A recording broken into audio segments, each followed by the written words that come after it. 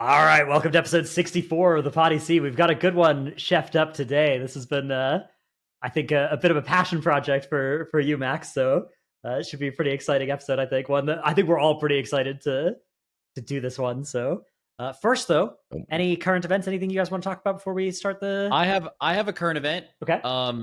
So I think last week or after our last episode, Dratnos and Dorki's guilds were like competing. Like I think Dorki's guild killed a boss. OAB first. Yeah, you guys killed One Arm Bandit by 1 world rank early. So like if some people in my chat were like, there's some PoddyC like raid race going on. But then I think you guys just smoked them, right? You killed Gallywix last night?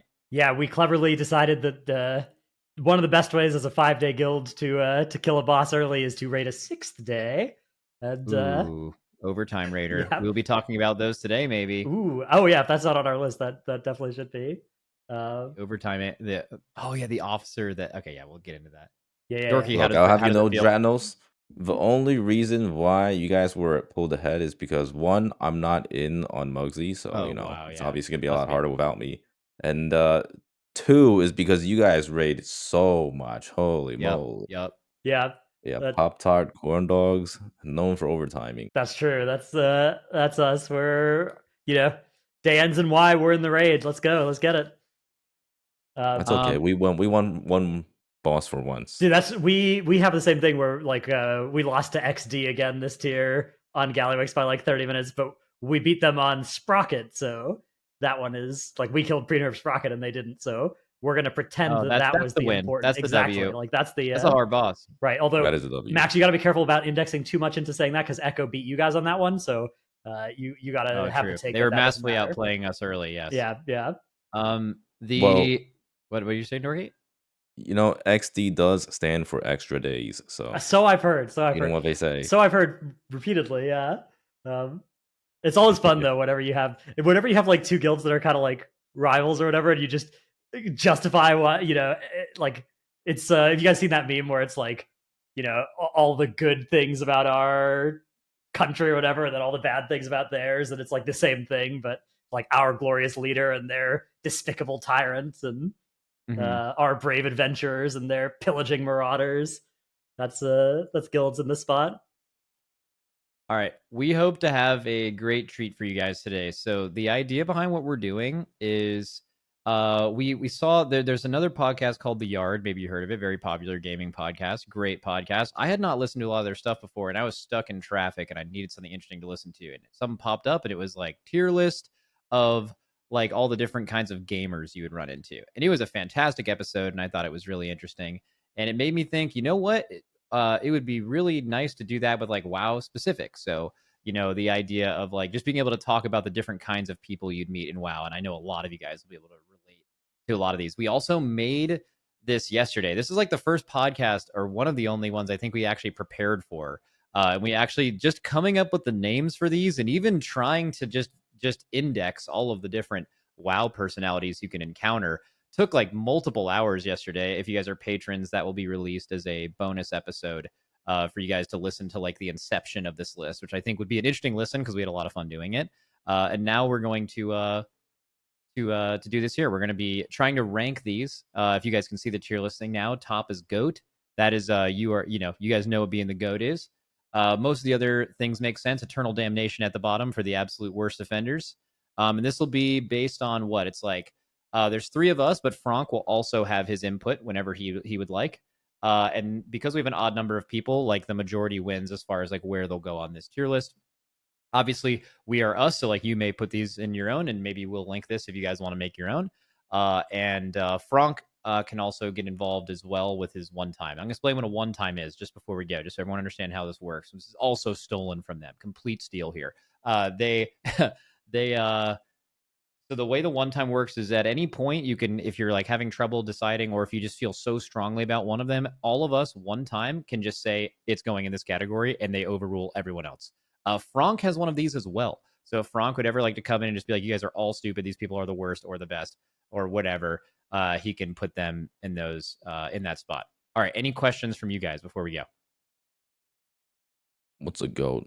Is that like sheeps but different? Are you not familiar with like the term goat? Like He knows goated. He knows. Wait, do you not? Wait, Do you actually not know like what goat means? Like not the animal. It's like that. It's an acronym. It's an acronym. Not the animal. Yeah, like a fucking beast. Okay, what does it stand for? Oh my god. Goated. Oh my god, he doesn't actually know. That's crazy. Oh wow. I guess there probably is like a generation of people that have just heard people say that, so they repeated it but never knew why. Yeah. I think he's trolling. Yeah, I'm a lot younger than you guys. You're trolling. So I mean, you guys are kind of old, so you know. Are you trolling? But I do feel like there needs to be something above harmless, because it feels like, we're jumping from harmless straight to carries WoW. Or maybe carries WoW is too strong terminology, because carries WoW and goat seem kind of synonymous. So like, I wonder if it's just like W instead of carries WoW. It's just like, you know what? We like it. They're cool, but they're not the goat, right? That's like a step below carries WoW. Right. And again, goat stands for Dorki. Was the G? Do you actually not know? I think he's trolling. Okay, well, just in case. Anyways, let's just go out with the tier list. Okay. It stands for greatest of all time. That's why people call people the GOAT, because they're like the greatest of all time. Did you know that? Yeah. Okay. Yeah. Write in the comments if you think you. Dorki did or didn't know that. There's no. I still don't know. Either way. All right. Let's see if we would like to begin. All right. Our first category is class Discord demon. Okay. Would you like to explain to our fair listeners and each other what that means? This one's a classic. So there's a lot of different subtypes of class Discord demon, but there's I think something that we all have in mind, right? Is like, this is a person who the sentence they've said most often in their life is "check the pins." Like that is their top saying at the end of their life, when the statistics show that it's going to be right up there. They're like in private channels in the class Discord. They flame the Race to World First players of the spec that they write that they answer the class Discord questions about, despite having recommendations that need to get adapted on fights, and they don't see that. If you are in the class Discord and there's a prominent member of the community that isn't in the Discord, anytime a clip gets linked from them or anything they say, it's always wrong because they're just simply not part of the group. They claim inclusivity, like everyone, if you're a demon hunter, come learn in the demon hunter thing, but it's also like all the people at the top try to like segment themselves off into private channels, which is like the opposite of inclusivity. Check the pins guy. This isn't the mod, right? This is the person. I think the mod might be separate and later on the list. I think they're the cronies. Yeah, these are the cronies. These are the people where like their personality, or maybe not their personality, but their identity is like, my community of people is the people that I hang out with in a class Discord, and that's just like a certain type of person. Yeah, they can't think for themselves. It's like a cult, except they're one of the cultists, and they're kind of like a crony. I've encountered these people a lot, and they can be quite insufferable. So if you ever find them really annoying, you know exactly who you're. It sounds like you're putting them near. I would definitely put them near the bottom. The thing is, you also have to look at the average. So what we're saying here, and this is kind of true for the whole list, we're not saying that like where we put this is like, if you're a class Discord person, your friends are in a class Discord, you kind of mind your own business, you're not really being negative to anyone. That might not be you might be not the average, right? But we're talking to like whatever we think the average of this is going to be. Yeah, or maybe even like the caricature, right? Like this is the taking it as far as people usually do, rather than the most people who are normal. I think as well, this is a good one to reiterate that this is from our perspectives, and I think streamers in particular are always going to have a pretty negative view of class Discords, because a lot of our interactions with them is going to be, you go into a class Discord and like people are flaming you there randomly for a decision that you made that may or may not be good, and oftentimes you think it's good because obviously you wouldn't have made the decision otherwise.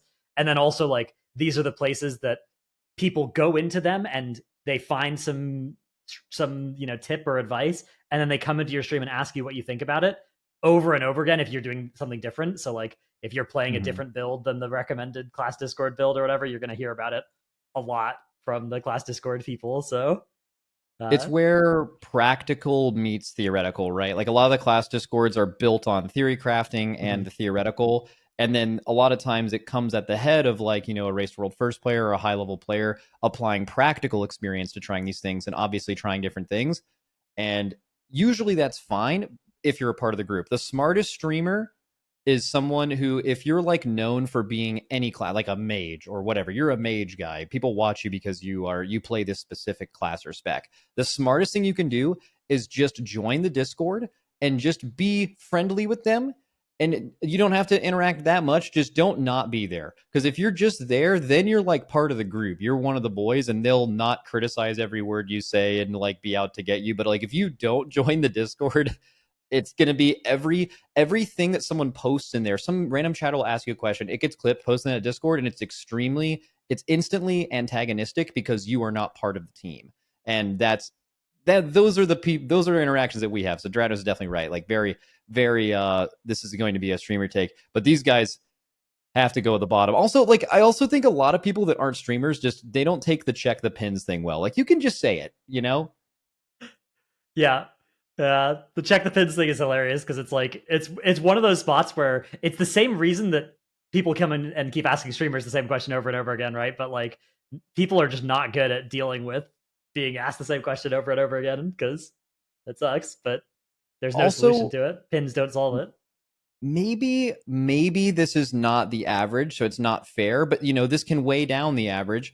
So this might not be because they are in a class Discord, but of the most nefarious individuals I am aware of in World of Warcraft, they are one common thread with all of them is that they are a class Discord demon. They are someone whose community is a class Discord thing. There's like a little pack of healers that kind of, I would say resembles this. That like, do you know who I'm talking about? Is this like that group of people? It's not that's like healer Discord, right? Not even like a class Discord. It's Yeah, and just in general, like that one healer Discord and what used to be the tank Discord were two of the most like toxic places on planet Earth.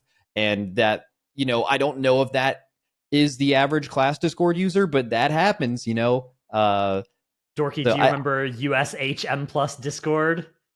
Were you active back back when that was like a Legion M plus Discord, which it was like a hive of scum and villainy that I only like joined it right at the end of Legion. And I scrolled through a little bit. And I was like, okay, that server's going on mute.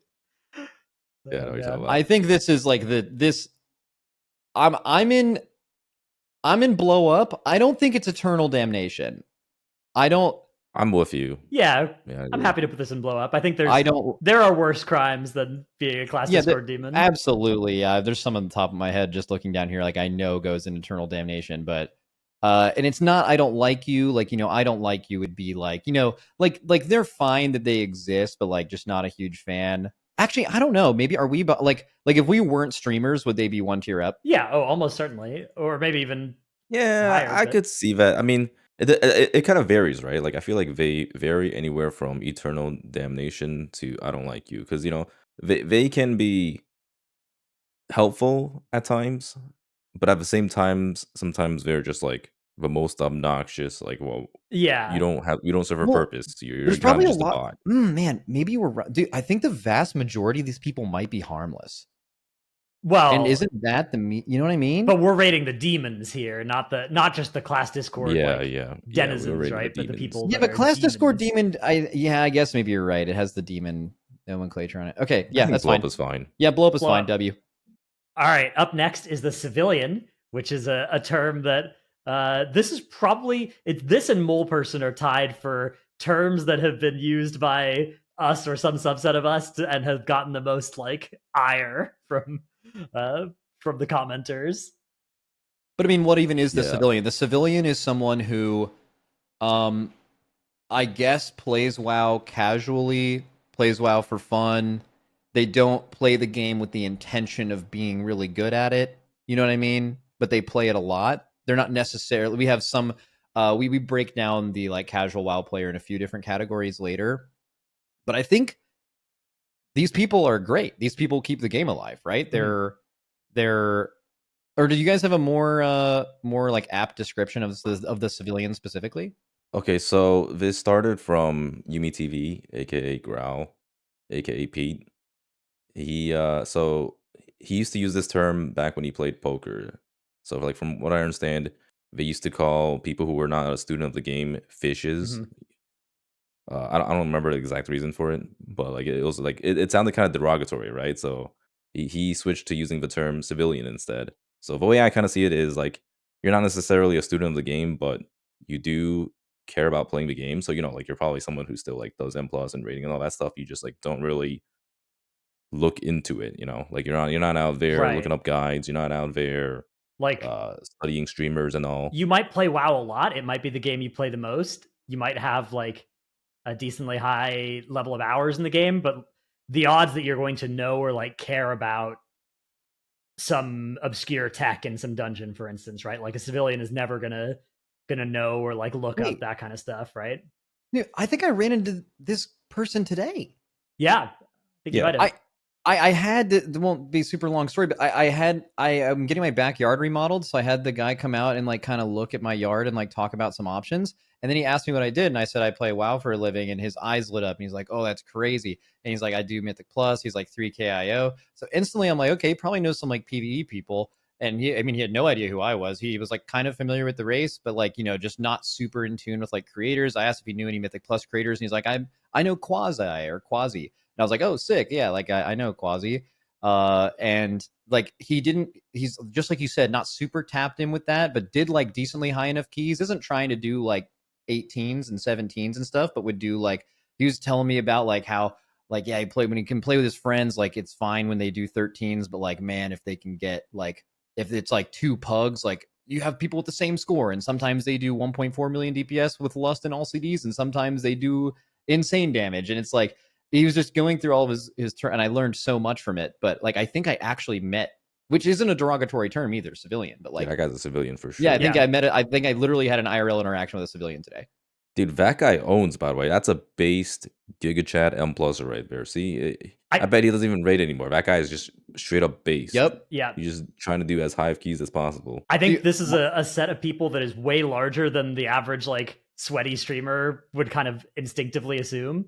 And I think that the like which creators they know about is actually a good sort of metric for this, right? It's like it's somebody who's likely to know about some of the kind of general WoW creators, right? But not like the sweaty Race to World First or MDI or TGP players, right? And then like, yeah, you probably know Swift. Like Quasi's content is very informative with a lot of like UI stuff for most people, and that like totally makes sense. And then like maybe they know like if you're a civilian, Mistweaver, maybe you know Megaset, right? Like that's like the person who makes the great guide content for your class or spec, right? But you don't like you're not following M plus tips and tricks videos or anything like that.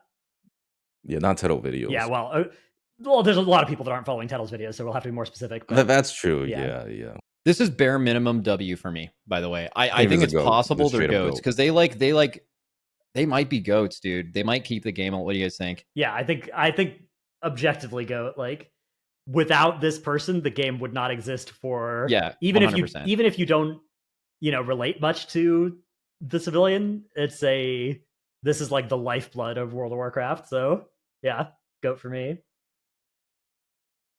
Okay. All right. Next one is no IO, gotta go. Dorki, this is your phrase. Yeah, this one I coined as the player that just goes, oh, there's no IO in this key, I gotta go. And that's why we call it that way. It's also a catchy term. But this is extremely common in M+. You will often see players, if they don't need that key for score, they will instantly leave, or if there's like no other keys that are around, they're just off. Like they're not trying to network, they're not trying to play for fun, they're just chasing the dopamine hit. Now like I respect it, right? Like I get it. They're just chasing for the score. It's the same as how like maybe people are like chasing parses or chasing guild ranks. I totally get it, but at the same time, man, these people are so unfun to play with because sometimes you're just trying to play the game, and these guys are the party poopers. So I don't think too fondly of these players, but at the same time, they're not exactly the worst. So the solution is like, just play the game, man. Like doing one 15 of this key to do a homework key to get the one you want to do is gonna be. That's how you like network with people and get a team. I'm assuming most of these people don't have a team they play with because like that like kind of comes with the territory. Oh yeah, very pugs usually. Yeah, but sometimes they're still friends. Like there are definitely friends where like you'll hit them up for a key, and they'll like you'll hit them up. You'll be like, oh, I want to come do a 15 Dark Flame Cleft, and be like, oh yeah, sure, because that's big IO for them. But the moment the key goes south, and you're like thinking about doing the 14 or like releveling the key, they're instantly out of there. So they don't want any of that, and that's kind of lame behavior. It's short-sighted as well, right? Because like your IO is going to go up more if you are willing to actually do the homework keys and build friendships and relationships with people and help them get their stuff, and then they'll help you get your stuff, right? But if you only ever go into a key when it's a short-term IO upgrade for you or anything like that, then yeah, you're going to be worse off. You're also going to lower your success chance. Like, let's say you've timed a 14 of a certain key, and then now you won't ever pull that dungeon again unless it's a 15. You're going to be way better the first time you do that 15 if you've done it on 14 like more than once, right?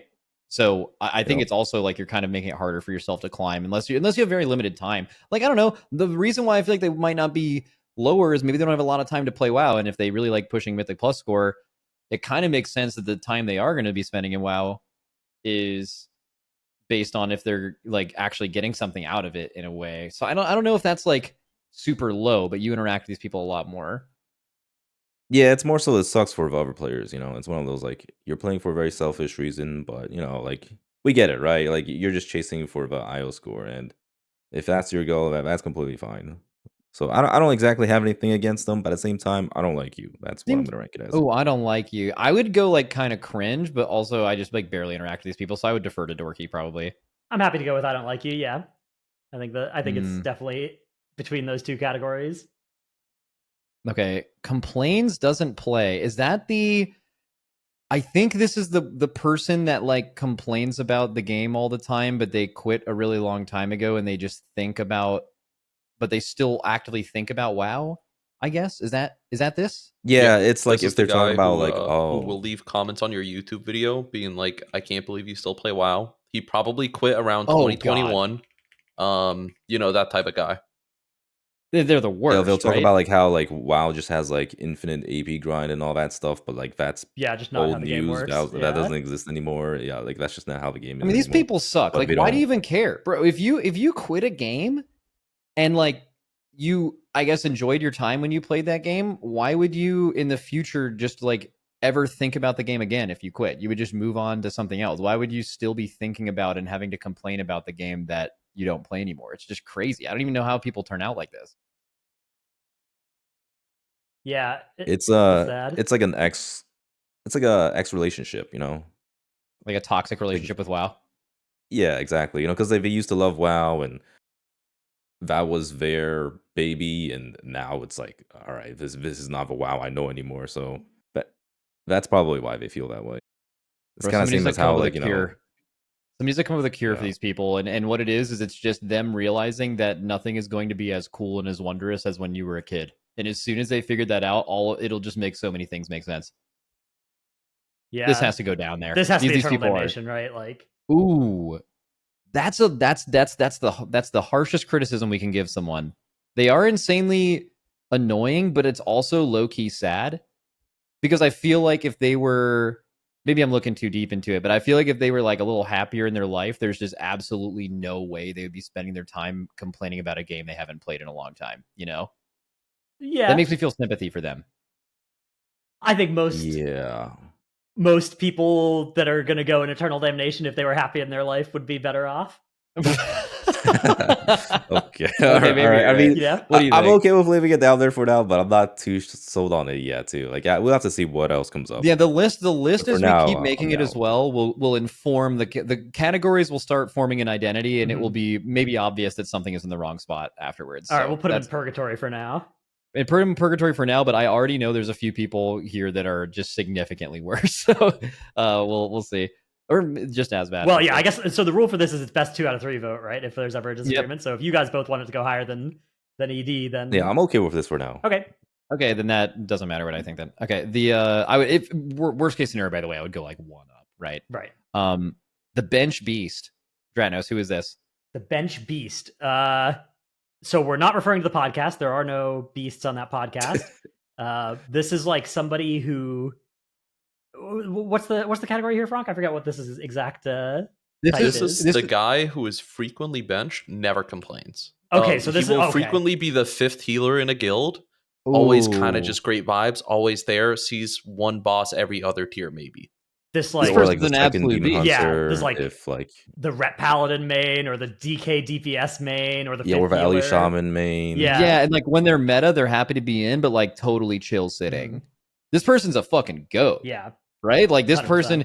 Like, dude, guilds need these people. If guilds did not have these people, they could not exist. Straight up. Or they'd be way worse. And you'd have to re-recruit people every tier. The bench beast is top of GOAT, bro. Yeah. I think. Like, bench beast is if you are this person in a guild and you don't get the like recognition you deserve, you absolutely just know you are loved. You make the guilds go. There's another guild longing for you on their bench right now, bro. Yep. Yep. Yeah, I'm not in. Dude, I am of the opinion that bench players should get more loot after at least after progression. They need to get like all of the loot and true. You got to make them feel. Like they need a reason to be staying around. Yeah, it depends on what their motivation is for being in, right? For like because everybody's motivations for staying in a guild where you don't get played much is different, right? But if it's like for M+ or something like that, then hell yeah, gear, give them all the gear they want.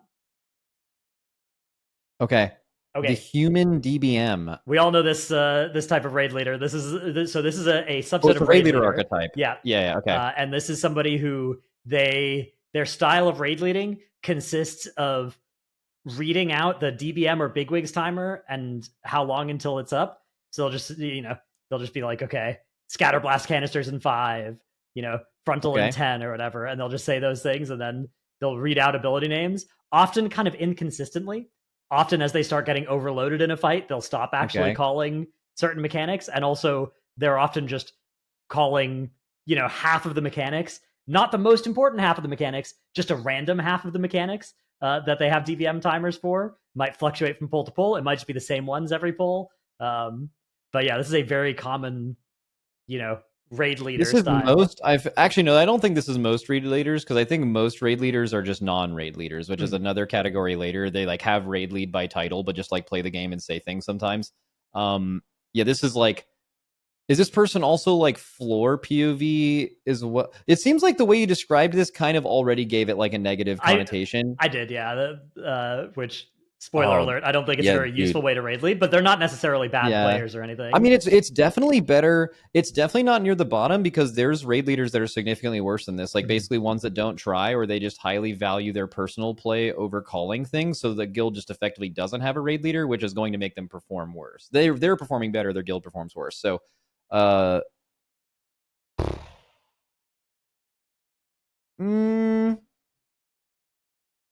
see this more as bad explainer. So literally last night, I was doing a friend raid, right? Like we were just doing like 2 or 3 mythic bosses, and Drogo was leading that raid. He leads for his raid too, and he usually does like a pretty decent job at just like calling stuff out. But at the same time, he does such a bad job explaining, because like a lot of people who show up for that friend raid, they're just there for fun, right? Like they're kind of just there to hit their buttons and collect the loot, kill bosses. But he's just like, like calling the mechanics like, all right, like zap coming in 3 seconds. And I'm just like thinking in my head, like, what the fuck is he talking? Like, what the hell's a zap? Like, I've done Rick reverb like 50 times, and I don't know what the hell zap is. And it turns out he was talking about the mechanic where you have to faulty zap. Yeah. So he was kind of doing that, but he wasn't necessarily like bad. Not necessarily, but is this the person that also reads out, like before you pull a boss for the first time, they describe the entire encounter, which no one will remember. Like, yeah, no one's gonna be able no one's gonna remember any but the first like 5 things you said. Is it that person? Is there something else closer to that person on here? I would say that this is that guy. This is the guy that does the 25 minutes pre-poll. Nothing on the screen, no screen sharing, no nothing. Read just the dungeon journal. Yeah, that kind of going sucks. through P3 answering before the first poll. That's brutal, man. That's I don't like you for me at the highest. I don't know if they blow up. That is low, really. Okay. Well, bro, that's so. I mean, I guess one positive thing is like not for as many guilds as there are in the world, there aren't that many like natural leaders. Mm-hmm. So like some people are doing it out of force. A lot of human DBMs, you guys know, are probably doing this because someone has to. And in a way, I feel like they shouldn't be slandered for that. But also the calling everything out of the dungeon journal thing just blows my mind. It's like just no one. If you unless you like, have you not been in that position before? Have the human DBMs that have had dungeon journals, like entire dungeon journals read out to them over voice comms, have you been like, oh yes, I'm getting this, so when I become a raid leader, I'm going to do this too? Like there's no way. Like you also didn't intake that information. Why are you doing it again? Well, I will say they can be useful, so that's why I'm not gonna say like they're completely useless and all. I do find it helpful if sometimes they're just calling like the DBM stuff, like just like letting people know ahead of time, like, oh, this mechanic is happening in 5 seconds. Yeah, it can be. Like the best versions of this are people that, you know, their raid leading consists of basically like a well configured DBM that is emphasizing the right timers and calling them out. But often I think you get the default DBM where it's just every timer and not particularly useful. The important ones, yeah. I think if we average it all out, I could go up to Harmless. kind of cringe, but I don't think I want to go higher than that. Really, I feel like the reason why I would want to put them in harmless is because they just feel like they are most of them are doing it because they're trying to help their friends. Like, I don't think a lot of people aspire to be the human DBM guy. It's like you're doing it out of like if you're really passionate about raid leading, you probably go higher than that. You probably become a non-human DBM, right? Yeah. So I was gonna say like you guys are comparing a human DBM to an actual raid leader, right? But like, what about a human DBM versus no raid leader at all, right? I think like it's pretty if someone's neutral. doing it, it's better than. I'm a It's got to be better than like nobody doing it at all, right? I think it depends on the person. I think a lot of people will basically ignore them. But yeah, I probably in most raid groups there are some people that will be better off with the human DBM and some people that are going to be like neutral or slightly negative at worst from it. So yeah, okay. Yeah, I'm just thinking like if harmless. you join like a heroic pug raid, right, and then like just like raid leader or just like whoever is just kind of announcing the stuff that's happening. Yeah, I feel like they aren't exactly bad. I feel like at most it's just harmless. Okay, I'm convinced for sure. Yeah. Yeah. Okay. All right. Next we have PvP'er. Eternal Damnation immediately. They just put it in the bottom. Yeah. Yeah. Fuck Like it. imagine being a PvP in World of Warcraft. That's crazy. All right, the next one is Wowhead. Wait, before we move on, and just to give some, we thought about when we know there's a bunch of different PvP archetypes of people. We don't PvP though, and we don't know them. We thought about bringing on a guest, but like it wouldn't be interesting for us to talk about it because we don't know these people. So we just were like, we're just gonna put it in the bottom. We're really gonna post this tier list on Twitter. People will just become mad instantly. But yeah, just throw it down there. W. Look, I will say I was a PvPer before becoming an M+er because, you know, like I didn't care about PvE back then until M+ came out.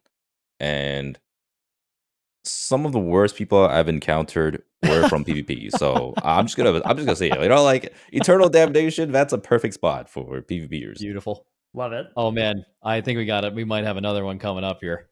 All right, the Wowhead Commenter is up next. Oh my god.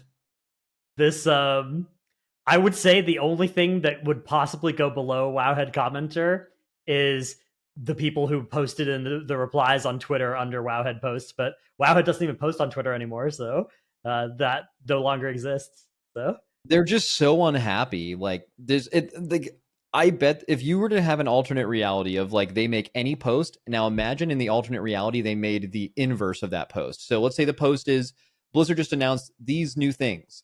And then the alternate reality version is Blizzard announced these new things, and it's the total opposite, or it's a nerf instead of a buff, or a buff instead of a nerf.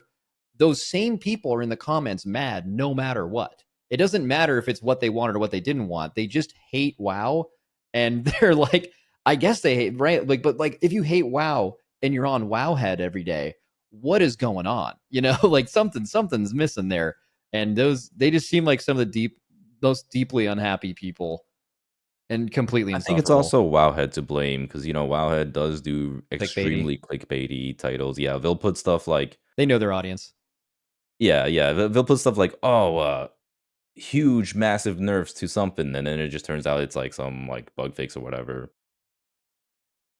But I will say, like, Oh wow! Depending on the Wowhead post, are you going to put them above Eternal Damnation, Dorki? No, I'm okay with putting them down there, but I'm just saying, like, like if they'll just put like some like random transmog post on Wowhead, there's usually some pretty positive comments like, oh wow, I love this new transmog. But like if it's like, oh like something about nerfs or buffs or like something about bugs or whatever, you'll see in the comments like, where's my fucking hunter buff? Like, what is this? This is so bad. And they'll just like say all the craziest shit. Yeah. It's Blizzard could make class tuning that touched like 36 specs, and these people would be commenting about the like 3 that they missed or whatever and like didn't change, and like Blizzard's asleep at the wheel. Can't believe this. Yeah. Okay, so it's definitely an Eternal Damnation. I want to point out how the ordering will go. So like goat, like the number 1 goat would be the one on the left of the goat list, if that makes sense. Like currently it would be Bench Beast, and the worst in Eternal Damnation would be to the right, correct? Okay, yeah. So it's always better to be to the left in your tier. Correct. Yeah. Yep. That makes sense. Just for reference. Yep. So throw the Wowhead commenter on there. I think they can't be worse than they can't. Yeah, PvPer should be our anchor. I think that's like that can always stay at the right of the Eternal Damnation tier. Okay. We have Nostalgia Chaser. Fronk, which one? Who is Nostalgia Chaser? I think I have an idea. Is it just the people who want the game to be the way it used to? But it's not because of that. It's because of nostalgia. To me, the guy who hates anything that isn't classic. They just want the game to be old, and like they can't believe that there's quest markers on the world now, and they can't believe all these, modern things being added to the game. I would say it's the no changes guy. I would say it's the guy who strongly thinks that tokens ruined the game completely.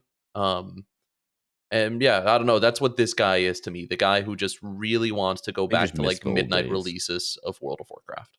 So someone who just misses the old days is by default harmless because they're just kind of doing their same thing. But it does bring harm when they like, is this the person that also shows up in your Twitch chat and is like first time chatter, oh, haha, you're playing this dead game? Couldn't be me. And then they leave. Like, is that because that's not harmless. That's just overlap fucking with annoying. With complaints doesn't play, right? Like, yeah, I think that's more of a complaint. It's not quite the same, though. I think this guy just really wants like old WoW back. Like he would play a private server once in a while just to feel something. Okay. I mean, it doesn't even have to be like old WoW. It could be like someone who misses MoB too. Like, oh, I missed the old days of MoB too. I feel like that's brother. That is kind of the old days. Not bad. That was like 2012. Yeah, so they're like pretty close to harmless then, right? They just miss the old days, man. Unless they're like actively like resenting everyone and becoming insufferable because of that. But I think that might be a different category. Yeah, I'd say they lean kind of cringe. We can be kind of cringe at times, but yeah, because harmless is like they have no harm, but they definitely some of them are like those other people, which would move them down. Maybe like are any nostalgia chasers goated, for example, to like weight it up? I think so. Yeah, I think that for sure, right? Because like some people just like love World of Warcraft so much. They're like, oh man, World of Warcraft was the GOAT, but like I don't really have time to play that shit anymore. Yeah, true.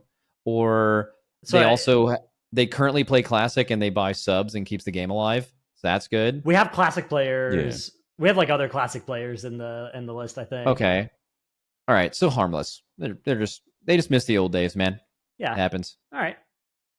Up next is good but annoying, which this is actually kind of hard to do, I've noticed, because the more good you are at the game, the more people won't find you annoying, even if you're being like the same person can say the exact same joke, and if one of them like never dies and parses 98s and the other one dies, the most often in the guild, people will laugh at the first person's and they'll like resent the second person. So it's actually quite hard. The more good you are, the harder it is to successfully be annoying. But there are some people that have maxed out stand above traits. Yep, and that's who we're talking about. Yeah, you're exactly right. This is the person in your guild that's great, but people just don't like him. Yeah. They max out both traits. They're a great player. You maybe haven't kicked them because of this, but like they're either not friendly, they're probably really arrogant. That's like really common. They just think they're the shit or know they're the shit, right? Yeah, and in some cases it's hard because like in some cases they're right. Yeah, exactly. They are right. Yeah, and they carry your guild. Maybe you kill bosses faster because you have a banger player in there, like a really good healer or something, and like they're the worst, but like they're great. So you end up just not dying to healing and stuff. And yeah, And then you have this tough spot where it's like, man, these two pretty good players won't join our guild because they don't like this person. But, you know, this person's really good. And then there's you get some tough spots sometimes with this archetype. This is also the kind of person, I think, that if you're ever worried as like guild leadership that you're going to have like this really like charismatic and like some people follow them but other people don't, and then they end up like leaving the guild in a coup, or like basically like 4 or 5 people leave because like this one person was wronged and he has such a huge ego that they can't deal with it, and then like all their friends leave. That is this person can become a cancer in your guild, basically. Yeah, very easily. This is very easily. So like that is part of this. I know both you and I have not recruited people because they fit this archetype. 100%. It's like a very sad thing to see, but yeah, it's important. Yep.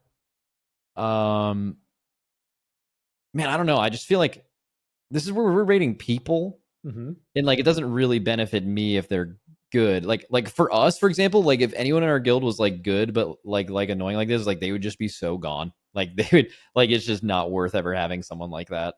So I mean, it's certainly kind of cringe, right? Like bare minimum kind of cringe. I'm wondering.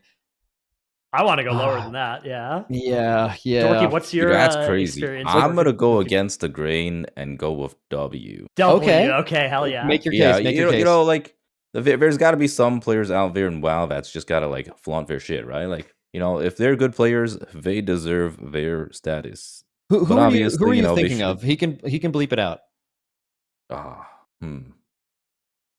That's a tough one. Basically, I can name some people, and then but for them to be I want to say JPC. I want to say JPC. No, that is not this person. Especially on his rise. No way. Oh, he was absolutely annoying as hell, especially when he was like on the come up, because you know he would be like posting his YouTube channel in Shadowlands beta trade chat channel, so that he can like that's annoying. That is fucking stuff. Annoying. And he literally like posted a VOD of JB's POV of like some world first beta key, and he was like saying, and he like made a bunch of crazy statements, right? Like he would say shit like, none of the rogues in the race of world first can hold a candle to me in TGP, or like he'll say stuff like candle holders. He said a lot of really cringe things that got on the bad side. Okay, but he's like really likable though. I guess there's an important difference here where it's like, is this person annoying to people they don't play with or to people they do play with, right? Because like I think the archetype I'm thinking of is and Fronk's gonna bleep these names out, but people like where it's like, this is somebody where, you know, they might be pretty good. That right? person, that guy's worst just a fucking people to ever criminal. exist. So. Yeah, like he's like literally the worst person. There's a bit of a difference. But like, you know, the but I do get what you mean. Yeah, he is like good, but he's kind of a where it's not a good person. Or I guess like or something, but I don't actually know. But this one's more like good but annoying. You know, people who have played with him, because you have to talk about maxing out both traits. Like, I don't think JPC was max level annoying. I think he was like max level good and kind of annoying. Like I think that person is like every interaction I've had with someone like this in a guild has been extremely negative. Like he mentioned, literally everyone that's ever played with that guy hates him, and he was great. You know, like that's kind of the archetype. Maybe I don't. Yeah, James was that, but did James grow out of it? I think that's probably what happened here. I think he definitely grew out of it. Yeah, but I'm also there's not a lot of surprised European that Dorki, players that kind of fit in this boat. I'm not surprised you're kind of tolerant of this, because given the people I see you queuing up with all the time, I figured you'd be pretty tolerant. Dude, to this. the red names in Dorki's Discord, bro. Have you ever? Are you in his Discord? Yeah. Okay, but a lot of those players are not on the good part of it. Yeah, they're just the annoying. They're just the other part. That's so funny. Oh yeah. Okay. Shit, so I mean, shit. Where are we? We're me and I said kind of cringe. Dorki said W. Yeah, this one's a hard one. What do you think? It kind of depends on the person. Yeah, it does depend on the person. I guess if we average it all out, maybe kind of cringe, but it's weird because like, what do you think? There's like some where it's a little higher, and then there are some that it's like eternal damnation destroys your guild, right? Yeah, but it's the average though, right?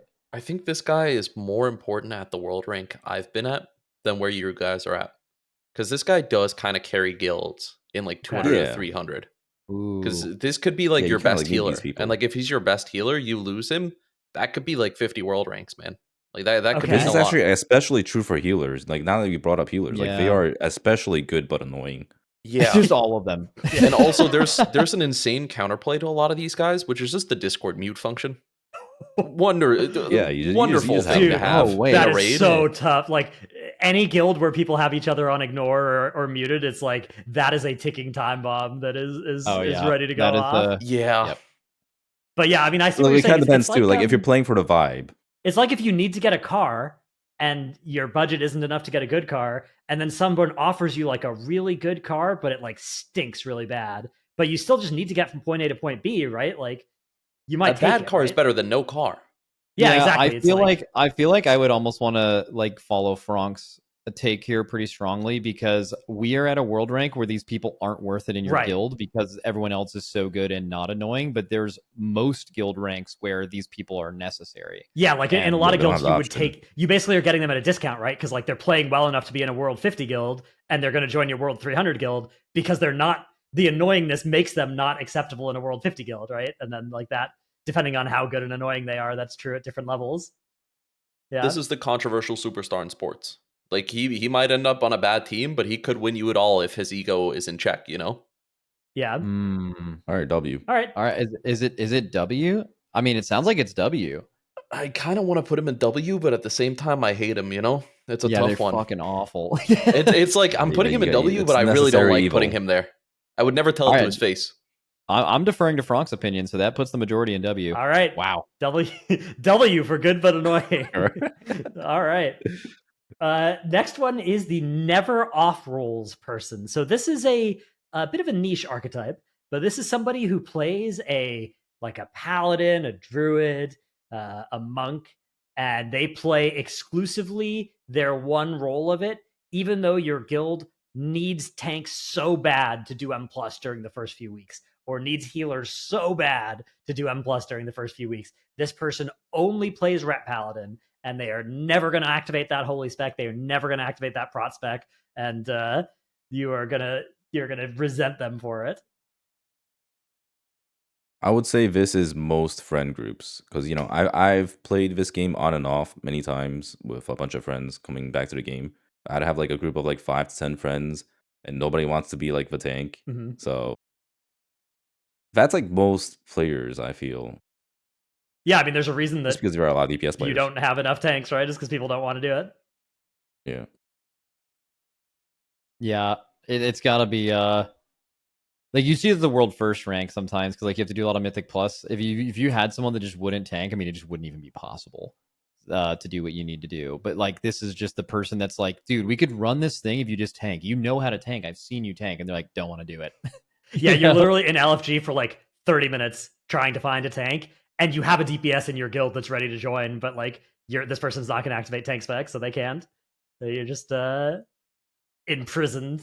So I don't know. It's weird because like obviously nobody should be forced to play a role that they don't want to, right? So it kind of depends on the context, right? Because like, but if you're in a raiding guild, for instance, I would say try really hard to not be this person, at least for the first few weeks of the tier when everybody really wants to do M+. Yeah. I don't know. I mean, it can't be that bad, right? Because like it's literally just people it's definitely kind of wanna... cringe. Yeah, kind of cringe. It sounds like this might be the exact kind of cringe. Yeah. Yep. Oh god, the E-Dater. Okay. Is this the Mythic Plus E-Dater? Is that typically where this goes down? I know there's been like a lot of like boyfriend girlfriend tank healer combos. Is that who we're talking about here? Yep. Yeah. This is the exact person. So I feel like if they just kept to themselves, it wouldn't. Why would you care? I guess like maybe it's not harmless because like you have to deal with like if you're in that group, you can't criticize a tank or the healer, or else you got some people coming after you, or something like that. But it seems like it also bleeds over to them being insufferable on Twitter. But we have like a WoW Twitter person later, but maybe that's separate. Maybe that's separate from this. Wait, hold on. Is this the same as Eagle Hunter? No. This is like the Eagle Hunter is is definitely different. Yeah. Okay, so yeah, it's a different one. Yeah. This is the serial Mythic Plus E-Dater, right? Yeah. This is a person who will only ever be seen inside a keystone with somebody that they're E-dating at the time, right? Or like somebody that they're trying. Well, is this not more of like just The boyfriend girlfriend couple. The general idea like, behind this one to me M+. was primarily short-term relationships. Like you will frequently see them in keys with the same significant other for about a month or so. Okay. And then they'll be in your key group for a bit, and then they'll be back for a month Everyone or so knows with this another person. person who happens to have a very interesting name and or role. Oh, interesting. Okay. Well, I haven't interacted with this person a lot. It sounds like it's not the thing I'm thinking of. Yeah, I mean, there's definitely a lot of different... This is the thing, is there's a lot of different things people mean when they say e-daters, right? And then, like, there's a lot of different levels of either cringiness or totally normal, in fact, even great, people that would fall in this category, right? Yeah. I'd say more often than not, they're on the negative side. Yeah, people often perceive... But they're close to harmless, though. Yeah. They're kind of doing their own thing. A lot of times it is completely harmless, right? Like, people get annoyed at it because they don't like feeling like they're maybe, second-class citizens in the group, right? If your tank is only ever going to play in the context of, like, playing with this one person, for instance, or your healer, and you're just always kind of like... nobody... A lot of people don't like feeling like the third wheel, right? And if you're in an M+ group with e-daters, sometimes that's how it feels, right? But I think a lot of times that perception is self-inflicted, right? Like it doesn't, people are just kind of in their own heads and do that to themselves and could just enjoy doing the key with cool people that happen to be dating. Mm-hmm. So, I would say more often than not, there is conflict with other players involved. Because, when you're playing WoW, you're always playing with more than just two players, right? So when you just have like a couple plus 3 other players, or like a couple in a raid of 20 players, and something can go wrong, like maybe you didn't give loot to one of the couples and now they're both mad, or like maybe you said something that you shouldn't have to one of them, and then it just like that's what I'm causes thinking. more problems than it should. Also, a lot of WoW is built around vectoring in on people of the same skill as you and playing with them, and it's just very often going to be true that 2 random people, even if they're dating, aren't going to necessarily have the same skill as each other, and that often creates friction, right? Where one of the people will be seen as being carried, right? And there's also a lot of sexist stuff that will make that assumption get made as well. And so that can lead to a lot of strife in the M+ group or in the raid group as a result. Like, I think the M+ group would have a lot of situations where, constructive criticism is perfectly fine if you're not being an asshole, but like, you feel anytime you're introducing this element into a group, there's this feeling of like needing to defend. Like, I have to defend my partner, even if they were doing something that if they weren't their partner, they would have also criticized them for, or something like that. And maybe they do on their own time, but like they don't let other people do it. And it's just like a weird dynamic. I think it's like kind of cringe for sure, right? It's more. Is it any worse than that?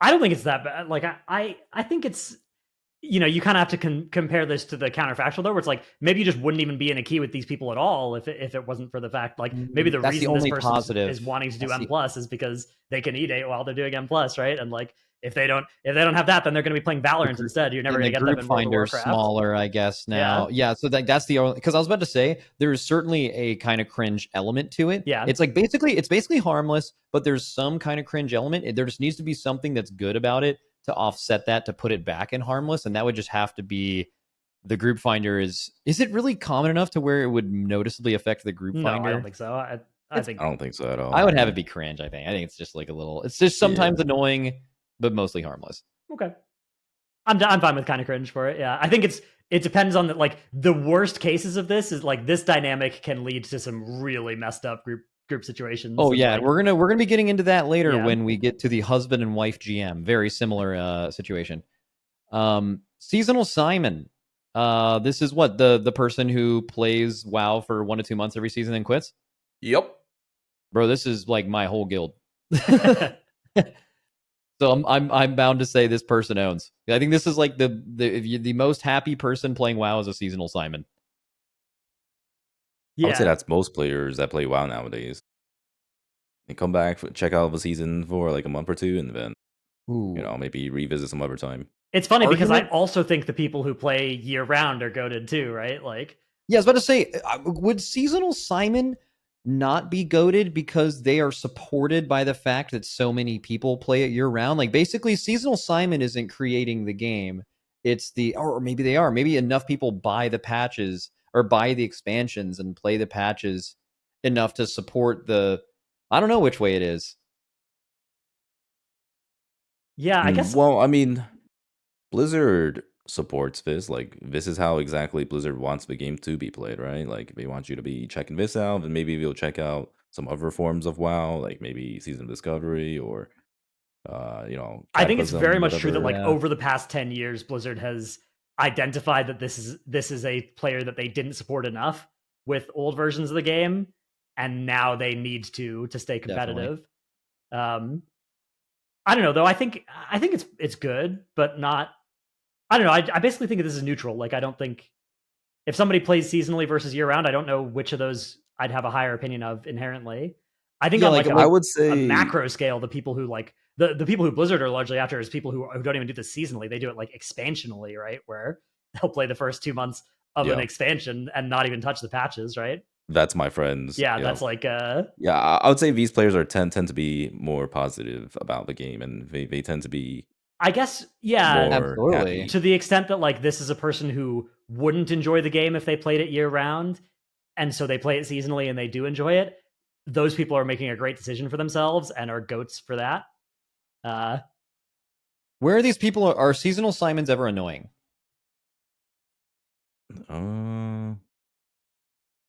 It'd be hard to make a case. Yeah, Like, that's what I'm thinking. You the know what I most mean? annoying thing that a seasonal Simon I think could ever be accused of is if they have really short-term views of how a patch should work, where it's like they basically want the patch to be tournament realmed, and you get handed. I mean, is that exactly bad? Dude, it's not that bad, I don't think. I'm trying to, like, this is the worst thing you could say about them, Yeah. I think. But I actually don't even think usually those are the people that ever make those kind of arguments. They're usually just like happy to play the game and go through the progression. And then it's just when it slows down for them, they're just happy to move on for another game, but also acknowledging that they will come back. I think these people are like, it's W or harmless for me, I think. If anything, I would say like the opposite is probably has more potential to be negative. Like, if you're someone who's playing permanently, you probably have much more issues with the game, and I would consider myself that, right? Like, Yeah, I always play this game, so I'm way more critical about like the things that Blizzard does. The happy index is the more seasonal you play, the happier you are as a WoW gamer, and the playing all patch, typically it seems those people are more unhappy with the game. yeah, it's like for any given person, you would probably be happier if you. People always are happier if they're left wanting, if they leave when they still kind of want more, rather than after it's overstayed their welcome, right? Like, this is why a 1 hour board game is just always going to be more popular than a 4 hour board game, right? Yeah, exactly. But then there are some people who love it so much that they're down for the 4 hour version, right? Yep. And like, there's a those ton are of people great in WoW too. like that. But yeah, for any given person, you're probably 30 minutes less of a board game is probably going to be better for you. Okay. Okay. The RBG'er. Holy shit. This is the new anchor, I think. This is the RBG'ers are some of the most despicable people on this planet. They would, in the past, they would DDoS their own teammates if they were playing on a different team the next day, and then they were so fucked up that like they would just, that person that got DDoS would just queue with his old team again. It's just part of the territory. They are the most like decrepit individuals. Like their content this whole time like kind of can't be streamed because it wouldn't be Twitch safe in any way, and that's probably still true in 2025. It's brutal out there. It's bad. And the RBGs are fun too. One it's of the just smallest communities. Yeah. It's definitely the lowest of the low of the PvP community, that's for sure, as far as the individuals, the nefarious individuals involved. Yeah.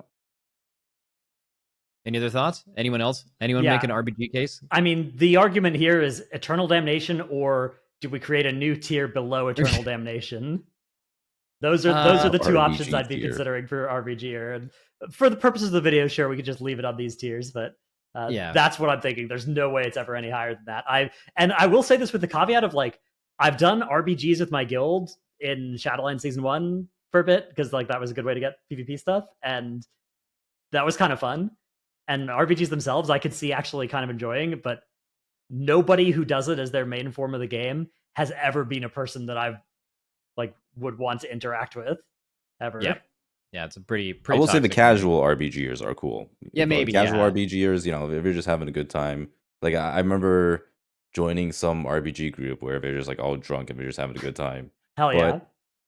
Like the try hard RBG'ers, they're the worst. They're the type that like dox people. They're like bad people. Yeah, say all types of crazy shit. Like maybe there's a large amount of casual RBG'ers to like weigh that out, but I think that even if it's a small community, how bad the high level RBG'ers are just puts it at the absolutely can't be higher than the lowest. Agreed. All right. Up next is the multi-classer, and this is like a positive one, right? Where this is somebody who just plays a lot of classes and is good at a lot of classes, and yeah, that's spoiler alert. That's good. That's a good thing to do.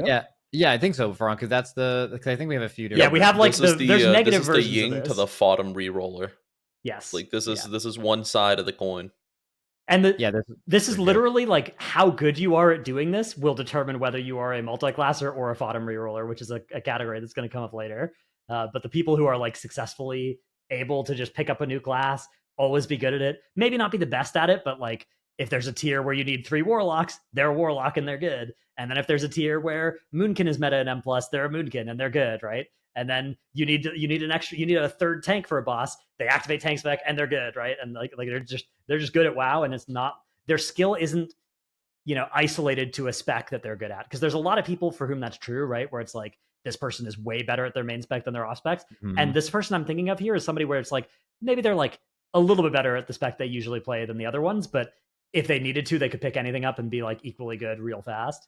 Yeah, and it comes from a place of like helping out. Like right. The decision to do this is like, oh, it helps our team for me to play this instead of my main thing, so I'll do that. And then being successful at the thing that is also helping other people. It can also be selfish, I guess. Like you want to top the damage meter. You're a purely egotistical, self-centered person, and you want to always be on top, so you have to do that. But if you do it well, you're kind of the GOAT, I feel like. I think it just goes. I think the multi-classers in GOAT category. I don't. Are they ahead of Bench Beast? No, I feel like putting GOAT is a little bit too high. I was thinking W as well. I'm just maybe. Putting W. Oh, interesting. Myself. Okay. Yeah, because I feel like GOAT would be like if you're actively doing something good for the game, whereas W is just kind of like it's nice to have this player. Yeah, like you've convinced me. I mean, it's also 2-1, so you outnumber me. But yeah, I agree. Well, it doesn't matter. Your opinion is irrelevant, so W it is. Yeah, 2-1. All right, we've got Group Finder Gerald. What the hell is this? This is like the person who pugs, right? We had pugging, then we were gonna do like pugging, but then we already used a lot of the P first names, so then we had to go to G for Group Finder Gerald. Fronk, who's Group Finder Gerald again? Group Finder Gerald is the guy who fills out the goddamn Group Finder. Like he's the guy who's doing the +4s, he's doing the +6s, he's doing the +8s, he's in those normal runs on a Monday. Like he's in there. Shit. He pugs everything. It's kind of just exactly your average like player. All of the content this person does is created and listed through the Group Finder. Some of it maybe they're listing themselves. A lot of it they're just joining people's groups, right? And like they're just applying for things in the Group Finder, and then they're doing whatever they get invited to. This person so this is kind of like a solo player. Yeah, they're like a solo. Actually, no, that should be a category too. Actually, like they play the game without making social connections or long-term social connections, but they do the group content, right? Like they are trying to do all the raids and stuff, but they're doing it on. They're gonna end the tier like 7 of 8 normal, 3 of 8 heroic or something because that's what they've pugged. They're doing the game the opposite is the way Blizzard is pushing you in the direction of. Like right. Blizzard wants you, ever since this game came out, wants you to make that connection, they want to push you. If you want to do harder content, they make it so you basically need to be in comms for it, and that's the target. Like that's what they want, and you're doing the opposite of that. But also, they're filling the groups for all the people that are. Yeah, this is like the lifeblood. Again, this is a really high tier because if these people didn't exist, you wouldn't be able to list stuff in the Group Finder and find like these people are just they're the free agents that make the thing run. I mean, it's W or GOAT, no matter what. They're certainly not harmless. They are positive. They're objectively positive. I'll just say W. Yeah. All right, I'm fine with W as well. I think we can keep GOAT to be an exclusive tier. Yeah, that's fine. Okay. Oh God. Up next is the Key Lever. So this isn't This isn't a person maliciously joining groups with the intention to immediately leave them in grief. Yeah, we talked about adding that, but then we came to the conclusion that that person is so rare that it doesn't actually And it doesn't exist. really warrant discussion, right? Like, we didn't make a category for cheaters or griefers or any of that stuff. Maybe we should have, but like, obviously that's eternal damnation, right? Like, but this is a different type of person that is more common and does not think of themselves necessarily as a bad person and like just trolling or whatever. Like they're just like, yeah, we wiped on the first pull of this, +7 Priory, or we wiped on the second boss of this +7 Priory. And even though we still have 7 minutes, I'm out of here. Like, there's no way. And before you hit release spirit, the group has 4 people in it. Yeah, exactly. They are immediately gone at the first sign of struggle. Most annoyingly is when it does happen at the end of the dungeon. Like, it's literally like last boss, still enough time to time the key, wipe once, and they're gone, right? And then does this include also the subset of players? And this used to be the case more, I believe, with the old scoring system.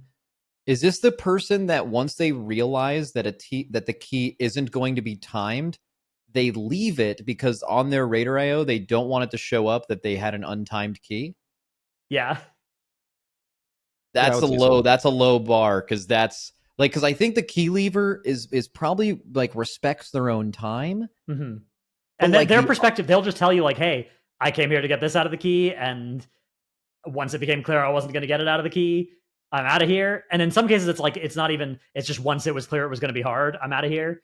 Does when you leave the key matter? Like if you think about it, let's say you wipe on the very first pull of a key, and you're doing a key level where it is true that you will not time the key because that just happened. You just used lust, you wiped. I'm not saying that is true all the time, but let's say you're in a key level where that is true. I think if there's ever a time to leave, if there's ever a time to leave and stop the run, it's right there. So all of you save 20 minutes of your time. But like, if you're on the second to last boss or the last boss or the trash before the last boss, leaving because you're not going to time the key, or otherwise for any reason leaving because whatever, then it's like you could have just finished it and got crest and loot, and you just fucked over 4 people because of some weird reason. And I think that's often what's happening, is they're in the key for a different reason than other people. And even after you wipe in the first pull and it's not true that you're definitely going to time or deplete it, right? It's like, oh, this key is not going to be one of those smooth, easy runs. This key is going to be a run where like, I'm going to have to carry, we're going to have to not make any more mistakes, and it's going to be close on the timer, right? Like, I don't want to do that. And the disconnect is, the other people in the group do want to do that, and you're leaving.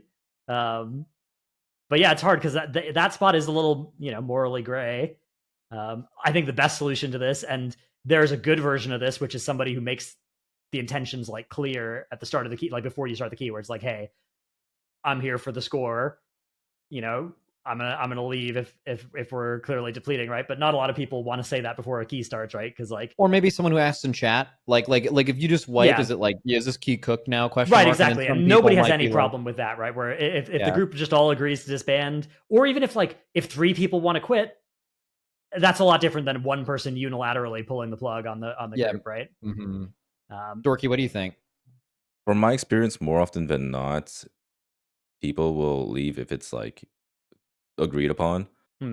But there are the criminal leavers, the ones who like, they will just like, a poll goes completely south, and like, maybe like they're usually the ones to blame. Ooh, that's often the worst. They're just gonna leave the group. Yeah. Or they'll just like fake DC. They'll just like, Alt F4 and just like completely gone. I've been in so many groups where this has happened, where like I literally joined, first poll, it goes really bad, instantly leave the group, and like it's the fastest key I've ever ended my life.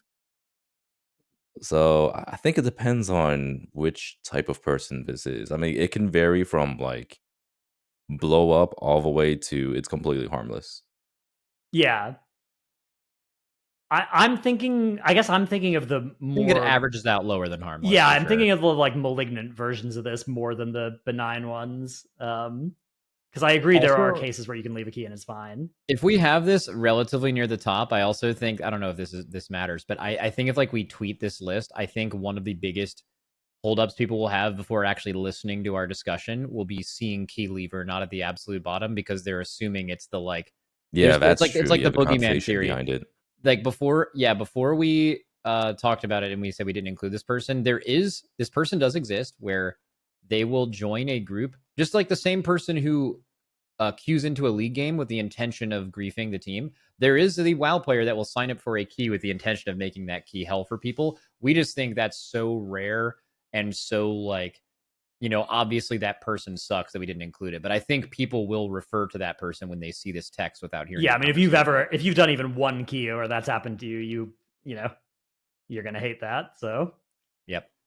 Yeah, I would want to go low as well here. I think I would cap out at I don't like you, but I'd be happy with blow up as well. Because it's the average. It's the average, right? I think the average is pretty low for key leaders. I don't like you. Yeah, I say the average is I don't like you. And just like Dorki said, there is people who leave and it's like totally logical that they leave.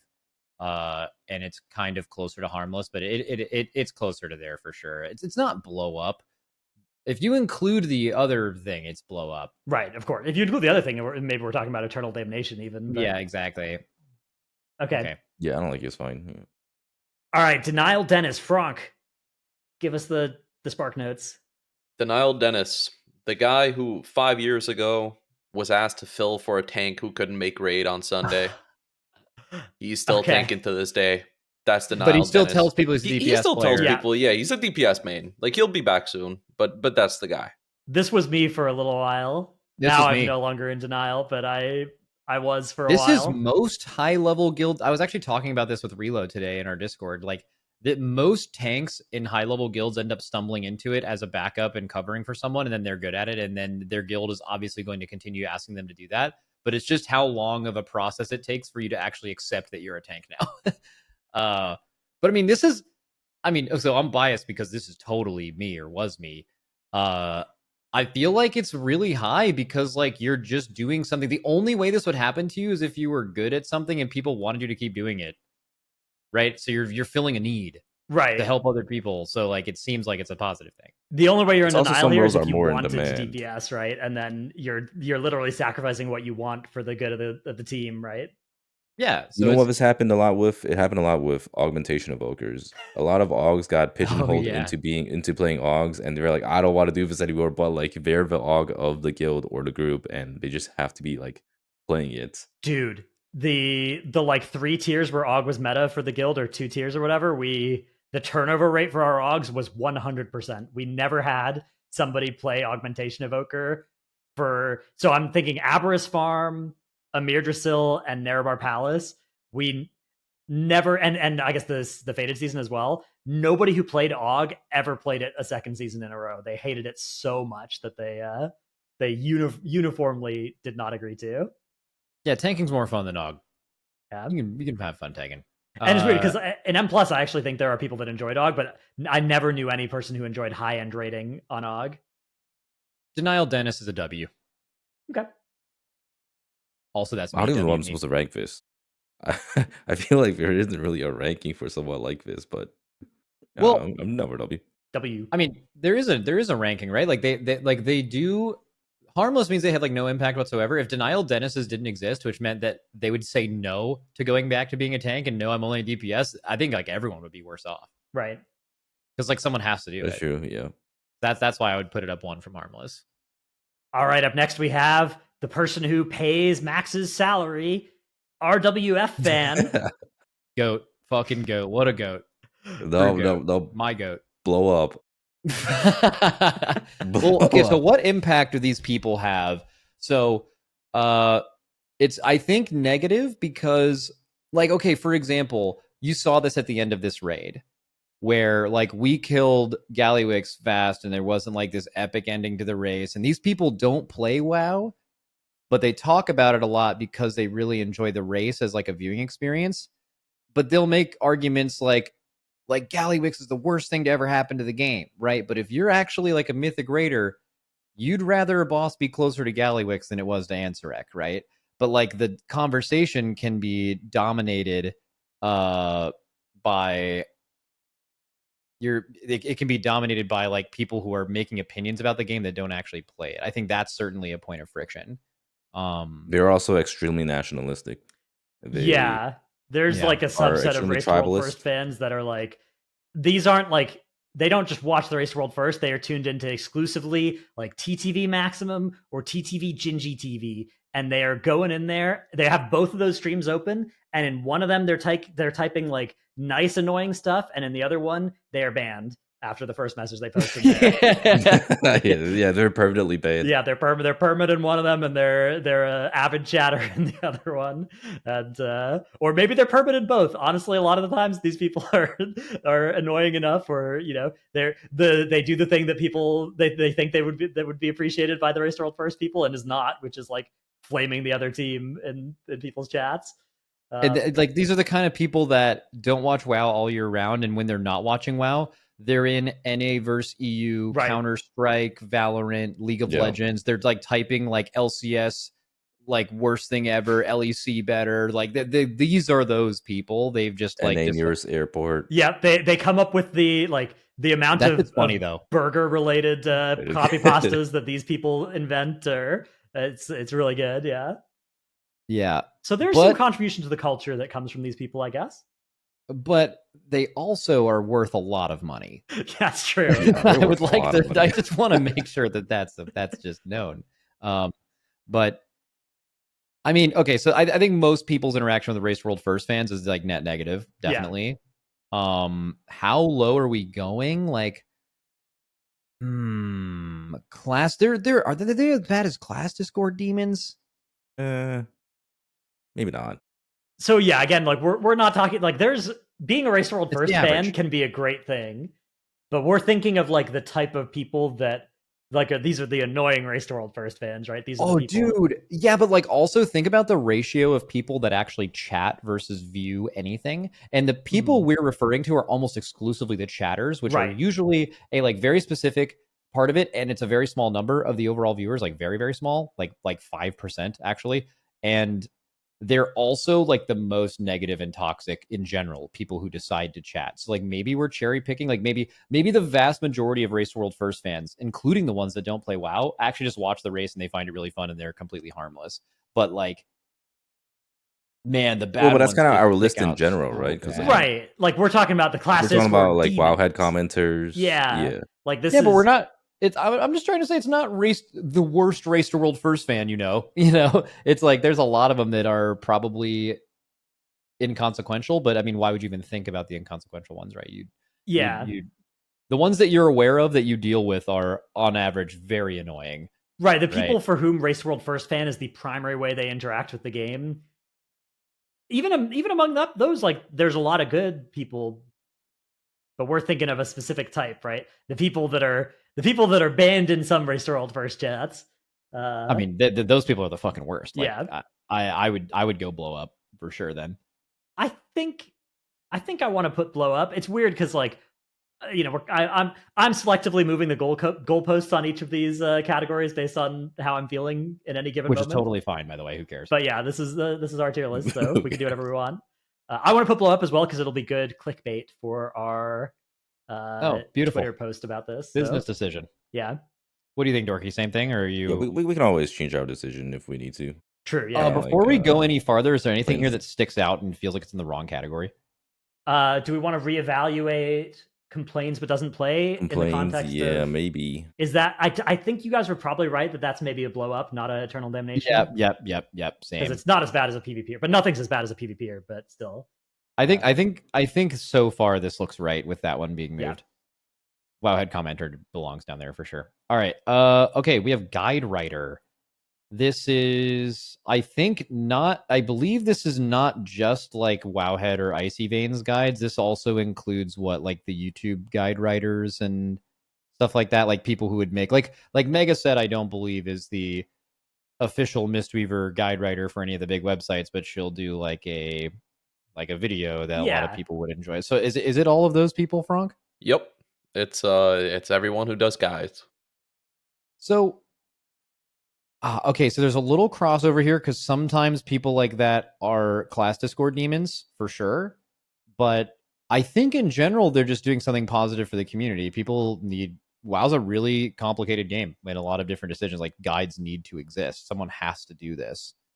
They probably vary in quality, but I feel like they're positive, right? They certainly do. And the thing is, like, you can write a 30-page guide that has like one section that's wrong or something like that.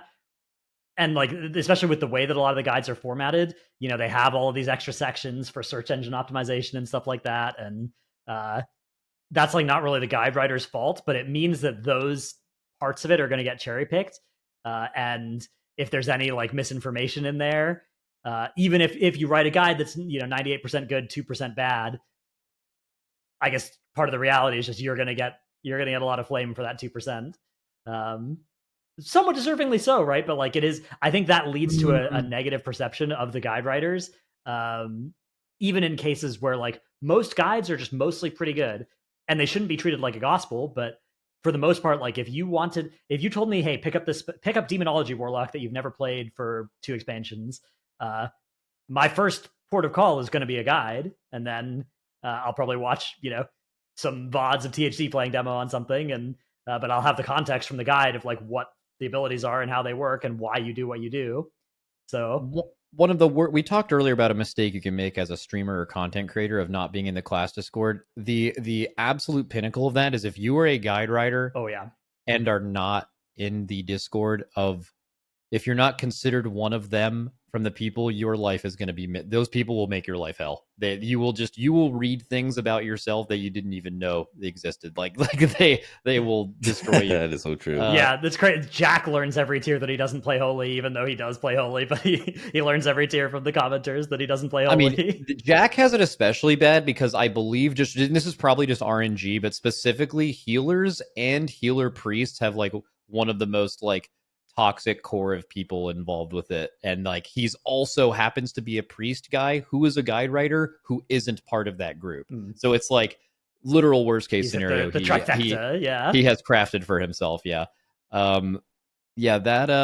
So I would consider myself a guide writer, right? And I have definitely encountered a lot of those situations where I've learned things about myself that I've never known about. And it's because I'm a streamer, right? So like people will often take things that I say out of context. Like I'll say like some random bullshit sometimes just for fun, you know, like sometimes I get tired of people asking the exact same thing over and over, right? Like they'll ask me like, oh, like why do you play this talent? Like sometimes I'll just completely make up something and that'll get clipped out of context or something. But yeah, I would consider myself in this category. So obviously I'm going to rate this very highly. But also, it's not just the class guide writers. We got to remember like all the OG guide writers who used to write guides on like, you know, how to level herbalism or like those are goats. Get certain transmogs, right? Like what about the old dungeon guides? Like didn't Total Biscuit used to do a bunch of these? Dungeon guides, raid boss guides. Dude, yeah, like these guys are extremely valuable to the community, and I think they deserve the top of GOAT. Oh shit! All right, let's fucking do it. Yeah, love it. Love it. I'm down. Again, with the caveat that like these guys get a lot of hate, so and some of it is sort of understandable, but I don't even think much of it is justified. Yeah. Okay. Next, we have the glue. So the glue is someone in your guild, doesn't matter if they're an officer or not, usually or they're not. Plus group. I think, in fact, kind of part of it is that they're usually not formally empowered, but they are like low key the most important person for like the culture and the atmosphere of a group or a guild. Guy. Yeah, they're the person you see after a raid. There's like a group of people hanging out in Discord, and that person's in there, and you're like, I'm joining that channel. Yeah. Like they're the person who keeps the guild together. They are the like unassigned morale officer in the way that they just make the raid more fun to be a part of. Their skill level, usually they end up being good because it's just easier to like people that are not below the like skill parity you set for your guild, because that's just like how it works. But this just for the sake of argument, they're not like a fucking banger player. They don't have to be. This is like they're probably above average in your guild, but they are not your best player typically.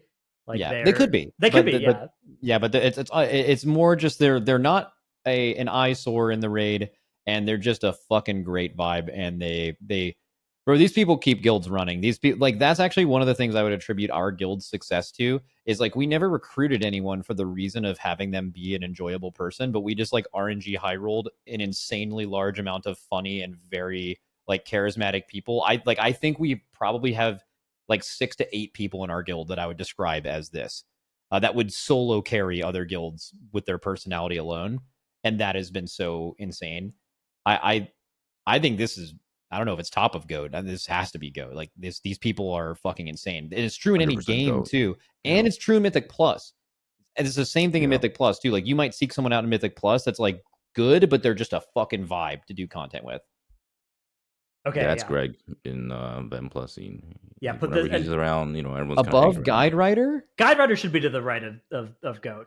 Let's get Bench Beast back over to the. It should be like the glue and then Bench Beast, and then Guide. As you put Guide Rider, civilians are important too, because Guide Riders, we love them, but there is some negative to guide writing, right? Whereas these other ones are just pure positive. All right, holy shit, this next one, man. The husband and wife GM team. This one is crazy. So if you aren't a patron of the PoddyC, you've missed out on a lot of us reading drama stories that people send in. The amount of them that involve some kind of like husband and wife GM team is, I think, disproportionate to the amount of husband and wife GM teams that are out there. So it's a very drama-centric position. Before we put them very close to the bottom, is it possible that this is like reading reviews on an apartment management company where like people are only going to leave reviews if it's bad?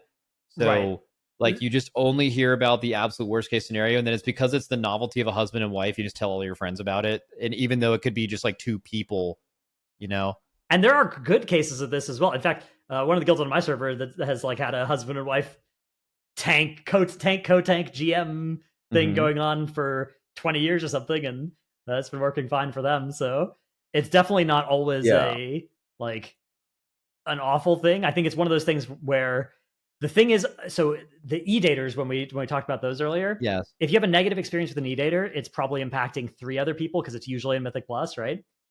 If you have a negative experience with a husband and wife co-GM team, it's impacting like 30 other people that are in the guild, right? And so that leads to a lot of stories getting, you don't need don't need a lot of negative husband and wife GM combos for there to be a lot of stories, a lot of people that have had a negative experience with one. When husband and wife GM goes bad, it's like Looney Tunes shit. Like it doesn't even sound like real life what transpired in some of those drama times, like that or potty teas. They are like, it's absolutely insane. So it's not harmless, right? There are positive ones. It is below harmless, 100%. I don't know how many. No one can know the ratio of good examples of husband and wife GM versus negative, but holy shit, is there a lot of negative, right?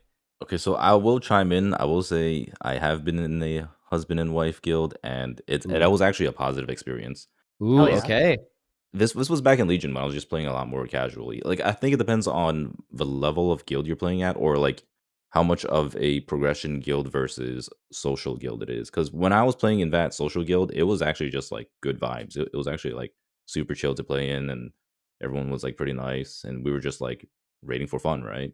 Which is kind of rare nowadays, but it depends on like what you're going for. Like if you're like doing progression raiding and there's like a husband and wife combo, that's only going to be negative, right? Because there's always going to be some tension involved. But if you're just like social rating and it's like a pretty normal husband and wife, they've got their shit together, it's not just like random e-daters, it's actually a good vibe. It's so close. But I will say more often than not, it's negative. I will say. I mean, it's the evolution of e-dating. You probably start e-dating and then you become a husband and wife GM. It's the final form. You get e-married, But like it's the same thing where like you in a raid team, just like a Mythic Plus team, you have to be able to have constructive criticism to fix problems and get better and stuff. And there can be that, like if you're at a guild, maybe you feel like you don't want to like criticize one of them because you'd have to deal with the defense of both. Right. And that it's kind of cringe for sure, I think, for me. I'd be happy with kind of cringe, sure. Right next to E-Dater. Yeah. I guess it's basically the same phenomenon. Basically the same thing, yeah. All right, Bench Podcaster. All the way at the bottom. Eternal Damnation. Bottom Get that out of here. Yeah.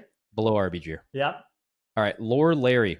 So this is an archetype that you didn't know existed, Max, when we were making the prep for this. This is somebody who like primarily engages with WoW through the lore and the story, and like they will play the story quest. Like okay, I didn't. Okay, okay, no, that's fair. I guess I said like I'm not sure how much of these, because like I think a lot of the people who would be a Lore Larry are also like delvers, or it's like the level of casual where it's like you're not going to really do dungeons and raids and stuff, but also like that they're not an achievement hunter or a collector. We have someone we talk about later in here, which is the collector.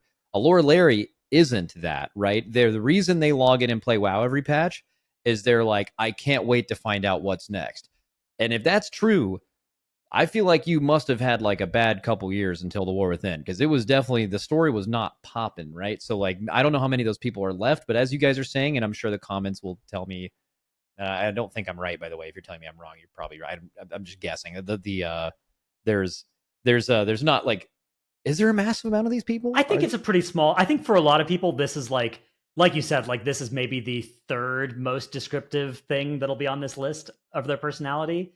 I think for a lot of people as well, it's like they're, maybe the classic side of WoW lore rather than the retail side so much is what they like, right? Because WoW does have like a long, rich lore history, and maybe they're not so much figuring out what's happening next as like immersed in the story and the lore and, characters like Jaina and Sylvanas and stuff that they really connect with. And do they have a Horde flag in their room? Maybe, I would say more often than not, it would be an Alliance flag, but you probably have a lot of books too. Yeah, they'll have the collector's editions. The collector's editions. Cosplay is a likely thing for these people to be involved in or adjacent to. Maybe some thin metal posters on the wall of their favorite WoW moments, no free ads. Yeah, like the Senarth boss room is a very commonly requested one, a very lore iconic moment there. So you may see that. Yeah. Bro, Fronk, can you put the fucking Senarth picture up on the podcast when it fucking says that? Oh my god. Okay. Lore Larry's own, right? I mean, they keep the game alive. I think W for this is like W again, slam dunk W, unambiguously good, unless Dorki. There's definitely been a lot less of them nowadays. Yeah, but well, okay. They're usually question: positive. Only potential negative. Are Lore Larrys the kind of people that would post all that ridiculous shit about like when Steve Denuser stopped working there? Probably, there may be militant Lore Larrys that in particular, like Pyromancer. Yeah, that have like a problem, because I think a lot of people had a problem with the Shadowlands story direction in particular, and felt that it like was really bad and damaging to the WoW lore, in a big way. And I think the worst impulses of those people would be to actually go after the writing staff at the time or whatever, which obviously is not something we condone. But yeah, I mean, I don't even know if like people who actually are super down with lore would even feel that way. I feel like it is probably other nefarious characters cosplaying as a Lore Larry just to complain about something they don't like. Yeah, I mean, I'm sure there was some of that, but I think it was a pretty small minority of the Lore Larrys. Yeah, I don't think it's enough to take them out of W. All right, they're W. Oh, another raid leader archetype. The drill sergeant. Yeah, you want to explain this one? Yeah, this is the leadership style of like, I'm going to yell at you for making mistakes, kind of think like military, right? Like that's leadership that works in certain ways. I personally think it's like not great, but guilds have had success with this. I think probably like the most famous drill sergeant raid leader is Rignaros, right? Like he got a world first. Blood Legion did really well. He was their leader. And I think he's the person, if you guys have ever seen like the Diamond and Triangle clip, or like him screaming at that guy when he was helping their guild on Primordius and Throne of Thunder, is some old shit. But like he was a motherfucker, man. Like he would, but also like they had success, right? Like some people respond to that, right? I don't think it's optimal, but like that's the case. I imagine, I wonder how many drill sergeants remain in 2025. It's got to be a lot less. Yeah. Like I think this is, you think about like the classic clips, like the more dots guy, and that's like kind of adjacent to the drill sergeant, not as aggro, but yeah, those are OG. It definitely was like there used to sort of be an understanding that like that's what raid leading did, is that you yelled at people. Yeah, it's what it was. That's honestly, I think like I wasn't a raid leader then, but that's what I thought raid leading was. When back then in 2013, I didn't think what Rignaros was doing was bad. I thought that's what being a raid leader was, right? Maybe that was kind of common. So like it's like more of like a times change. Things evolve, Dude, the Diamond and Triangle thing. I on Gallywix, Diamond and Triangle were like right next to each other, and at one point we realized like somebody said something about between Diamond and Triangle, and just procced our entire guild. It's a crazy clip. Oh, it's a great meme. Yeah. So I would These say are the cultural phenomenons. Yeah. I wonder, man. So I want to give them some positive points because that may be their idea of leadership, and there isn't another leader, and they have to do it, and that's the way it is, and people have a choice to raid in that guild or not. I will say, I think a lot of people in 2025 resent this kind of leader. Mm-hmm. Because people are soft these days. Back in the day, this would have worked, but now everybody's too soft. Everyone's too soft. Nobody's got enough thick skin. Yeah. It's just typically if someone's playing bad and they know they messed up and then they just get like berated in front of a lot of people, they're not going to play better after that, right? Like they're going to feel even worse about themselves. So if you care about your performance, I think it's like just pretty negative overall. Yeah. I think I would put this in kind of cringe personally. I don't know if I'd go and I don't like you because they're doing something that needs to be done. Like the human DBM, right? Yeah. Yeah, where's human DBM here? Oh, harmless. But harmless. They're this just is worse than that, though. Yeah. They're certainly more harmful than the human DBM. The human DBM is literally the drill sergeant that isn't an asshole. Right. I think this is like, you got to adjust for inflation a bit as well, where like definitely back in the day, it was not that bad to be one of these because like that was what everybody did, right? But now if in 2025 you're still drill sergeanting as a raid leader, like you got to move on. Okay, the reply guy. It's definitely good content. It is very good content. It is good content. I mean, if we have, like, if you're looking at a clip that's linked in our Discord or guild Discord over time, like the person having a meltdown at their raid is shout out Blason. I think the raid leader clips I would see. I don't know if I would really classify him as a drill sergeant, but like, dude, those clips where he was just like talking really fast and shit, it's just like, bro, what is happening here? It's great content, That's how you raid lead. That's how you fucking. He just basically says a bunch of words in 10 seconds that sounds like a Hanzo alt if you don't have subtitles on, and then he just goes, "That's how you fucking raid lead," and his whole guild is like, "We didn't hear anything you said." Yeah. Sick clip, by the way. You should see it's an all-time banger clip. Yeah. All right, reply guy, Fronk. What is the reply guy? This is the guy where you see any tweet ever or any post ever regarding World of Warcraft. He will be in there stating his opinion, no matter what.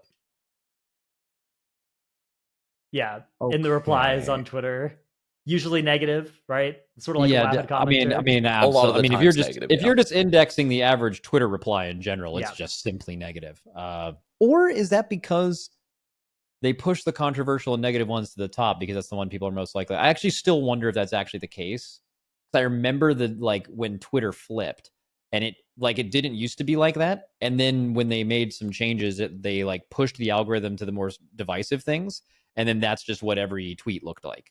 And it didn't used to. It used to be like reasonable at the top, more deranged at the bottom. And then that absolutely flipped. Yeah, you used to have to click show more replies to see this guy. To see the crazy shit. Now the crazy shit's just right there. And the stuff that you see, you click show more replies and you're ending up on a watch list in a lot of places.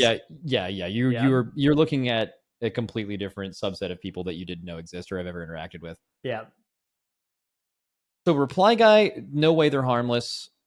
They're certainly kind of cringe. I kind of don't like them. Do they need to blow up?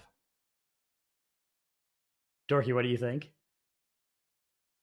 I don't really interact with Twitter, so that is so smart. That is so smart. You are. I rarely use it, but I cannot. I can't drag myself away, man. I can't. It's like I need it for my job. It's like when like rubbernecking on a highway, right? Where you turn around and you look at the crash or whatever. I don't do that because but like I can't give up the temptation to do it with Twitter. If any of you guys listening to this have been able to give up Twitter or social media, specifically Twitter, actually, you have made a brilliant decision, and you are just know you made the right one, even if you're ever having urges to go back. It's gotten a lot worse. I'll just tell you that right now. Yeah, I love it. Reply guy, what do you think, Fronk? I don't like this guy, man. He pisses me off. Nobody needs to hear your opinion that much. I know he pays for Twitter Blue too, so his reply's at the very top. Ooh. I just don't like this guy, man. He gets on my nerves. Where does he go for you, Fronk? You deal with this guy the most. All right. I don't like you. I just don't like you. All right, like, I'm sorry. Works for me. That works. There it is. All right, is this the one trick pony? Yep. This is the one trick. This is the Driney before this tier. This is the person that only ever plays one spec or class, and they don't. Is there like a negative connotation to it? Is it that they literally won't, or they just like they don't care about? It's not like the low tier main from a fighting game, right? It's like they just play the same class because they enjoy it and they log in every season to main that class, right? Yeah, like There's they definitely have a lot of negatives to these people because they're the types that will be like, oh, like buff Boomkin, buff War, like whatever they're playing, right? Like buff the spec I'm playing, or they'll have like class envy and they'll talk about how like, that's why a does this logical class thought. get banned? It is, but it's definitely much more prominent with one trick ponies because yeah, they want their class like to be good. usually it is annoying not though, to non keep one hearing, class right? trick. Yeah, non one trick ponies just want the game to be well balanced in general, right? But one trick ponies will want other classes and specs to be as bad as possible so that their class can shine. But I don't think that's like necessarily good for the game. Is that true? Like is it possible that they just want to get invited to dungeons and they don't really care? Like in a perfect world for them, every class is good, not just my class is good and every other class is bad. Well, no, because doing damage matters. So like you definitely want to be the best DPS. Yeah, they definitely want to be better than the other DPS. Yeah. Yeah, I think at the worst you'll sometimes get these like false equivalencies that they'll make where it's like, well, Blizzard let this spec be OP for this many seasons, so why do they have to nerf my class when it's good? Yeah, right? And like that's an annoying thing. And sometimes you get the thing as well where it's just like, you're trying to enjoy the season. You agree that, say, Resto Druid is OP. Like all of BFA was kind of like this, right? Where it's like Resto Druid is OP.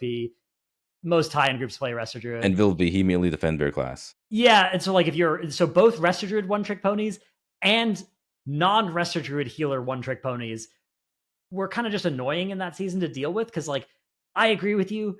I make a video every week where I complain about Resto Druid being as good as it is, but then like whenever these people spawn into my stream, I'm forced to have that discussion. And it kind of reminds me of like the the 13-hour thing in Race to World First, where it's like, yeah, man. Oh my god. I agree with you. Can we have those people? Is that the Race to World First fan? The 13-hour guy? Yes. Is that we didn't have that explicitly in there, but yeah, I guess that's definitely if true. That's them, yeah. put them down one more tier. So okay, I guess they're fine to blow up. They're fine. Okay, continue. Yeah, it's just like, like there's a kind of person where it's like advocating for their class they're always advocating for their class to be good and for whatever classes are good that they're the same role as it to get nerfed.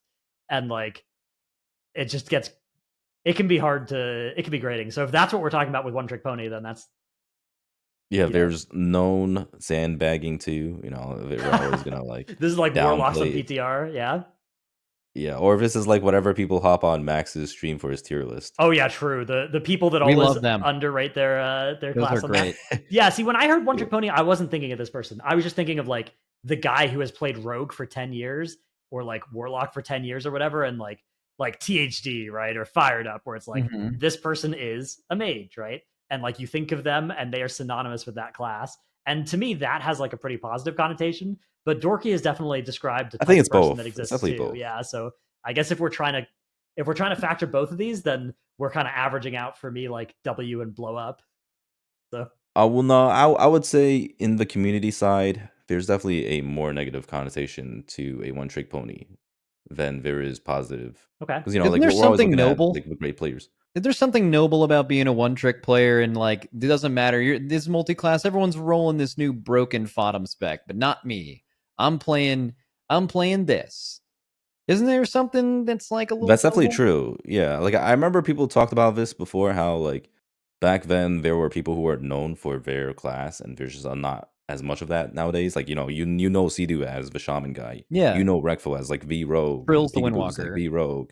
Yeah, but like there isn't a whole lot of that anymore, so it's definitely been like watered down. So there's definitely like that going for it. They're minimum harmless, right? Like I don't know, like I know there's some negative stuff, but like I feel like there's a sense of nobility that like I respect the fuck out of the person that just mains the same shit no matter what, even though sometimes they're definitely annoying.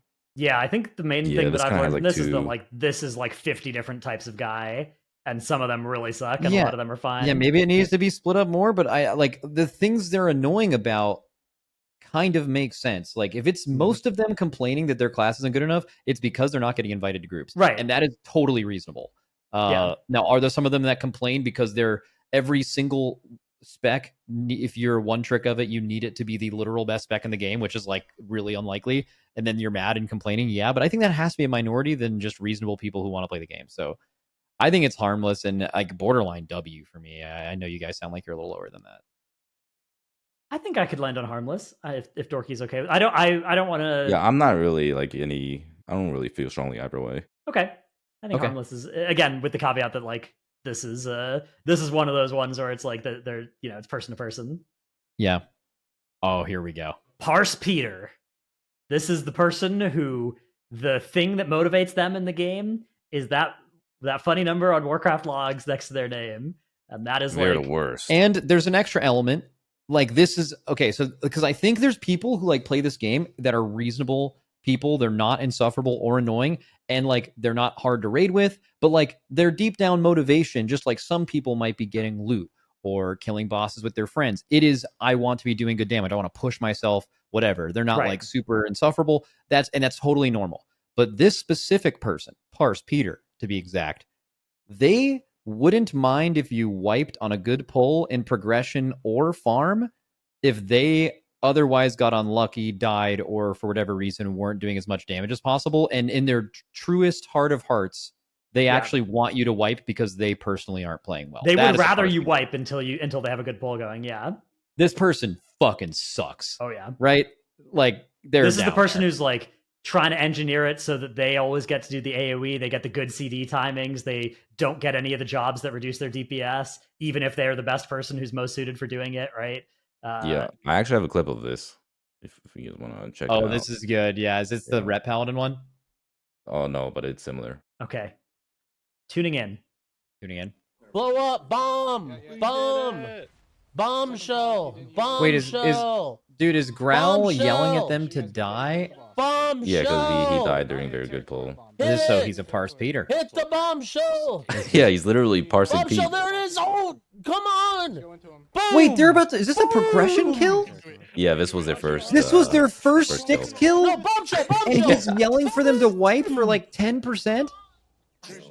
Yeah, because, he died on that pull. Dude, it always sucks being dead on a kill pull. Like, you want to have a good parse when you're killing the boss. This is a crazy clip. I can't believe this clip exists. Okay, I have a strong argument for putting these guys in GOAT.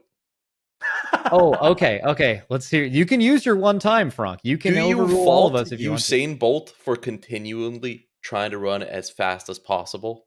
For pushing humanity as far as they can go. This is ridiculous. No, okay, this would be like do you fault Michael Jordan? This is the Borat clip for shooting 20 shots a game. For flying, the sun for rising in the morning. It's in their nature.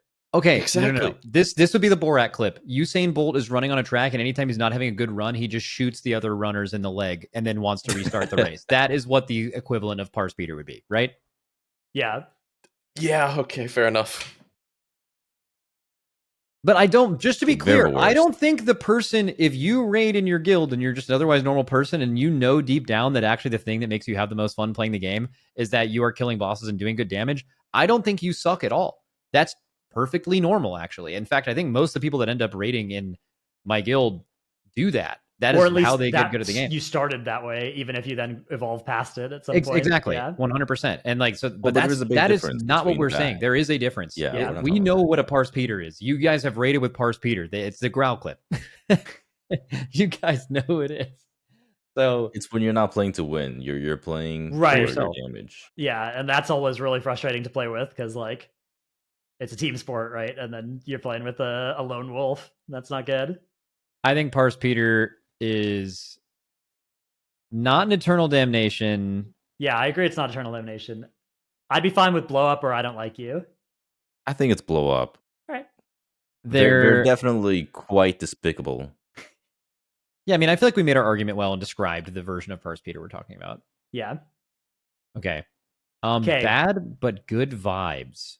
Yeah, so this is easier to exist in the lower ranked guild you are because it's kind of hard to have good vibes and be bad in the more competitive the environment, the more people your vibe is just going to be negative because you're costing people time and progression, and that makes people not like you. Dude, I would almost even say you can't, like, in a guild. I don't know what guild rank this stops at when you go down the list, but I don't think you can be well liked and be really bad at that level because like it's just fundamentally like it just doesn't work. Like you're just like Dratnos said earlier, two people make the same joke, good player, bad player. No one's laughing at the bad player's joke. It's just what it is. Right. But like the majority of WoW guilds don't even step into Mythic. They get AOTC or they clear normal. And in those guilds, the guy who's bad, but you keep him around because he's a fucking vibe, those people own. They are like, they hard carry the fucking guild. I would almost just immediately put this in GOAT. I know there's maybe some version of this, but the thing is, those people don't really exist in top guilds for that exact reason. Like, I'm thinking of that person. I'm thinking of the person in. I might have to use my one time on it. What do you guys think about it? Are you lower? I was thinking maybe W. Yeah, I was also thinking W because it does seem very similar to the glue, except the glue is just. Well, I mean, actually, no. Okay, you're convincing me for. It's like a slightly worse version of the glue, right? Yeah. Well. I mean, you could literally just change the word bad in the first part of it and just put good and good vibes, and they're GOAT, and they're objectively better than bad but good vibes, right? So that would have to be one tier lower. So you're right, it's W. W. All right, up next is the Politics Police. This is there's a couple of different things that fall into this, right? But it's somebody who, anytime there's anything political, they're immediately coming in with the, I can't believe they're and when we say political here, oftentimes it's often not political stuff as well, right? Or stuff that doesn't have to be political, and it's just something they don't agree with. Political lens, right? Where it's like anything vaguely, social issues related of any kind, they're going to come in and be like, "Why is there politics in my game?" Why? This happened recently. Yeah, well, a lot of the Politics Police came out. It was actually, we talked about this yesterday. But just one of the most dystopian things you'd ever seen in your life. During the U.S. presidential election, there was a Harris Walls rally going on, and they were streaming it on Twitch. And I guess they wanted their like boomer Twitch version of Subway servers for it. So Preheat, whose wife has some connections to the Democratic Party, ended up playing Mythic Plus keys on like one half of the screen, and the other half was a fucking presidential campaign rally. And it was, I mean, I cannot believe that happened just in general on this earth. But what ended up happening after that is Wowhead simply just made a tweet reporting the news. Hey, this is happening. They're not endorsing a candidate. They're just like, this fucking ridiculous, crazy shit is happening. Here's the news. We're a news website. This is what we're supposed to do. And then all of the comments were like, get politics out of my fucking game. I play this game to escape. Like, this is what I'm trying. And like, nothing's in the game. Nothing's in WoW at all. And like, the only reasonable thing would be to like, even if you don't agree with the politics of the thing, you would just be like, okay, well, I saw that tweet and I'm moving on to the next one. I don't care. Right. It's those people. That's who we're speaking about. I mean, it was a bizarre happening to be clear. Like, that was, it was the sort of thing where you look at it, and I think no matter what your political orientation is, you look at that and you're like, am I getting old? Is this not, like, am I awake? Yeah. Like, do I not understand like what is happening anymore? And but either way, I think it can be often with less political stuff than that though, right? Like it can be just like all like little things in the game that these people will often see through a political lens. And there's often also an archetype of this where it's like, they'll say that they don't like politics in the game, but if it was really politics they agreed with, it's they don't like the politics they don't agree with in the game, which is, I think, an understandable and human place to be coming from there. But of course they're going to frame it in the no politics. These people suck. The problem is they're too vocal. Yeah, it's like the best solution is to ignore it if you don't like it and not engage with it because it's not being shoved down their throats, but they treat it and they react like it is, right? Yeah, but they're not the politics acknowledgers, they're the politics police. They're trying to police that shit. They're yelling about it. They are vocal, and I feel like they suck. Yeah, they've got to suck big time. Yeah. Also, just like objectively, it was. I think really blow funny. up. I think blow up. The rally. Any other blow? I mean, if you guys have, I wish there's like a clip we could share, or maybe there is, but like, if you are listening to this and you're like, I can't even picture what they're describing, you're not wrong. It is one of the most insane things that has happened on this planet, but it did happen. Yeah, I remember looking at your stream. I'm like, what the hell is happening? Yeah, I can't believe it was real. right. Get politics out of my podcast. All right.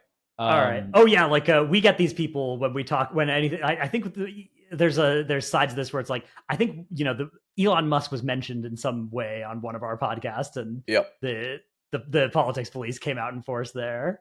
We did mention Elon Musk one time and got about 3 replies from very angry people saying they were unsubscribing for making the podcast too political, when we never mentioned anything political. This was before the election. We just said, oh, Elon Musk, that guy, he tweets some dumb stuff, and he's bad at Elden Ring too. And they were very unhappy with that. Which it turns out not actually bad at Elden Ring. It's the guy he pays to play it that's bad at it. So our apology to Elon Musk there. That was incorrect. And they're back. All right. Okay, so up next is the look at my body, which is an archetype that I think we're all pretty familiar with. And it's one where you can do this in a meme way, and it's very funny and good. But this is the people who will always disagree with any of their deaths and will like litigate it, often during the poll still or during the key. They'll be like complaining about how they died and how it was unfair that they died. And they'll like cite a number that's in the death log and be like, there's no way that should do that much damage, right? Or they'll be like, look at my body. They'll ping the ground and like, I wasn't in that, right? And they're just yelling about it. And the thing about WoW is sometimes you're right. Sometimes in WoW, you shouldn't have died there, and like the game is buggy or whatever and bad. But usually it's 90% of the time you were in it, right? And okay. Does this category include the tank that dies and opens his death log and searches for one healing spell that isn't in there and then says the reason he died was he didn't get enough hehealing? I think that's a different person that is usually I think a tank, they hang often, out, though. I think that person, if they were on this list, it would be, in quotes, I bled out. That's the phrase that you hear from those people. Well, it's basically in the same category of like blaming things that are outside of your control, right? Yeah, that's basically what this is. Yeah, it's people displacing blame away from themselves. That's what it is, right? Look at my body. I was out of that. I did the right thing. I'm dead because of something else. It's a bug, game bug, glitched. Yeah. So there. Okay, are we including the fact that hitting a look at my body when you obviously did something wrong is hilarious? Because that would go up. Yeah, because that is goated as hell. Yeah, that goes hard as fuck. I would say like the unironic look at my body, people really suck to raid with, and everyone rolls their eyes when you say it, and that's a vibe killer. So I'd say it's bare minimum kind of cringe. But I don't know. I just don't know how big of an offender they are. Like they're certainly not worse than like key leavers. They're just like kind of annoying. I think kind of they're definitely not that bad. I feel like I know a lot of people that are like this because like sometimes people just say it because like they genuinely feel that way, like, oh, like I just got fucked and I don't even know how. And it makes sense, right? Like if it's like someone who doesn't often die and they don't usually blame their death, they'll be like analytical about their death, then you can be like, all right, this guy's not really the look at my body type of person. But for a fact when there's that one person who will pipe up every single time they die, they can be kind of annoying. This is also the person who they look at the death statistics on Warcraft logs after a night of progression, and you get sent the URL, and it has like 10 conditionals in it, where it's like, okay, deaths, but not to this mechanic, but not to this mechanic, but and not in the first phase or whatever, and not one of the first 3 deaths, and it's like, oh, look at this. When we apply all these conditions, you look pretty good on that metric, huh? But they don't apply, the same charity to other people's deaths to like try and explain why those weren't their faults. Yeah, I think it's in the right. Yeah, look at my body, kind of cringe. Yeah, a little cringe. Not the end of the world. Yeah, a bit cringe. All of us are a little cringe sometimes. We all have done this. Yeah. Support player. What does this mean? This is the guy who you go into their keys. They will do all the annoying mechanics. They'll be on top of the interrupts. They will run and start the RP. Yeah. On One Arm Bandit, they'll be running around throwing coins, not really caring too much about their damage, but they'll be doing it. There goes. Are they also the AUG players? Yeah, these people. And they also did reroll AUG. Yeah. But they rerolled AUG because someone probably had to, they're the best person for it, and they know it, right? Because their entire thing is doing the job that people don't want to do. When you said they're AUGs, it made me think a little lower on the totem pole. But then I remembered that like we're probably not talking about the specific bad FOTM rerollers, which we will get to later, that were like terrible at it. This is the person, bro. This person fucking owns, man. It makes everyone else have more fun in the game by existing. It's kind of like also just being a tank and a healer.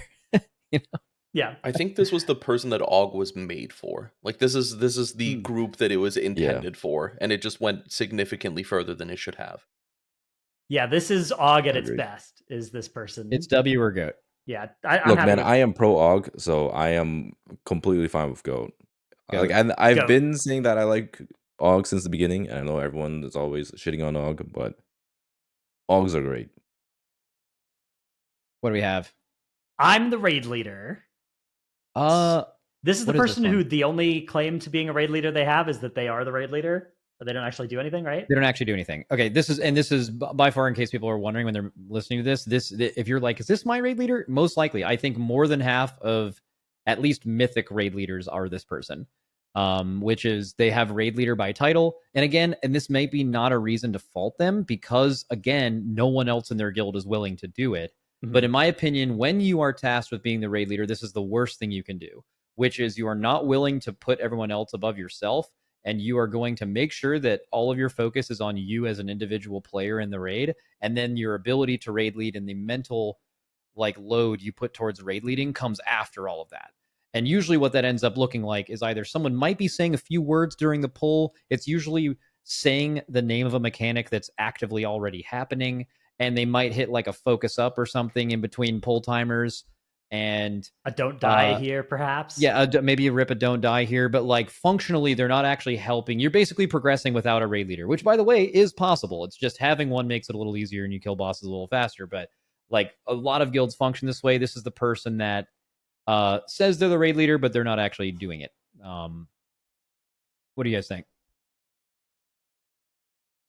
Yeah. Are they also egotistical? I don't necessarily think so. I don't think so, actually.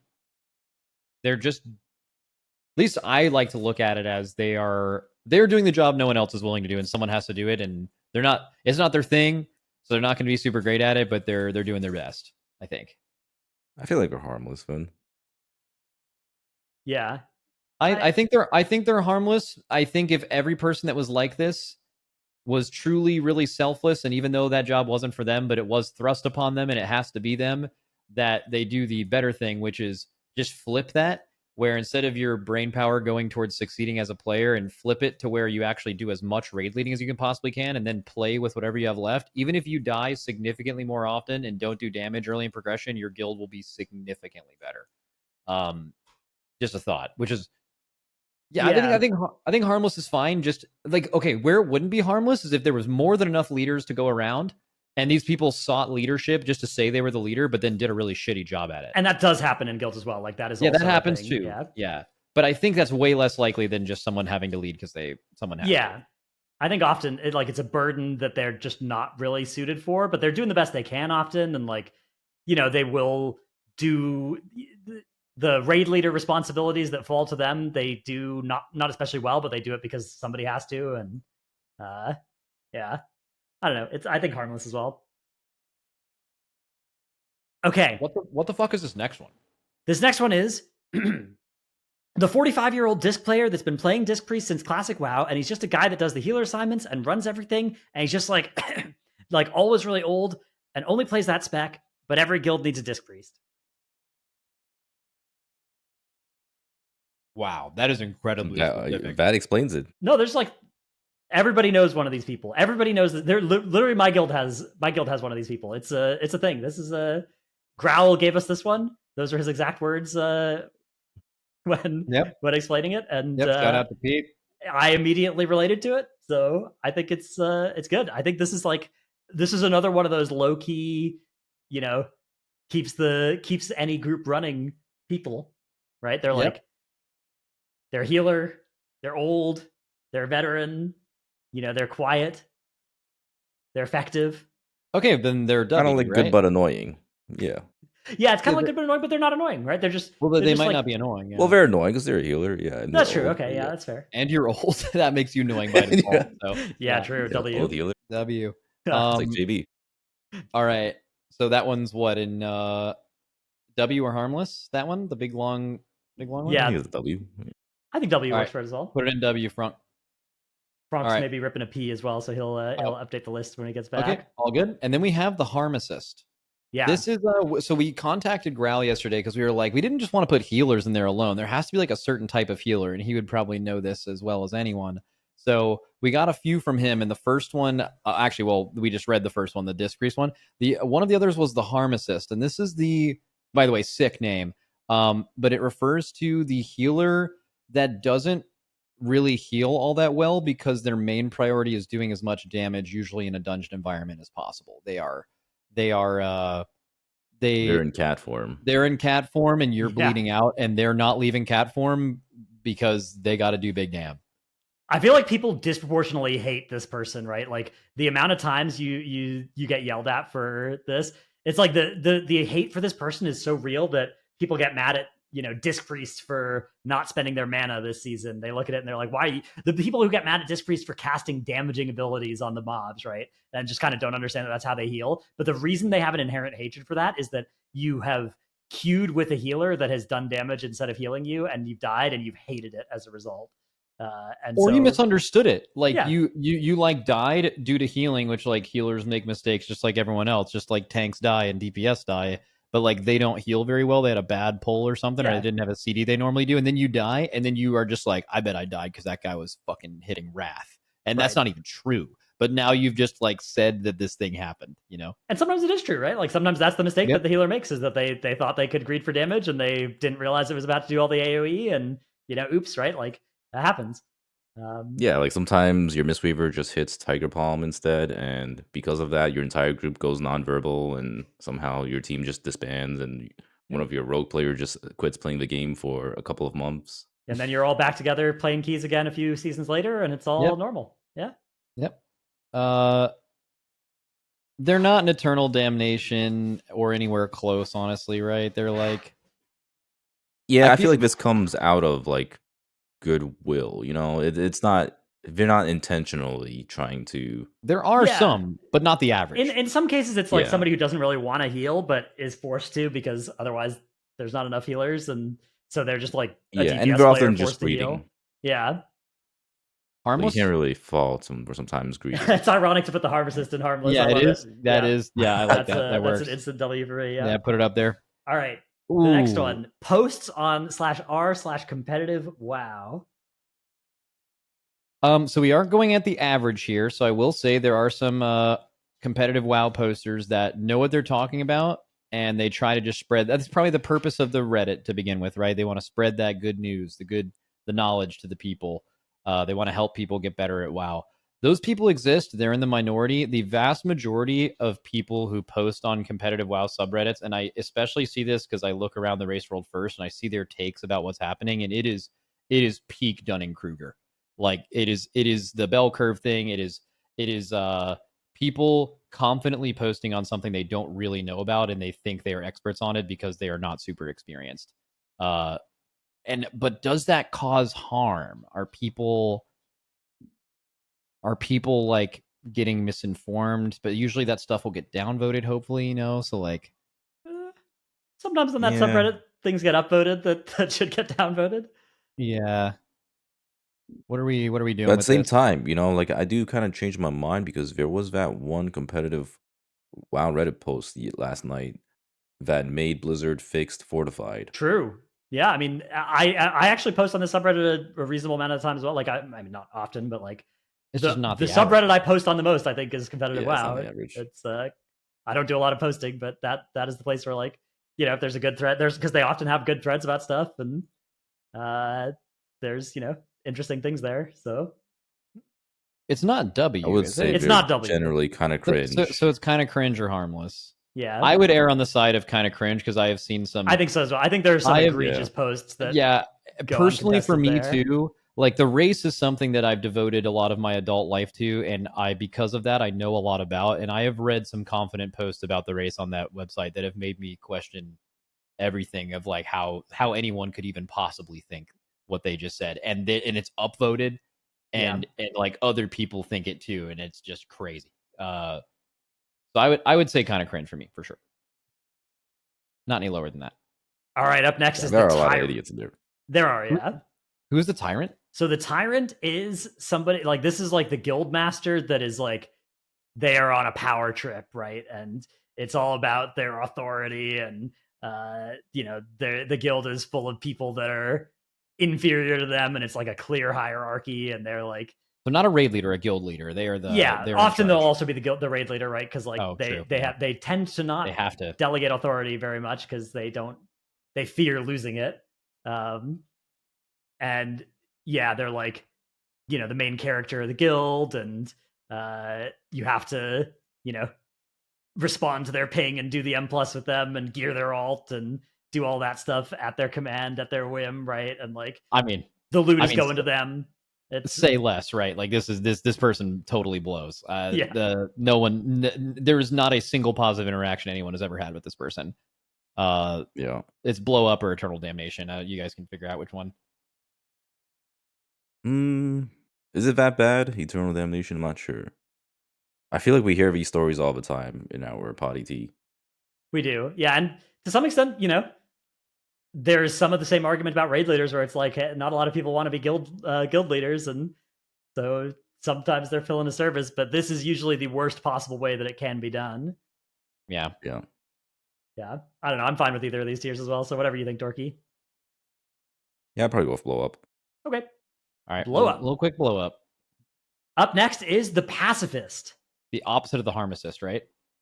Yes, this is the healer is uninterested in ever doing any healer damage. They can have a fight where there is a minute of no DPS no healing requirement, and they will sit there pre-hotting people and otherwise AFK, right? They are not casting a damaging ability. It's not on their bar, right? They go into Mythic plus Keystone. They don't have a damage meter, right? They have a healing meter, and they are not.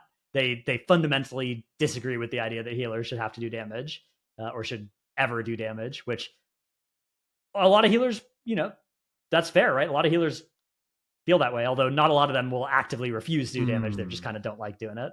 Okay. Initial thought, they have to be higher on this list than the Harmacist, because if you're going to err on one side of someone just perma healing or siding too much on doing damage, you would just absolutely rather have someone that's overdoing healing than trying to do a minuscule amount of damn, right? True. Well, so fundamentally, that's true, and they are like better off that way. However, whenever they're voicing their complaints, they tend to be extremely vocal about hating to do damage, and they're just gonna like say all sorts of stuff like, oh, like Blizzard needs to stop designing healers that do damage and yada yada yada yada. Like they just are adamantly against it. I feel like these healers tend to be the ones that want to just have a more laid back role and to just you guys want to hear my take? Right? Because okay, I do. I think Blizzard should actually support that as a playstyle. I think they should make a healer where you're free globals. If you don't need to heal, you can just give like some AUG style stat buffs to your friends in the downtime with like a low value heal that does that, and then the healers that don't want to ever do damage can just play that spec. I like it. That would just be an AUG. No, like they're a healer, but it's just like instead of casting Wrath during your downtime, you're casting like a very, very slow, very small heal that puts a stat buff on somebody for a little bit, right? And it's like it's balanced to be a small amount of damage, but it's not actually the healer doing the damage. And that way, these healers, because I think that as annoying as these people can be, Dorki, I agree that it's also like true that just this is kind of the core of healing is healing, and the fact that to be a high-end healer, you're kind of expected to do damage. I do think it would be good if there was an alternative. Yeah, I would think so too. But yeah, I agree. Yeah, I think it's more along the lines of like they just need to make it so that like healers have to be doing something at all times, right? Because otherwise it's like, all right, well, like, you have all these other roles that are just constantly keeping uptime and trying to min-max the globals, and then you just have like another role that's half AFK. Right, because that's the problem is with healing is it's pretty binary, right? Like if you succeed at healing or not, people either live or die, right? Or like they have to press offensives or not as much, right? But like for the most part, they live or die based on if you're a good healer. And so if we make the difference between a good healer and a great healer, that people die for good healers and they don't for great healers, like that's really tough. But what you want to have happen is you want good healers and great healers. People live in both cases, and then the great healers are contributing some some DPS as well, right? Yeah, and that's like I think that is healthier. But just maybe there's a way to do it that feels more supportive and less directly damaging. That's my take. But yeah, sorry, I kind of came in the middle of a sentence of yours there, Dorki. My bad. No, yeah. So what are you guys ranking it? I would put them in the higher side of harmless, above Harmacist. Okay. I think next to it is is elegant. Okay. That's nice. I'm gonna have to rank it lower. Okay. Just out of principles, you know. This could be my one time, so you know maybe I'll have to use that. You gotta use it sometime. I'm gonna straight up and just put it in. I don't like you. All right, hell yeah. No, fuck the pacifist. I find them to be annoying. Love it. I get it. Can see that as a totally Mythic Plus focused creator. I bet to you this is your Race to World first guy. Yeah, like it's just like they're annoying. always there and they're just extremely fucking annoying. I respect that. Fucking respect that. Get him. All right, so next we have the FOTM Reroller. I believe the exact connotation here is it's the person who rolls and has to play the new best class, but they're not good at it. They're terrorizing the group finder, but they're getting invited by running the right class. Is this correct? Because it's multi-classer is the version. Multi-classer is already on the list, and a FOTM person who does that well is just a multi-classer, right? That's you're succeeding at that. This is the person who either thinks they're that guy or does it and otherwise, this is the exact description. Tries to play every class, is bad at all of them. Yeah, this person rolled Og Evoker and terrorized the group finder for, a year after Augmentation Evoker came out. They really are bad at everything, but they do play. They're always playing something that should get invites, and they're always dragging down the community perception of whatever is currently good by, always playing it. Dude, that's so true. It's down there for sure. So why sure. exactly are they annoying? Like, what really makes them annoying? Is it because they're bad, or? Here's what I think makes them annoying. Well, number one, when you invite people for a group in WoW, all you can see is their score. And they may have gotten that score because they get invited more often, and through just trial and error, they just have eventually timed those keys and got that score. And you can't tell the difference between like a good and a great one. And then you end up just inviting the class you think you're supposed to invite because they're OP, right? And then they're just absolutely terrible players.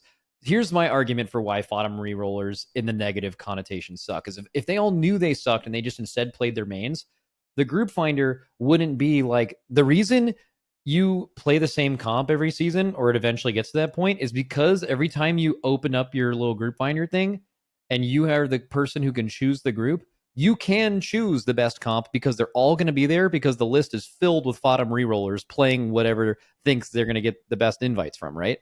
So if this person didn't exist, the person who wasn't that guy and knew it and just instead played their main, group finders wouldn't always have the best comp in them probably, and it's possible that the community would be more willing to accept other things because you can't always have the best thing, but you can because of these people.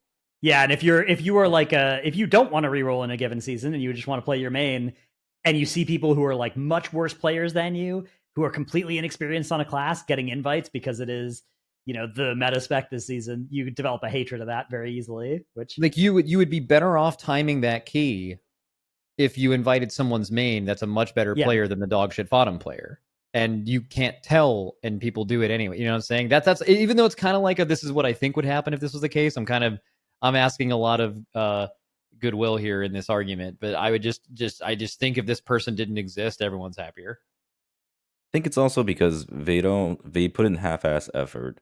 Oftentimes when people think of FOTM Rerollers, they don't think of someone who like puts in a lot of effort to actually play something good. Whereas like One Trick Pony is kind of the opposite, right? Like One Trick Pony is like kind of someone who put in their time and effort to master this class, and there's a lot more respect for that than someone who just like, half-ass rerolls into something that's OP and just like, oh, let me just try to make this work. And you just run into a demon hunter that just jumps into a pack and doesn't understand how their class works whatsoever and just dies instantly. Yeah, man, it's tough because like I think in a lot of these cases the person would just get a lot better if they didn't. Like a lot of times I think this is something that people do after they've played WoW for like 6 months. They just sort of turn into a FOTM reroller after they first like reroll and realize they're getting more invites and stuff, and they're not getting invites on their main, and then they sort of keep doing it instead of actually getting good at the fundamentals of the game, which I think for a lot of people is easiest to do if you're only playing one spec for a while. Like I think most good players go through a one trick phase before becoming good multi-classers. Correct. Yes. And I think if you try and do that Yeah. switch too early, you're going to stunt your development as like a broader 100%. player. Because like if you're on a main, the best way I can describe this is like, okay, you're in a really stressful situation. You might be dying soon. And also like you have to get an important kick or a stop or something. When you're on your main, 2 of those 3 things, you've done them enough to where you don't even have to think about it. It just happens. Whether you press the personal or the stop, you're going to do that. If you're the FOTM Reroller and it's not your main, there's the extra thought of like, oh, I'm going to have to press a personal here, but then it's something you're thinking about because you're not used to the personal and you're like, oh, I have to press this button, or like the specific stop is different and it's like a stun. You normally have a knock up or something on your main. And like, that's something where it's just like extra thoughts are happening. And that just makes it way harder to play consistently because instead of things being second nature, you're actually thinking about how to do them because you're on something you're less familiar with. You have to become like perfectly familiar with one class in WoW before you can start transitioning that skill to other things. The only other thing about this though, is I don't know if these people are bad, because they probably only did this because let's say they were doing what I suggested. No one be the bad FOTM guy, just play your main. But they probably felt like they had to be the bad FOTM guy because their main never got invited, right? Mm-hmm. So do these people have bad intentions, or do they really just kind of want to play the game? And this is the only way that with currently the Group Finder Mythic Plus, it's the only way you can really play the game. I think you're right. Like this is how a lot of people play the game now. I mean, look at any tier list video we make. It'll be by far the most popular content we'll put out all season. So this is kind of just what people do nowadays. Like this is a lot of players nowadays. And a lot of times, like you go from getting hurt by the invite meta, and then you go to being part of the problem, right? Because like it's better than not getting invites. So yeah, a lot of sympathy. I do think we have to put them down. I do think though, like this person is still negatively impacting themselves and the people they play with. I think it's worse than harmless. I'd be happy with any of the tiers. I'd be happy with like kind of cringe or maybe even I think kind of cringe, just because I think the game created them. They didn't create themselves. Yeah. Damn, that's so real. All right, up next is Overall Oliver. This is an M+er that is their primary concern is the overall damage. They are holding CDs for the 10 mob pull because they will get more overall out of it than they would if they used it on this 5 mob pull that's before it. Is this the Rep Paladin clip? Yeah. Yeah. Okay. Well, then this has to go in the bottom. It's the M+ version of the Parse Peter. Well, then why is it so much worse than at the bottom then, right? I guess it would be just as bad, yeah. Yeah, I don't think this is quite Eternal Damnation. I think it is another like blow up or I don't like you, where it's another version of I'm not playing to win. I'm playing to look good. Which I mean, like I get it, right? Like that's how some people prefer playing the game. Like they just have fun when they're doing big damage. In fact, that's how I play a lot of times. But when you're in a group of players that are actively trying to win, it can be extremely cringe behavior. Yeah. Ooh. Yeah, and it's tough again because like optimizing your overall is part of winning, right? So like doing that is a skill that you want people to have, but doing that's the exclusion this is like of the other important things. Trying to It's like when you're holding cooldowns on a boss and then you're just gonna send it all on a bunch of blobs. Right. Yeah. Have like zero impact. Yeah. It is I think very similar to Parse Peter, where it is you're doing something that good players know how to do, and you're doing it when it doesn't make sense to the exclusion of the important things. Blow up, maybe? Yeah, I'm blow up tier. The Eternal Damnation is so much worse. Yeah. Than All right, what's a mechanic, Michael? So I believe, and Fronk, correct me if I'm wrong, I believe this is like the slightly negative version of this, where this is somebody who is their justification for underperformance in like damage, for instance, is always that they're doing mechanics, right? And like obviously it's important to do mechanics, and obviously there are cases where doing mechanics is worth losing a lot of damage for it, right? But this is like the person who's doing half the damage of somebody else playing their same spec, and their entire justification is like, yeah, I'm a mechanics-oriented player, right? It's just displacing blame guy, right? Yeah, you're displacing the blame for that, for the underperformance there. And it is a less important underperformance, right? Like in almost all cases of this game, giving up a lot of damage for a little mechanics is usually not a bad trade. If it like maybe it's a little bit of a bad trade, but it's not catastrophic. It's much better than the alternative, right? Yeah. But it's often the kind of case where like these people will genuinely think that they are doing the best they could be, and they're not looking to improve further because they don't think that their damage is like important, right? And they think that doing the fight mechanic is the only important thing, not doing it while also pressing their damage buttons, which is of course what you actually need to be doing to do really well, right? Or to improve. Yeah. I would just put them in the same category as the rest of the insecure people. They'll look at my bodies, So kind of cringe. Kind of cringe. Nothing more to it. Okay. Up next is it's too small text for me. Frank, what's the next? Theorycrafter Rest. So this is the reason why there's any connotation. It's not going to really make sense because we haven't done the other one later, but we have separately ranked tank Theorycrafters, which we will talk about later. This is the Theorycrafter that is like coming up with the builds you're playing in the patch, specifically for like non-tank players. So maybe healers. I think healers should probably be excluded. Like healer Theorycrafters are also pretty different than DPS Theorycrafters in a lot of cases. Like so the thing with DPS Theorycrafters is like a lot of answers can be solved with math. There are a certain amount of mobs, and there are just talents that objectively do more damage than others at those things, and you can have these people guide you as to what the best thing are. I think generally DPS Theorycrafters are not insufferable. They're like purely information gatherers, and they find this process really interesting. Where that differs from tank, when we'll talk about it later, is that those talents are much more practical and like based on the situation, and those trees are not just what does numerically the most. It's so much more nuanced than that, and that's a completely different situation. I think like DPS Theorycrafters are like sick.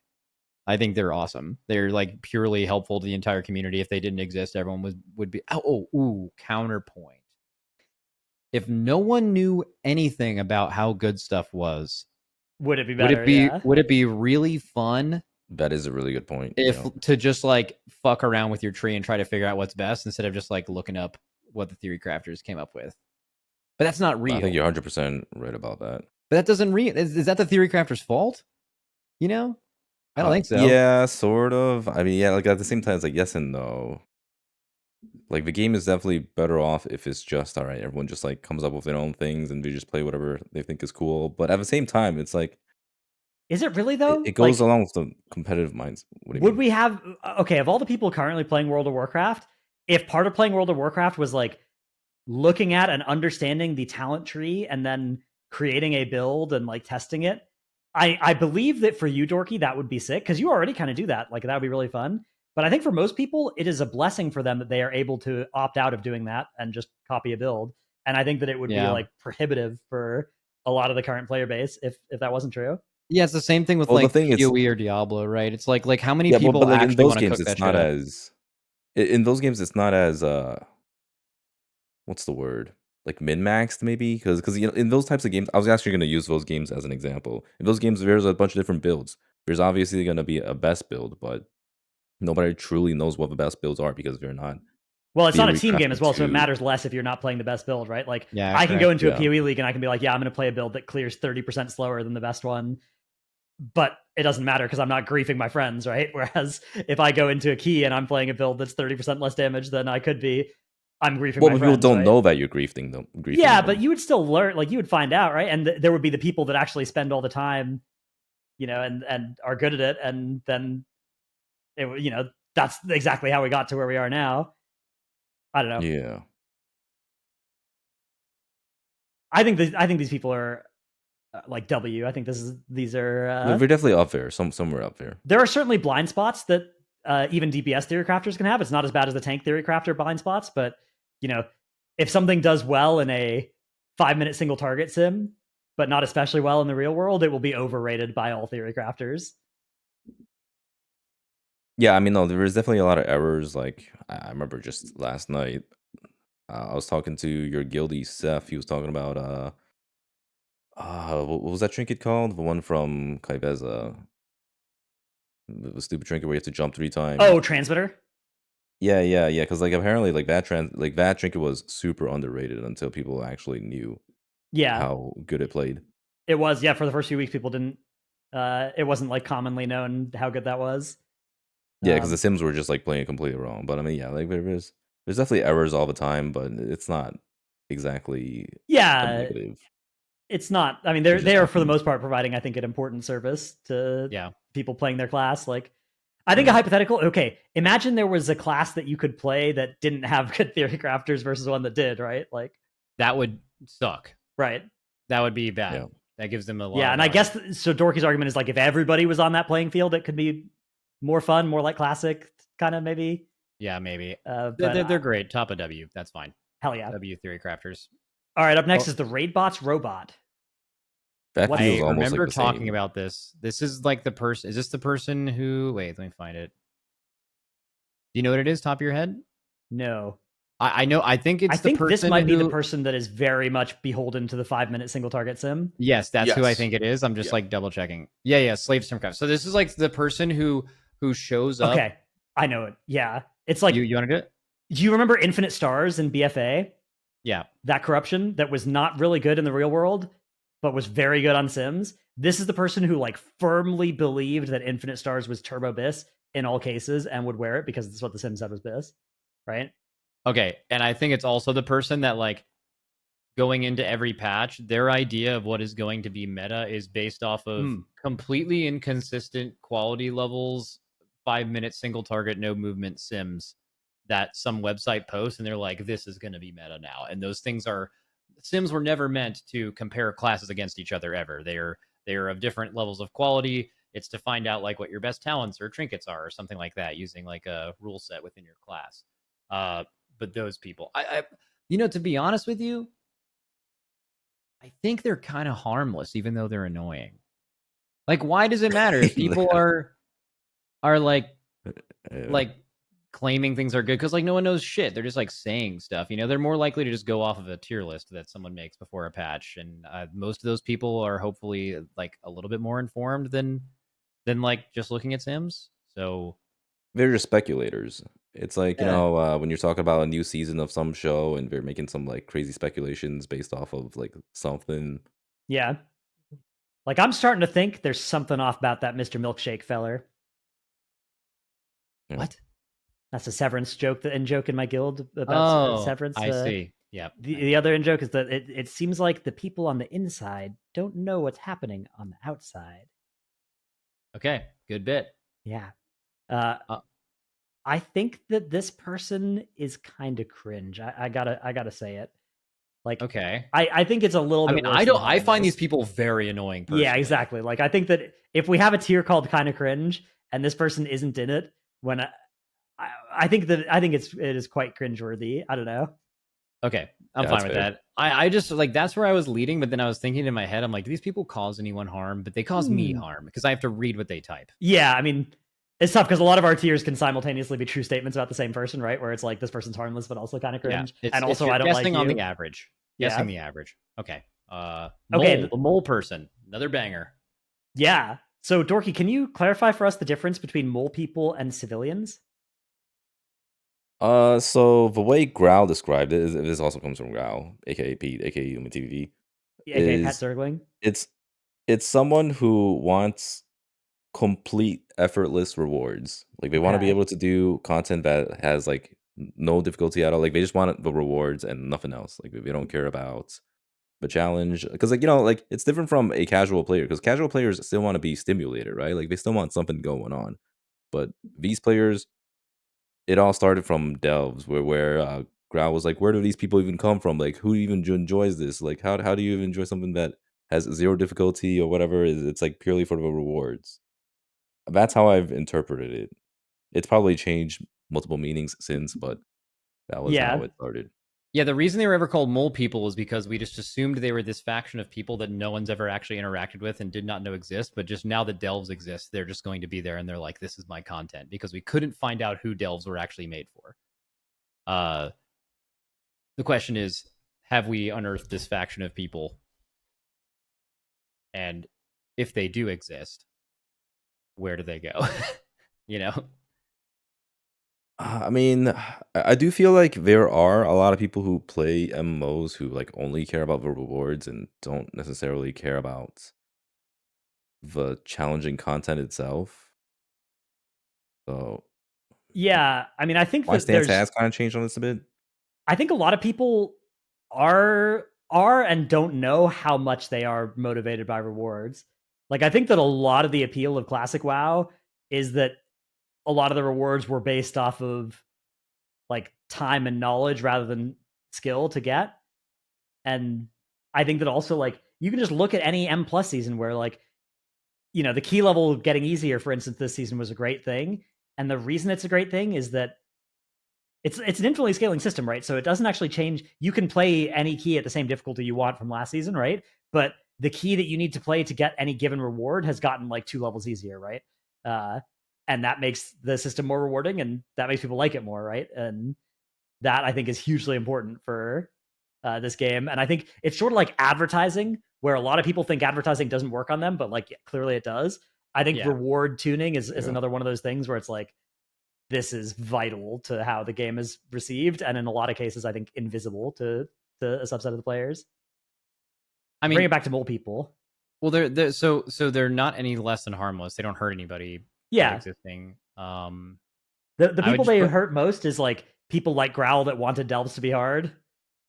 Yeah, to be something that they're not, right? But no one needs delves to be hard, you know. Yeah, so like I feel like they're just harmless. I like harmless as well. Love the moles. Yeah.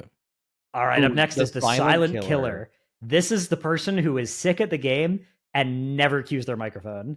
You know nothing about this person. They could be anybody. They could be on the street next to you. You could go outside and that could be them. You don't know what they look like. You don't know what they sound like. You don't know how old they are. All you know is that they log in at raid time. They log in for keys. They own. They do everything that they're told to. They don't talk, and then they disappear. Goat. Yeah, absolute goat. No, nothing else to be said. Yeah. Okay, well, small, maybe bottom side of goat, because the opposite of this, or not the opposite, but the improved version of a silent goat is someone who's extremely smart, figures things out, communicates constantly, and makes everything easier because communicating is objectively better than not communicating. So it can't be at the top of goat, but I think they qualify in the goat category. But there's like a limited amount of space for these, right? Like you can't have too many chefs, right? Yeah, but you also can't have too many people that don't talk. In fact, at a really high level, you kind of can't have anybody who doesn't talk. But at the medium high level, like you could maybe have a few people in your raid not talk and be fine, and then, but as you start getting more and more, then you start having a problem where it's like, this works if one person doesn't talk and everybody plays around that, but if too many do, then it's a bit of a problem. So yeah, it's not perfect, but they are definitely goats. Everybody that I've ever interacted with that fits into this category, I've loved playing with. So yeah. All right, the class Discord mod is up next. So differentiating this from the Discord demon, this person is one of the, like, they're higher up on the hierarchy in the class Discord, right? Or they've been a class Discord demon for long enough and networked with the right people and joined enough private channels with the admins or the mods to become a mod themselves. And there's like two. That's one version is a class Discord demon that has risen the ranks. And there's the other one, which is they have always been a class Discord mod. And they were like a part of the rat race at the beginning of the Discord scene when like basically Discord came out and then everyone was mad dashing to be the guy to own the whatever Discord. There's been multiple mutinies. Like there's multiple Discords that exist for certain specs where a new one has been made because they didn't like the mods of the old one or something like that. I think a person that strongly seeks power, at least in the initial rise of Discord, that it was overrun by people that just had to be in control. Generally, I also think the mods and the leaders of these Discords, generally speaking, will create the culture that exists within a certain thing. If you see a bunch of like really bad actors, your leadership of a Discord can shut that down. And some of these Discords, you can see the vast difference of that. If you guys are ever part of multiple, you'll see that some of them are extremely toxic and like just honestly like bad people are involved in these Discords, and they've thrived there. And there are some where they're just informative. They're good people. They're there to just spread information and learn how to play mage or something, like there's that. But then, so you can see the difference, but man, the opposite of that is totally true in class Discords too. And I would say it errs on the negative side. What do you guys think? Yeah, this one is a mixed bag. You can have both. I mean, this is the cult leader to the cultists of the class demons. And yeah, it's like you said, oftentimes you'll have super informative, super well thought out posts from class Discords. And oftentimes you'll have a clique of the most cringy. If you ever go against their following, you suddenly become the enemy. Like that type of class Discord mod, those are the worst. So like it varies from like W all the way down to blow up. This one can be hard. I would say the average is probably not W. I would say kind of cringe, but also like how is class scored? Oh, I guess class Discord demon is below it because it's specifically referencing a demon. Like it's not class Discord mod demon, right? The other one like kind of had a negative connotation just from the beginning. But I feel like what we just described, it would be like kind of cringe, or I don't like you maybe. I think I would be happy with either of those. Yeah, whatever you guys like. Still, I don't like you. Class Discord suck. All right, hell yeah. All right, up next is the classic Andy, another term that means 700 different things. What do you guys want to mean by this? What are we? Did Fronk post like a specific meaning for this? Because this can be so. The original meaning of this was just the like. It is kind of just the broadest term of just the guy who just plays classic. Like that's the only thing he plays. He does not fuck with retail at all. He just plays classic and loves classic. Okay, that's W. That's great. Yeah, that's a W. That's nothing wrong with that at all. But a lot of these people, or maybe just a very vocal amount of them, are also the like so a faction of person that is the opposite of what I'm about to describe. I'm not sure if it exists. So like the retail player that plays retail and then goes into classic streams and says like, I fucking hate classic. This game sucks or whatever. Oh, there are a lot of those. This game is dead. Well, that's interesting because I know there's a lot of, maybe it's just because I'm a retail streamer, but there's a lot of classic people that feel the need to go into a retail stream and say how much the game sucks and is dead, which kind of falls in close to like another category we've talked about already. But maybe like nostalgia chaser, we kind of talked about it a little bit. But then, like, it seems like retail people are like, I just don't. If you play retail and not classic, it seems like you just don't think about classic at all. It's not like this thing you have to go slander. Yeah, I mean, I think it depends on what side you're coming from, right? Because like when Grau was playing classic, he got a lot of these people, and he felt pretty bad about it. Like he got that's hurt interesting. bad Do you by, think like, that's all the maybe people coming. because they were people that liked his content for retail, and they Yeah, instead of 100%. disliking the game classic, they were disliking that their streamer was playing something that they couldn't relate to. Yeah, that's definitely a part of it too. Because like a lot of them do come in, they're like, "What the fuck are you doing?" It's like, "Why are you playing this? Oh, you're washed up. You're so bad now that you're playing classic, etc." Like he definitely got a lot of shit for it at the time, and he always talks Interesting. about how like negative it's been. Okay, well, I mean that's not even super competitive. Like basically, when we're talking about classic Andy, the general. I don't think that's the average classic Andy, just the person. Like the person who logs on and plays classic is probably the dude who just played WoW in 2004, hung around in a couple Discords the last couple years with some dudes he used to play classic WoW with, and then they released classic, and he was like, bro, I'm so happy. This is my shit. Hell yeah. Put the alliance flag back up and just started leveling, you know? And that person is extremely harmless and is just and as a W, I think. Like that's just like they're having a fucking great time. They're probably some of the happiest people in the world when Classic was re-released, you know. There's a version of this person that turbo sucks. Right. But I don't think it's the average at all because there's millions of them. They also benefit retail too, because you know, like it's just more WoW subscribers. So. Yeah, it's great for us. It's it's sort of the same reason that the civilians and stuff are so great, right? Is like, I mean, they're great on their own merits because they're having a good time, but also even if you don't care for their type of the game, it's still just good for the game that people are subbing to a different form of it. Okay, all right. With Stylist. So this is the person who is all about transmogs, right? Like they are collecting the transmog pieces that they like, but more importantly than that, they are creating transmogs and showing up every day in a different mog. Most of the people we play with, this isn't the primary archetype that they fall into. But I think even among high-end raiders and high-end M+ers, you will find people that this is like maybe the third highest or fourth highest thing on their list of WoW player types. And, they care about it. There are people in my guild that are definitely like Mog people. And then there are a lot of people who don't give a single bother about it at all. These people are great. They just like the game for a certain thing. They're not a specific... Like they're just happy, and they're not necessarily like the person who collects the transmogs. Although that's certainly part of it. They just have style, man. They look sick every time you look at them. They have some crazy multiple times you've inspected their character, and you're like, damn, they're looking good. That's them. W.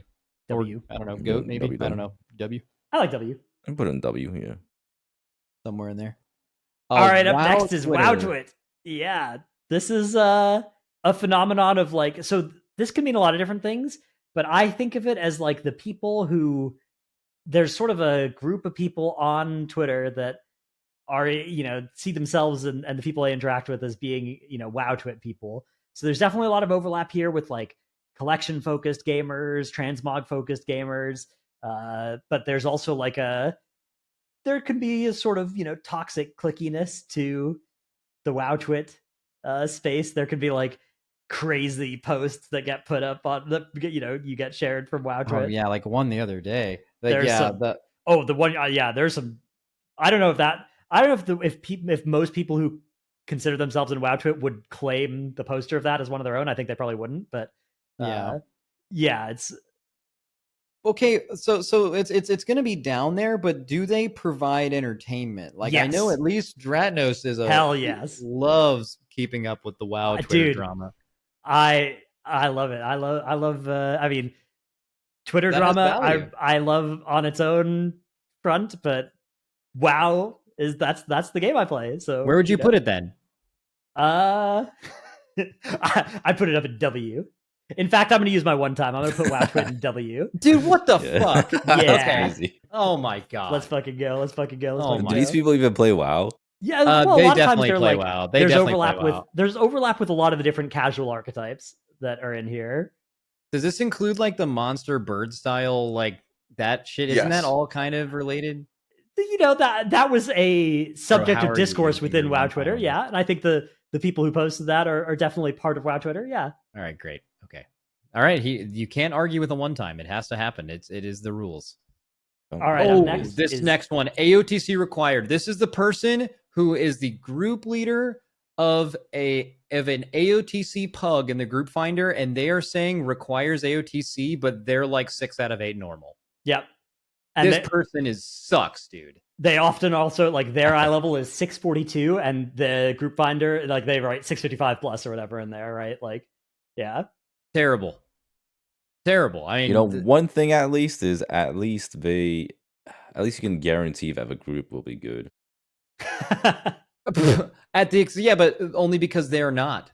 They know they'd never get invited to a good group, so they create their own fake good group. That, by the way, if you've been in these groups, they are disasters. They are sometimes this person's like trying to raid lead in using raid warnings or something, and they don't even know how the fight works. I ran into 2 of these people on Ansarek doing some undercover stuff. They would just like post how they had no idea how the fight worked, and they were like requiring AOTC, and everyone in there just kept leaving, and I just kept staying in to see how long it would last, and that group went through like 60 people before it died. It was crazy. They're bad, man. These people got to blow up. Bare minimum. Blow the fuck up. All right. We've got the anti-Addon Andy here. Oh, these people also suck. They have a point. No, this one is based. No. There's so much more annoying. They're just pure players. They're just trying to, get through the game. 0 add-ons required. I mean, that's respectable. I mean, it would be great if you could do everything you can do with add-ons in the game, right? That would be awesome. Yeah, we're not trying to download a bunch of viruses. Yeah. Or as someone said in one of my undercover raids, that's some Chinese shit I don't understand, bro. When someone asked him if he had a weak arm or something, it's like, what the fuck? Totally. Yeah, so like, all right. They have a point. Although here's the thing, I think okay, we're not going to do an entire add-ons discussion right now, right? But like, I feel like add-ons that mostly just like make someone's game better for them, like a transmog collector add-on or like 99.9% add-ons. If you're the anti-add-on Andy that's like, I don't like that raid bosses sometimes are centered around weak auras, bro, I'm fucking there with you. Hell yeah. But the nuclear option of removing every add-on just to solve that is just so unbelievably not worth it and would be a net negative for the game. That it's just, if you've ever really thought about it, or if you currently, I think a lot of anti-add-on Andys also don't play the game anymore. Mm-hmm. I think it's like this boogeyman of why they don't play the game, but like if they removed add-ons, there's just 0 chance they're installing retail again, and they're just they're cosplaying as the always complaining about WoW guy. You know what I mean? But doesn't play the game. They're the same person. But are there people who play WoW and they're like, damn, I wish someone wouldn't have to tell me to install an add-on or a weak aura to do this fight. I'd rather just like log in and play. That's valid as fuck, right? I would also argue that majority of WoW players try to play with minimal add-ons possible. Yeah, and I applaud like Blizzard's work to try and make add-ons less mandatory, right? Like I think that Private Auras was an experiment that came with some growing pains, but like they're trying to do the right thing, which is to avoid making fights that get Spaceship UI add-on solved. And they're doing all this stuff with edit mode where they keep adding in like the cooldown manager next patch, which is basically like, hey, people are solving this with add-ons. It's really good to have an add-on for this, but also we want you to be able to play the game and do this stuff without having to download add-ons to do it. And that's great too. So yeah. Where do we put the anti-add-on Andy though? I mean, I agree with you. This person is very annoying. They're so fucking annoying. I would put it in I don't like you for sure. I mean, the reason it's not blow up is they have a point, but they're usually miss the point by a lot. Okay. Yeah, I think I like. What do you think, Dork? I lean on a kind of cringe, but I can go with that. Okay, Dratnos, you're the decider. I don't like you. Yeah, I don't like you. Okay. All right. Speaking of spaceship UIs, the Spaceship Captain is up next. This is the person who's got they've got 400 add-ons covering their screen. They've got 2 DBMs, 1 bigwigs, weak auras. They've got liquid weak auras. They've got echo weak auras. They've got method raid tools. They've got they are collecting the Infinity Stones of Race to World First Guild add-ons all rolling on their screen. Yeah, if there's like a weak aura, they've installed it. They don't look at any of them, but they've installed all of them. They're the same piece of information is displayed 7 times on their UI and used 0 times by them during a fight. It is great. Yeah, lots of sound effects too. As much as this is fun to talk about, it's just simply harmless. Like they are not hurting anybody by having that. But it is fucking hilarious when you see one every now and then. Yeah. All right, up next is Driney, which Driney. This is what type of which side of Driney's personality causes us to make a Driney? Wait, I actually don't remember why we put this on here. I remember that was good. I forgot why we Eternal Damnation. I also have no idea. Wait, why did we put I mean, I don't know, but we talked about it and I wrote it down. Was it the one where like you intentionally take damage? Oh, yeah. This is the healer who stands in the fire to heal themselves for more healing bars. This is the healer that is not challenged enough by the healing they're doing. This is the healer that intentionally stands in fire to do more HPS. All right, it goes in the bottom. Oh, sorry. Dogs don't like it either. Yeah, I mean that's an automatic. They don't like Driney at all. No, dude, they it's like you. They've learned from you, right? The Eternal Damnation. Completely scorning Driney, yeah. No, I mean, but like if they're not dying, I mean, yeah, it's kind of bad. It's not Eternal Damnation. There's RBG'ers down there. It's just blow up. Driney needs to blow up. Fronk, you got to play the clip here in this section of the hug denial. Oh God, yeah. And then animate Driney blowing up afterwards. Okay. All right. Up next is the Chill GM. So this is just the guy who's the leader of the guild and is chill. Is this person okay? So besides them just being harmless or a W or a goat, are they also the person who kind of like the GMs that don't really solve any problems because they want to avoid confrontations? So the guild ends up being like there's a lot of shit going on and people start talking behind people's backs because it's not being addressed. I think this guy he fence sits insane. Like he is letting the people go crazy in the guild. That's not his problem. He just runs the guild, man. He's been running it since he's chill. He's just having a good time. He is not. We're just playing a game. Okay, I think this person goes right next to the drill sergeant or wow. I think this person's down there because I think they're actually doing more harm than they're doing good by being okay, so like this is I can see what your argument is. Like this person's trying so hard to be everybody's friend that they're not actually doing the important responsibilities of like cutting out. But it's more fun than the drill sergeant though. Yeah, my guess would be that this person on average is better for a guild than a drill sergeant to have. Yeah, you'd rather not. It's like, would you rather have an asshole that's like making everyone feel like shit, or would you rather have someone that doesn't solve the problems that they're supposed to do? So now everyone like dislikes each other and talks behind each other's back because nothing is addressed by this person or by the leadership. Like they're both really bad. I think at their worst, the chill GM is like that, but I don't think they have to be. Like, I think that the chill GM is a category that also includes a lot of genuinely harmless. Yeah, you're right. Behavior. So is it harm? Are they harmless? Does the average of them end up being harmless? because they can potentially harm you. Yeah, no, like you said, I hadn't really useless, considered right? that angle. What was that, Dorki? Sorry. They're kind of just useless, right? They are basically just not. There basically is not a GM in the guild for this description of a person. Basically, not to say there couldn't be a chill GM that is doing all of the jobs and stuff. That's not the average of this person, though. Okay, yeah. This is it's definitely a more negative version of this person than I was. I'm on initially harmless. What do you think? envisioning. What do you think, Dratnos? I like harmless. Yeah. Dorki, harmless. Yeah, I'm done with that. Yeah. Cool. All right, the gambler. This is the person who the break timer goes up, or sometimes even it doesn't, and they are immediately doing a type 1 to enter the gamble, roll 1 to 1,000 or to 10,000 or whatever, or they're death rolling people. You guys know death roll, where you roll from a number, and then whatever you roll, the other person rolls. You keep going back and forth until somebody hits 1. Someone hits 1, and then you pay the initial amount to the other person. This person's a huge W. Yeah. Anytime you see that shit posted in chat, you know the raid's a vibe, because no one has ever done that when the raid's in a bad mood. If you're going on a break, or like someone posts this shit, like there's no way that would happen. It's only when like you're having a good time. The gambler is a W. Possible goat? I think W.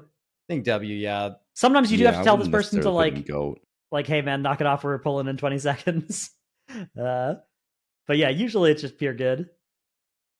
You ever had any gambling drama in a guild where like somebody can't pay up or anything like that? Yeah, actually we had a GM one time that like would do this all the time, and he would just use guild bankroll to cover his losses. Oh wow. And that was pretty tough. That is great. All right, up next is the collector. This is the person, whether it's mounts or mogs or chivos, any of those things, they are playing WoW to collect all these things.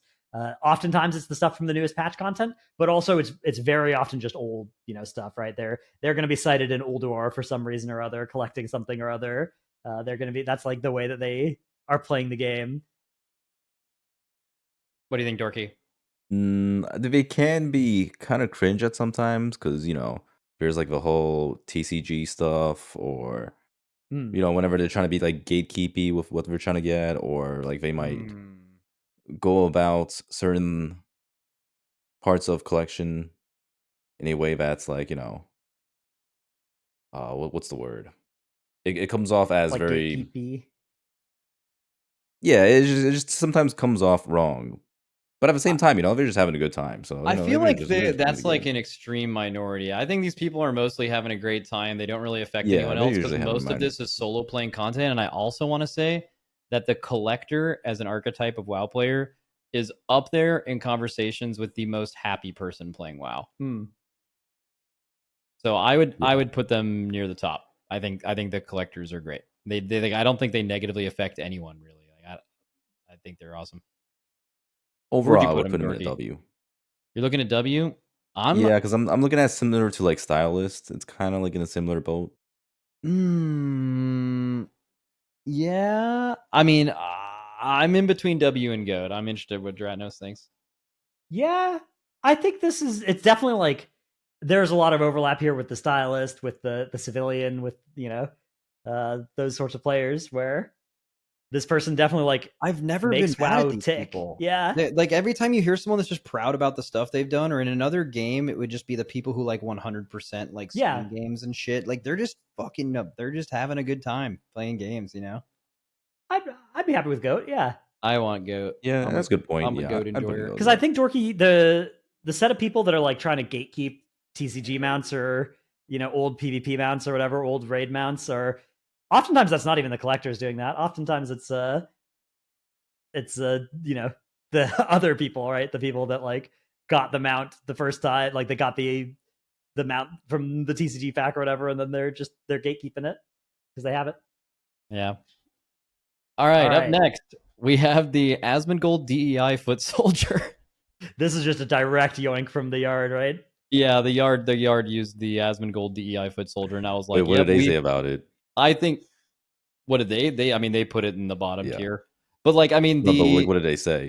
I think something around the likes of like, these people feel like they lost something, and anytime a game doesn't have like, pixelated triangle Lara Croft boobs from like a 30-year-old game, or they feel like they've lost like breast size, or anytime a main character isn't a white male, it's like I've lost what I love, And they're just generally insufferable anywhere on the internet that you see them. And the reason I stole that for this list, or we stole that, is I just feel like we have a closer interaction with these people than most other gaming. The yards thing was like general gaming, but like as WoW people and streamers, like the Asmongold DEI Footsoldiers hit close to home. They're here all the time. They did show. I don't know how much of them are WoW players though, because I think they became much more militant around the like Amber Heard and Johnny Depp trial. Yeah, Gamergate was also like a formative time for these people. Yeah,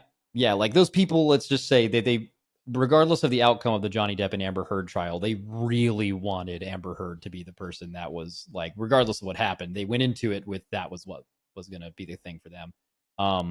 They're anytime you're seeing them, they're the people that are like at the top of new Twitter posts now. They're just typing some crazy shit. They're at the bottom of YouTube reply sections, have terrible takes about most stuff, and are mad all the time. I don't know. They're just like, have you ever had a good interaction with one of these people?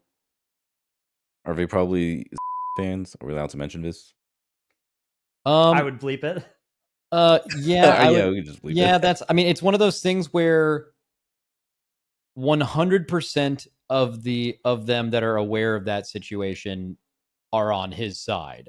Yeah. But they would have been no matter what, I think, right? Like you could have a credible reason maybe to be on that side, I suppose, but those people, I don't think they needed any evidence. Yeah, their mind is made up in cases like that when they hear the initial details. Or not even the details, but like the initial sentence, the first sentence. Yeah, Asmongold DEI Footsoldier, is it below RBG'er?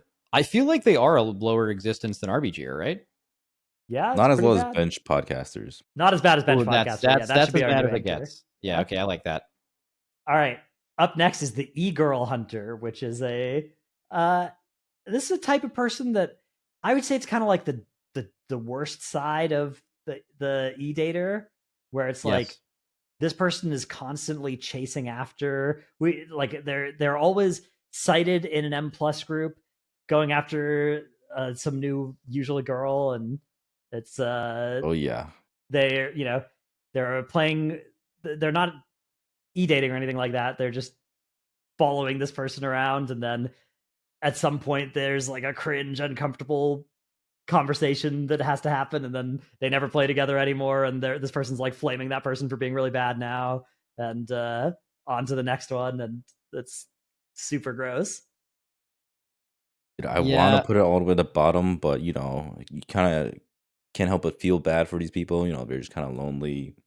They just kind of okay. They didn't have a lot of social experiences in high school, so they're going through all of that now.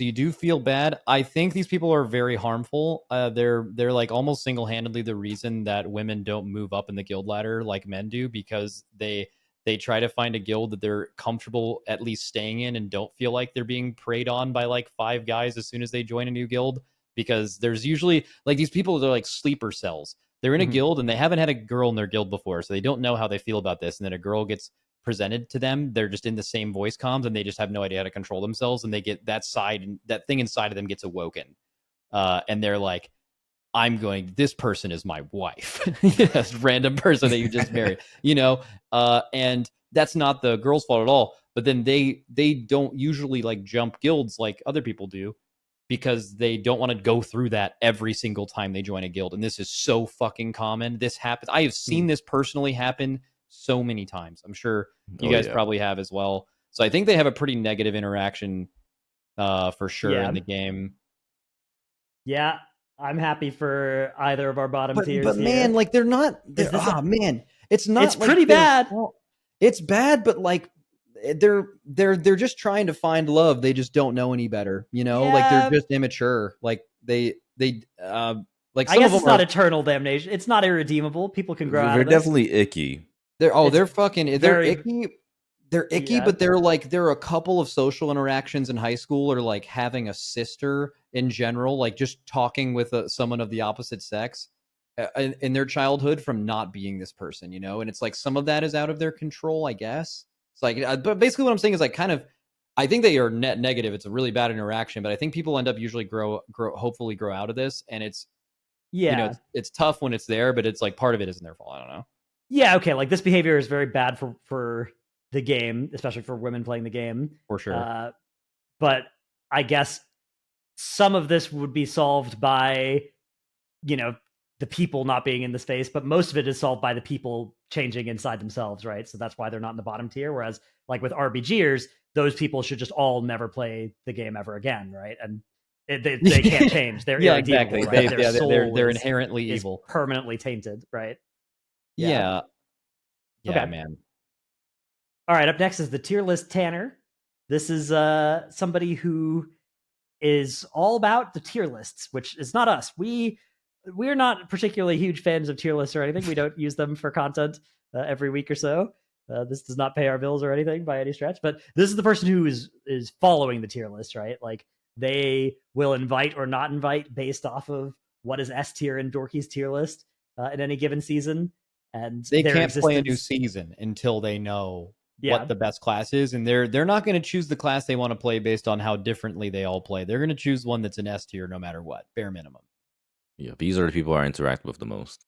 Okay, but is there a reason these people exist? Is Mythic Plus in a vacuum and the Group Finder such a massive reason for why tier list Tanners exist? Because they just want to play the game. They're like, it's very similar to FOTM Reroller. It's very similar to FOTM Reroller, almost like identical actually. I feel like you might we've already maybe even had this conversation. I guess the downside of this though is this person is oftentimes I think blamed for imposing the tier list on others, right? Like they are inviting or not inviting based off of it. It's not even just determining what they play, right? But like they are determining what they play with based off of the tier list. So it's worse than what? I think right it's next worse to FOTM Reroller, but one spot maybe down? Same tier but lower, like to the right of FOTM Reroller. Yeah, put it in kind of cringe. Oh yeah. All right, up next is you pull it, you tank it. An iconic Holy, this is so these people are almost extinct compared to what they used to be. Like, man, in 2010, if you went into a dungeon as a hunter and started just like pulling mobs for the tank, that person was going to stop moving and pressing their buttons and start typing in the chat. And they were going to be like, bro, if you do that again, I'm in charge here, buddy. If you do that, I'm the tank. If you do that again, or as it's called, you pull it, you tank it, right? I have run into those people for sure in the past. Man, I haven't seen one in a really long time, but I know they still exist. They're kind of cringe, right? Yeah. Yeah, I mean, like back in the days, it would probably be like a W because this was kind of the culture. They were a tank. Oh, that was the majority opinion. They were like, you would hear people just be like, you know what, you're right. You pull it, you tank it, you asshole, pulling extra things. Like quit fucking the group up. It's a little cringe now, I think. Yeah, it's definitely a little cringe now. I mean, I do feel like it definitely happens more the more casual you go. Because like I do see this opinion sometimes. It's kind of like the pacifist version of tanks. Like, how like pacifists are kind of just like, all right, I don't want to have to do any healing. I just want to be like, I don't want to have to do any damage. I just want to heal. And this is kind of like the let me do my tanking. And I'm just trying to tank and not have like things go poorly. They're also way more controlling. Also a little bit tyrant. Like, is this the guy who feels like you're stepping into his domain? Yeah, they're more controlling for sure. Yeah, but like you can just leave the group after. He's not like in your guild forever. I don't know. Yeah, but in kind of cringe. I like it. All right. The Contrarian. This is the person that only plays things that are not in the meta. This is the fighting game low tier main equivalent. The person that just always mains a shitty character and tries to pull off some combo that's like infuriating to play against. They are playing, Serve Hunter every season except for Shadowlands Season 4. They're like, nope, this is good this season. I'm off it. I'm playing something else this season. Right? Like not the one trick. The one trick would stick on survival in that scenario. Yeah. This person takes pride in the fact that their class sucks. Yeah. They're playing it because they want to be different, right? It's an expression of their uniqueness, of their difference. So, in a lot of cases, they're trying to make something bad work, and that's a fun thing for them. But I think at its worst is also a case of somebody who likes being a big fish in a small pond and actively avoids ever being put in a bigger pond. That's a good description. How many people like this do you think even exist? Because I feel like that, like, for example, not too many. If you were to combine this and the one trick into a category, I bet 98% of people are one tricks and 2% are like, yeah, I'm a one trick, but if my class ever happens to be good, I'll play something else. Like, it just sounds so weird. Yeah, it is, I think, largely this is just the one trick that happens to be playing a bad spec ends up sort of being shoehorned into this sort of vibe. But I do think there are at least some one tricks that really take pride in making their bad one trick good, even if they'll still play it in the seasons where it's good. Yeah. I will say this was partially thrown on there because I played with a guy just like this. Yeah, it okay, does. Where would you rank him? We all know someone like Dude, this. I like him, but I also don't like him, because he would tell us about his class and how it was the worst class ever after having intentionally picked it. Right. And then when it finally got kind of good and started doing damage, he'd be like, well, they ruined the spec. I'm like, brother, what are we looking for here? Like, what are we going for? So for that reason, I would throw him in I don't like you, but at the same time, there's such a big part of him that's a W. And it's really twisting my heart because it's so sick to just only play bad and then complain anyways. Bro, I have never met this you're person. Causing harm to yourself all the time. I think I'm throwing him in I don't like you because all right. All right. W. All right. Beautiful. All right. Tank theory crafters. Ooh. So almost everyone I know that has had an interaction with these people is negative. They like theory crafting in general, especially for DPS, is able to be solved with math. And I think tank theory crafting, as far as like what the best talents to play in a given situation, in a specific dungeon, a specific raid fight, is something that is so specific to those actual fights. And it's actually one of the few examples. I think tanking is one of the examples of the talent trees being a success because there are actual interesting choices in all of them, in which in DPS there often isn't, because it's just which one does the robot says does the most damage. Tanking is not like that.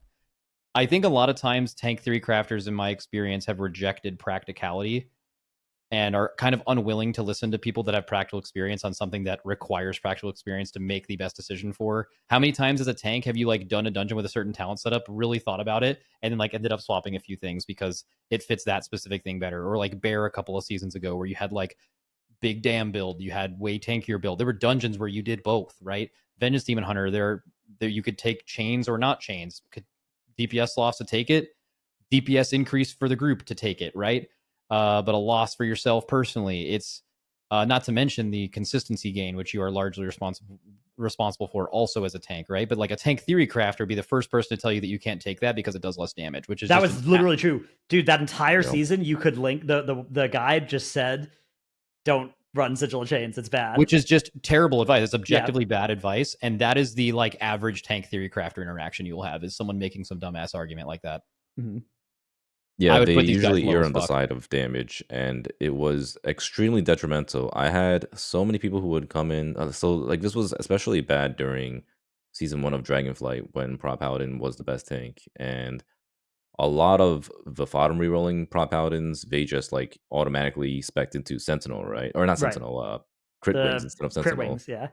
Yeah, so you just had like all these Prop Paladins that were terrorizing LFG, playing like high damage builds, or like Demon Hunters without cheat death. So like I mean, I ran into a lot of these Demon Hunters in my pug groups this season, and without a fail, every single one of these Demon Hunters died in my keys. Like I'm just playing on Holy DK or Boomkin or whatever, and I'm just like trying to get like Wiggly then whatever, and they have died every single time, and they could have lived if they had a cheat death, but that's not what is recommended from the theory crafters. But I will say, like, the theory crafters have definitely gone a little bit better. They've started to understand that there is a component to tanking that requires like utility or support, or I mean, I'm sure they're just like sick and tired of hearing questions from just random people who are like, oh, why is XYZ tank playing this talent? You guys are recommending the complete opposite, and they're probably just like completely sick and tired of it. So they're just giving the option of if you want to build a more tanky build. So yeah, overall, I feel like they're pretty damaging. Same. It's probably I gone a actually little think bit better. The opposite of Theory Crafter for DPS. You could go with what they do and then make minor changes after you see them. I think every single player would be better off taking like the Blizzard default build, or like creating whatever they think is the best, which as a tank is probably just the tankiest things possible, and then realizing you're unkillable and then moving those things off rather than taking the other way around. 100%. That might be hyperbole, but it seems somewhat correct, and I think it's pretty damaging.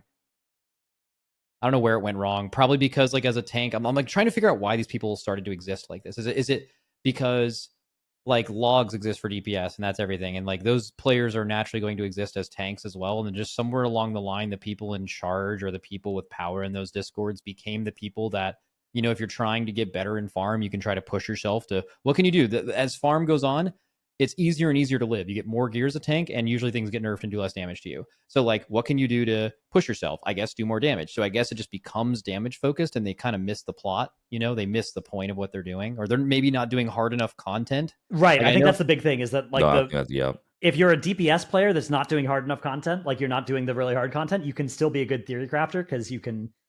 The process is the same, right? Doing the most possible damage on Heroic One-Armed Bandit is very similar to doing the most possible damage on Mythic One-Armed Bandit, right? Like it is pretty much the same texture, right? Like obviously there's minor differences, but it's pretty much the same idea.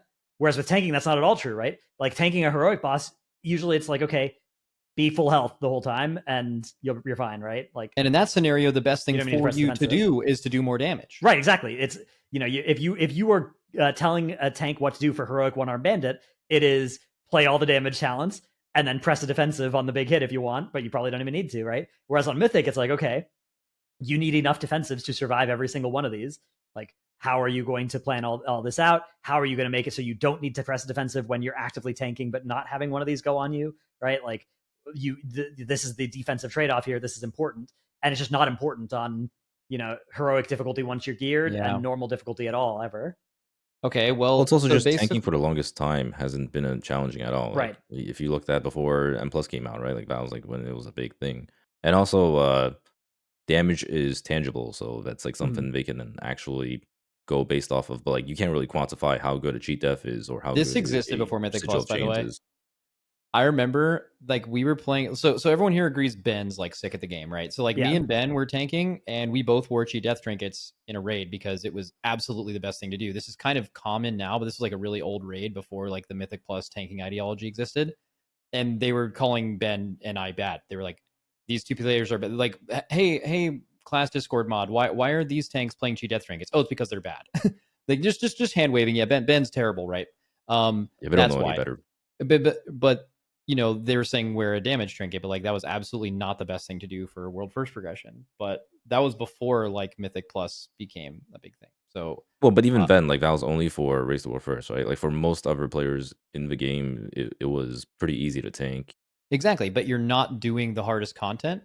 So and you're giving opinions on it. That's so basically all I'm saying is these people boil down to basically the posts on r/competitive/WoW or like competitive WoW. They are someone who is confidently making assertions, and people are following their advice when they do not have the experience to make those assertions. That is what the tank Theorycrafter in its worst case is, and often we have dealt with.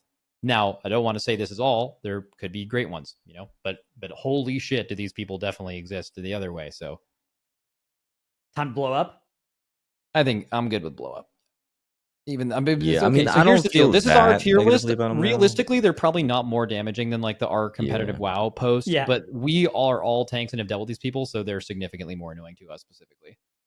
Yeah, I also don't feel as like strongly against them nowadays, but for the longest time, that's definitely true. Bro, you were actually going to blow up. We're talking about Vengeance Demon Hunter at all last expansion. Yeah. All right. Up next is Hekili Henry. This is somebody that play the game, and the way that they do damage is they press the button that Hekili tells them to at any given spot. Absolutely harmless, yeah. Yep. Like, is this the best way to become good at the game? Nope. No. If a lot of you people are don't trying, care about that. Yeah, but if in almost all cases, if that's not you, perfect. Use Hekili, you're gonna have a great time, and Poggers. Very fun. Yep. Okay. The Auditor. So this is the person who pops open the details death log and is like looking at every instance and figuring out exactly how you died, and they're looking at like, did you healthstone there, right? Like, did you press the defensive? So they're coming from a place of wanting to help you get better, maybe, but is that not true actually? And they're really just like being annoying. Yeah, it depends, right? Because like obviously auditing is like, this is something that you want to do at the very highest level of play. But this person doesn't really exist at the highest level of play. People at the highest level of play do this themselves. No, I know a certain name that can't be named is what was known for this. I remember they always talked about how like anytime someone died, he would always like point out their mistakes and say how like, oh, like, like next time you just have to do this instead. So it is like something that gets mentioned even though at a I very high don't level. consider that an auditor. That's just like something that's I feel okay. This could be wrong, but I feel like that's something that's just true of good players when they're going to do that to try to help you get better. But I feel like when you're referring to this person, you're referring to the person that's really not that good, and they probably would make that same mistake, but they just want to like point out that you did something wrong. Yeah. If you're talking about like a player that's not at a high level, they definitely are on the side of just trying to blame people. Is it just kind of cringe, maybe? Yeah, And it's nothing more deep than that, maybe. I think so. What do you think, Dork? Does that work? Yeah, I think so. Okay. The cook. The fuck is the cook? This is the guy strategist. who's always got like the new route. This is the I think when we were coming up with this, we said this was the evade. This was the guy who was doing some shit. He was maybe like he had a good new build. He had a good new route. He had a good new strat for a reclear due to a boss nerf or something. That's this guy. He's in the kitchen. He's cooking. Okay, but it's almost like the cook in parentheses good, right? Because there's a version of the cook. There is the constantly overcooked on here. Oh, okay. Then we know what to talk about. This is goat. Yeah, right? Right? Go and the other one goes. These are the best people to be in your group by far. Yeah, They're sick. It's way 100%. up there. Yeah. Yeah, having at least one of these in a guild is like such a buff compared to not having any. Somebody who can think for themselves, right? And otherwise, you're just completely enslaved to the video of somebody else doing everything. Yeah. All right. So we have the they also come up with the best YouTuber builds. here. So that could qualify as all of us potentially, which is just obviously goat. But what is this actually, Fronk? Dratnos told me to put on YouTuber and streamer, so I put on YouTuber and streamer.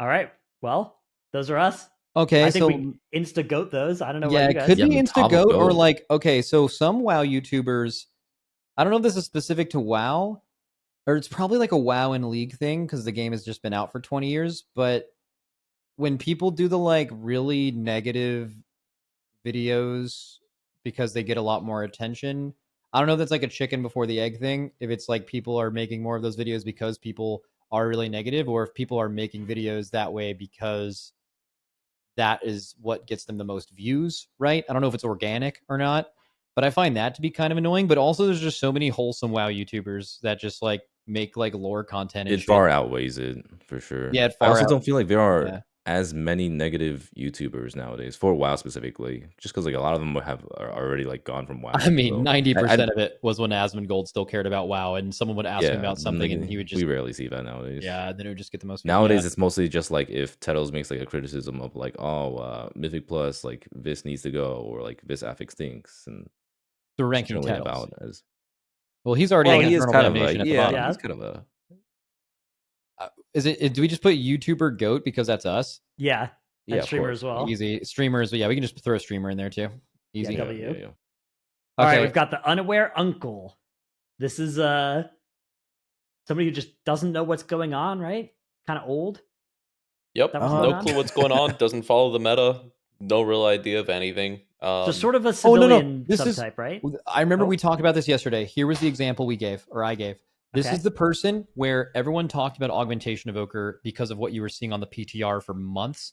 You were like, this is this crazy Oh, thing. yeah. Let's talk about it. Everyone's heard about this, right? Holy fuck, there's a support class. And then and then it came out and there was this massive post about it. It was all the talk in the world. And then there was all these screenshots of the first week of augmentation of group leaders in low-level Mythic Plus kicking aug evokers and flaming them in party chat because they thought they were dev evokers that were doing 0 damage because they just didn't know a new spec got released.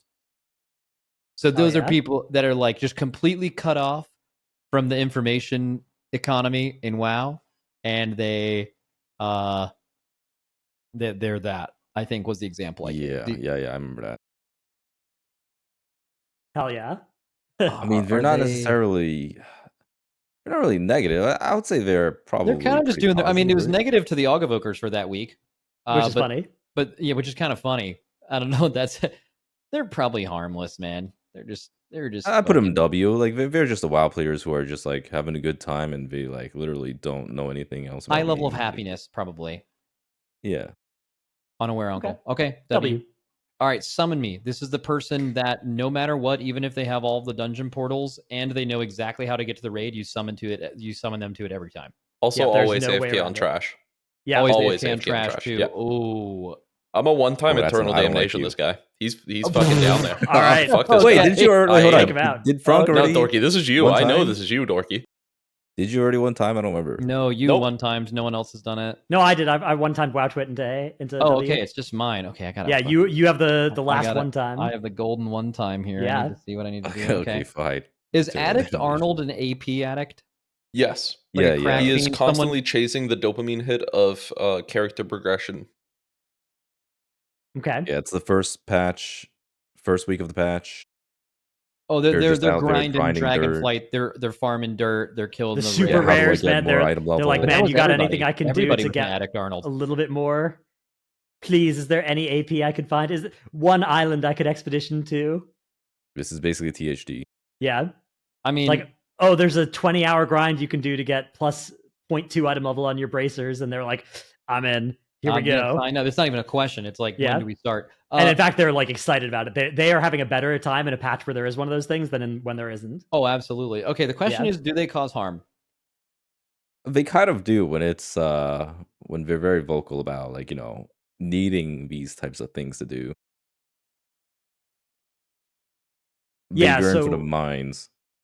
I guess the most harm they cause is that they advocate for the game being the way they'd want it to be, which is something that But everybody that's does. just them speaking their mind. But right? it- That's it, what like- everyone Yeah, else yeah, is but doing. at the If same you're time, not it's like not that, necessarily then- bad.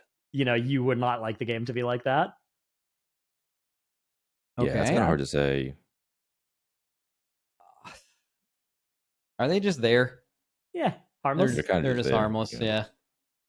All What right. does I solemnly swear? This is the MDI and TGP category. What is it? This is dorky, bro. This is Why dorky. is I solemnly this- swear? The I solemnly swear is the MDI or TGPer telling you that they'll never do this again. And then within 48 hours, this is a true story, they are on another MDI and TGP This team for one's the next goat, season. I think. This is not Uh-huh. goat, dude. Oh, I that mean, he should've can been put my it one wherever he time. wants, bro. He's the only person. This is him. This is Dorky. Dorky's done this multiple times. Where does it go, Dork? Where are you, buddy? I mean, it's got to be the goat, right? I would defer to you. You're the only You're- one. You know yourself. Fair enough. Yeah, you're just that sold on it. All right, fuck it. All right, who's a Meta Matthew? Meta Matthew is the guy who does the classic route every time, like the Okay. newest route that he's watched on the Dorky stream. He's constantly looking at every poll. He's the guy who only invites based off the tier list as well. Like it's kind of the same guy. Okay. But yeah, he's completely in tune with the meta, and that's just him. Like he'll do and then he'll like name somebody and be like, this person's route, right? Like, let's do the dorky route or whatever. Yeah. And yeah, he's Assume okay. everybody else knows what you're talking about, even Yeah, though if it there's happened a on new stream post 14 minutes on ago. the competitive WoW subreddit that like So shows yeah, you this a new way person's to like do the a one who dungeon. keeps up. Yeah, like, exactly. Like watches all of the streams, watches the latest Tettle's videos, and Yeah. keeps up with the He's race incredibly warfare, tapped so, in. Yeah. Captain. So it's like the complete opposite of. I don't other interact with people. this person a lot. I don't actually have an opinion on them at all. Well, I mean, I feel like there's a lot of our chatters, like Mhm. people who just. I think trying to Are be this super person in tune involves with the being in game. our chats a lot. Yeah. Wait, is this the person who is like a raider in some random guild and they tell the raid leader that they shouldn't do this thing they want to try because Max doesn't do it? Yeah, sometimes. Okay, well, that person is definitely the worst. Like, for What sure. the- That person is bad. I mean, I've seen Dorky do this in his route. Yeah. Yeah, that's if a poll goes wrong, they'll justify it by being like, I saw Dorky do this or whatever. So sometimes they could do like accidentally two ham polls. Yeah, on one hand, I like these people because Yeah. I feel in tune pay our with them, bills. but at the same time, they can be kind of cringe. I think kind of cringe is appropriate for this. Yeah. Okay, cool. All right. I quit is here. Now, this is somebody who doesn't actually quit, but every season they say they quit, but they don't actually quit. It's not the same as the WoW, like the MDI or TGP thing. It's like the WoW, right? Like every season they're quitting WoW, and then every new season they're back playing WoW again. Yeah, they have to announce their departure too. Are they? Yeah. Do they cause anyone harm? They're just like tricking themselves. They don't know any better. But like everyone else is like, yeah, sure, you're gonna quit, man, and then they're back, and they're gonna be back, so it doesn't matter. Yeah. They also tend to be on the side of like, oh, this game stinks right now. Like, I'm gonna quit until they fix this or that. But then it's like the person who leaves a negative review on a Steam game and then it's like has played for 9,000 hours. Yeah. But so they clearly love the game, but they're just like can't. Again, they're just like harmless though. They're just like the only person that doesn't understand what's going on with them is themselves. Right.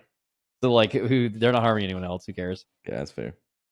All right, up next is Ratio Randall. Now, this is somebody who has only I'm ever using done my a one pug time. They raid. go in eternal damnation. It is What even is 2-4, that? or sorry, it's 2-2-6 or 2-3-9 or like 2-4-12 or whatever, and they only ever will play that in their Yeah, if you're making a their group, group fight. if you're making a group, they can have literally a full BIS plus 10 eye levels on anyone else in the raid, race to world first raider, and it will change their ratio to not be 2-3-9, but instead it would be 2-3-10 or 2-4-10, but it would increase the likelihood of killing the boss significantly, and they'll just be like, it's the ratio, bro. I can't go higher than this. Yeah. They belong at the very bottom. That is one of the most classically misunderstood, that the ratio matters at all in pugs and raid. Why does that even exist?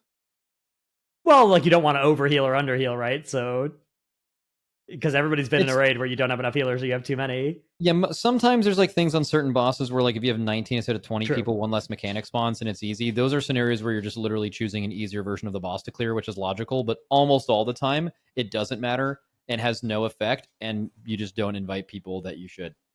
Yeah. Heroic Mugsy this time around was much easier on 29 than 30. Yeah. That's because it gave you one less crawler mines every spawn. It's crazy. The magic number. Sylvanas, I think, was the big example of this, right? Sylvanas at 19 was so much easier than it at a higher number. Okay. Loot Goblin the... This is the demon.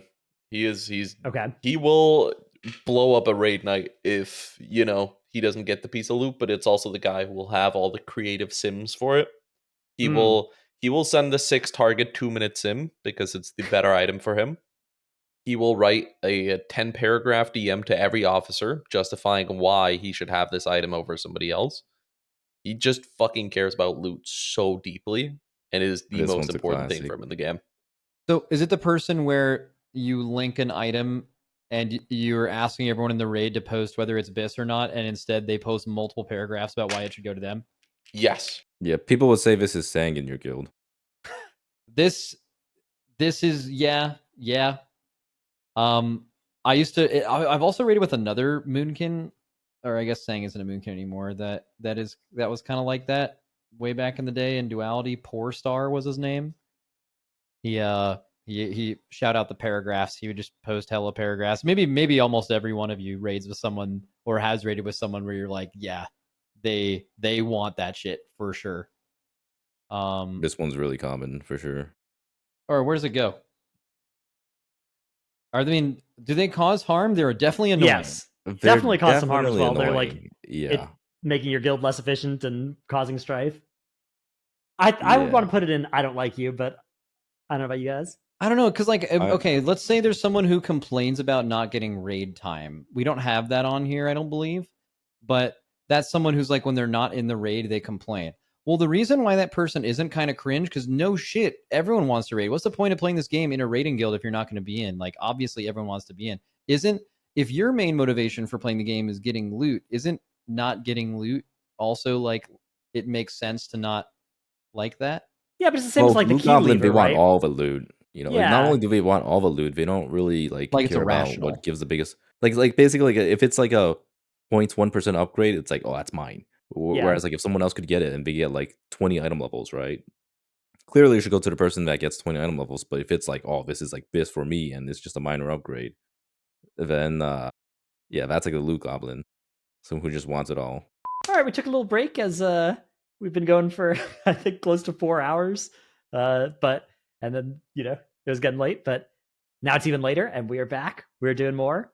We've got a couple more of these archetypes to go, and then that'll be it for this episode. So I hope everybody who's stuck around this deep into the podcast, shout out you guys. You're the real heroes. Mm-hmm. So what do we got now? We got the Glazing Gary. Okay, we need to double check the. Let's double check what that means.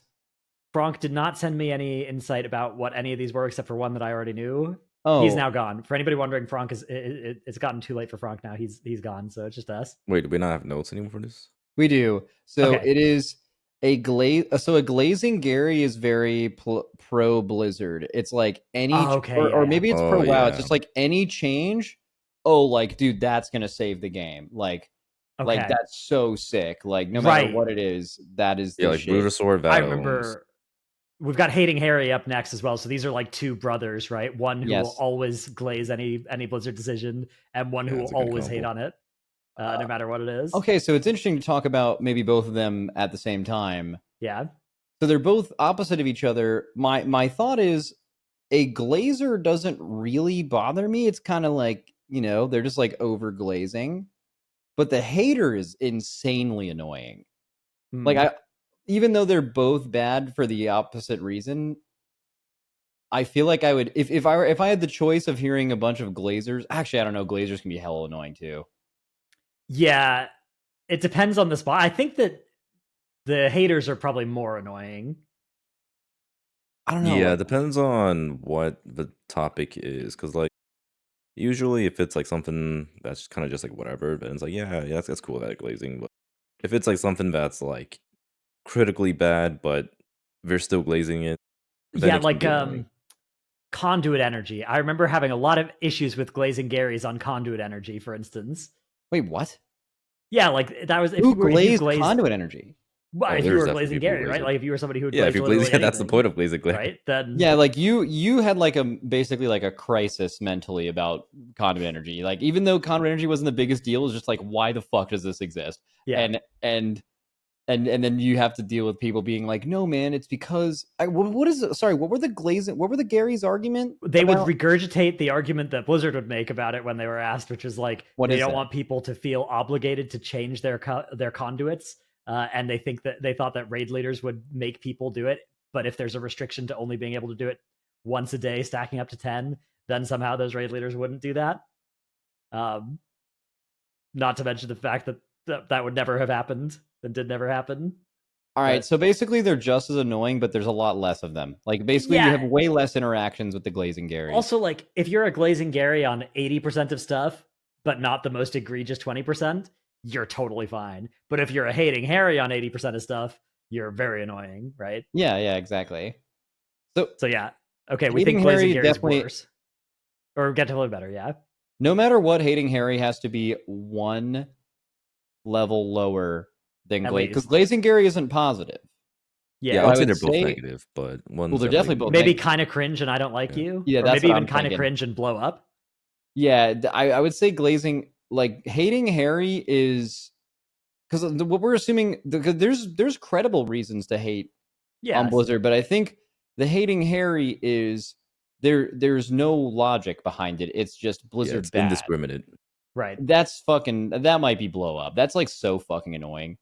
Mm-hmm. I think blow up and kind of cringe. This new dungeon set, it sucks. Okay, but the only thing with glazing Gary being kind of cringe is if glazing Garys were out there in as much force as Hating Harry's, they would also need to be blown up. So it's true. So it's basically just because there's not that many of them, and I think that's maybe okay. That's a good point. Yeah, and I think more glazing Garys are like generally positive, but not to a fault. Whereas there are a lot of like actual Hating Harrys, right? That like take it all the way. Yeah, Jesus Christ.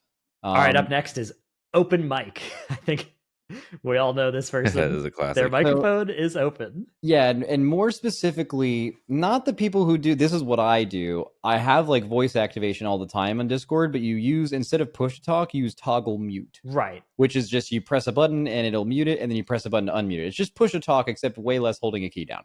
Yeah. We're not talking about that. We are talking about the person that has voice activation permanently on Discord, usually raid leading a large pug, and you hear everything from arguments with their spouse to potato chips being eaten. Somehow they're always eating potato chips. They're breathing into their mic. Yeah. They're breathing into their mic. Crying. It's defensible, I think, if you're a raid leader and you don't have too much background noise.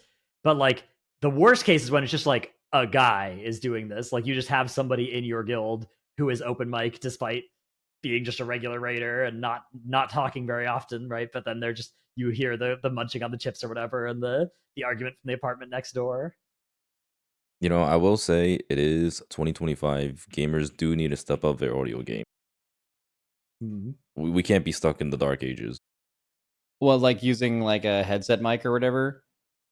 What do you mean? Yeah, just like like understanding how to like use your microphone, maybe positioning it better, using like a noise suppressor. Yeah, little things. Okay, maybe a little streamer, but I feel like I wonder how many streamers would not have that. Like our guild has some people with some interesting mics for sure. Yeah, like Riven's absolutely terrible mic. Oh yeah. Okay. So they're not harmless. They cause they're harm. not harmless. Are they kind of cringe or are they worse? Okay. I'm leaning harmless because they can be kind of cringe, but it can also be insanely funny. Yeah. Like for example, if I'm doing undercover raid leader content and there's someone in there just like open micing the whole time, I'm laughing the entire run. But like because I think it's so funny that it's happening. Not that, I don't know. That's positive to me. I don't know. You're like happy. Yeah, but I mean that's only funny because it's content. I'm happy that I'm witnessing this.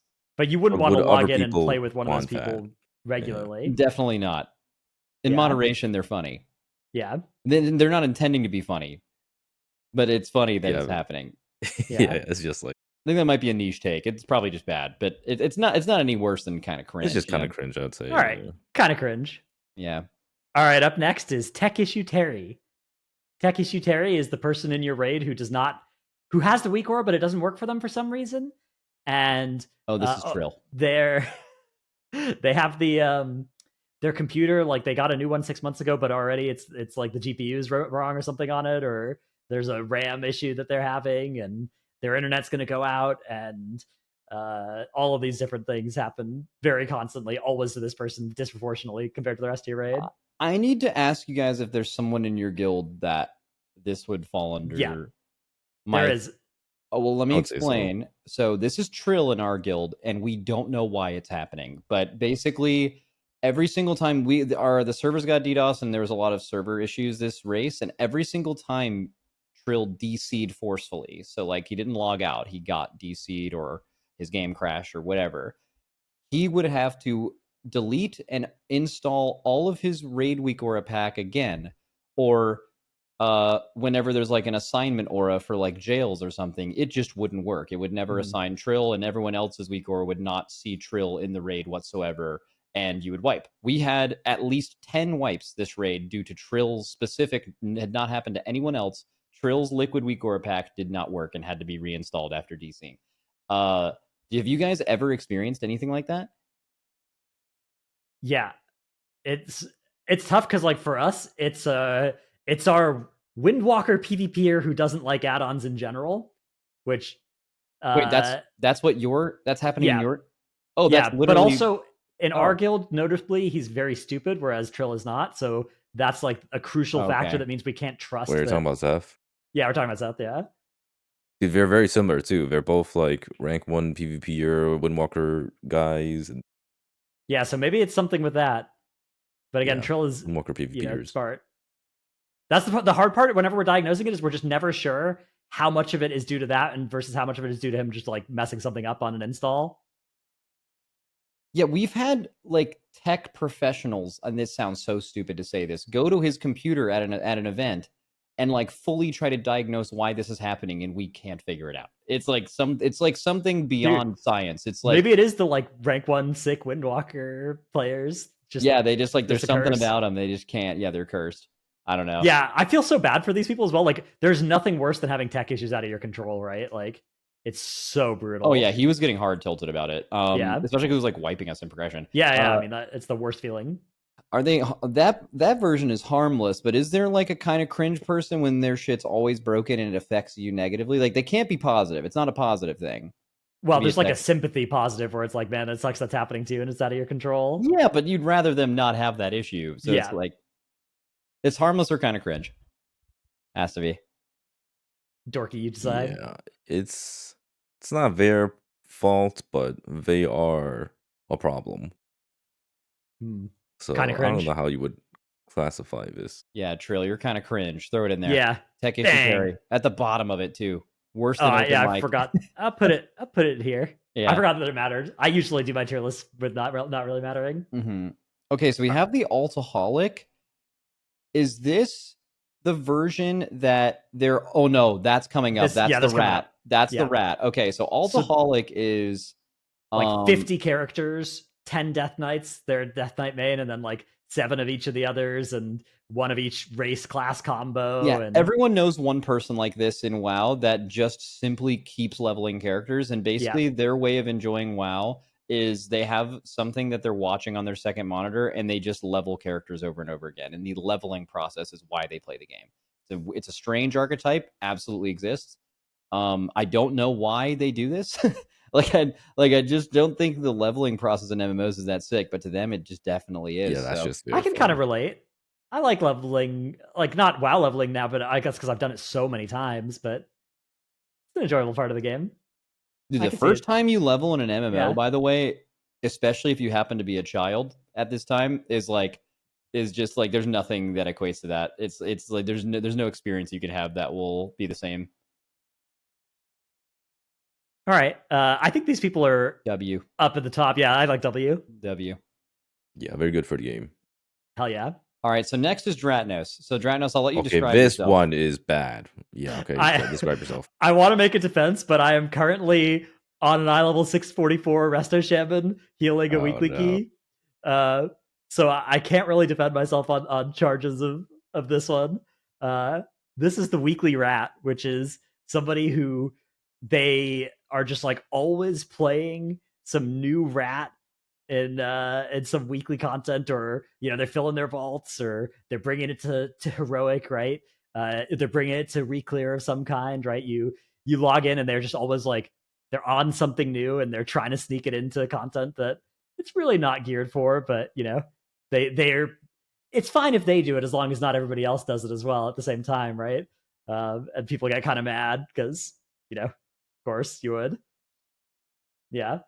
It's me. Yeah, they're also the main problem is I have a lot of friends like these who are extremely indecisive on what they want to play. Like 1 week they'll play Disc Priest, and then they'll be like, man, I'm not really feeling Disc Priest. Like I'm bored of Disc Priest, and they're gonna play something else. And you just it's hard to do content with these guys because you just want to do something serious, but they're just always playing something else. They're always on a new character, and you can't get them to stick to something.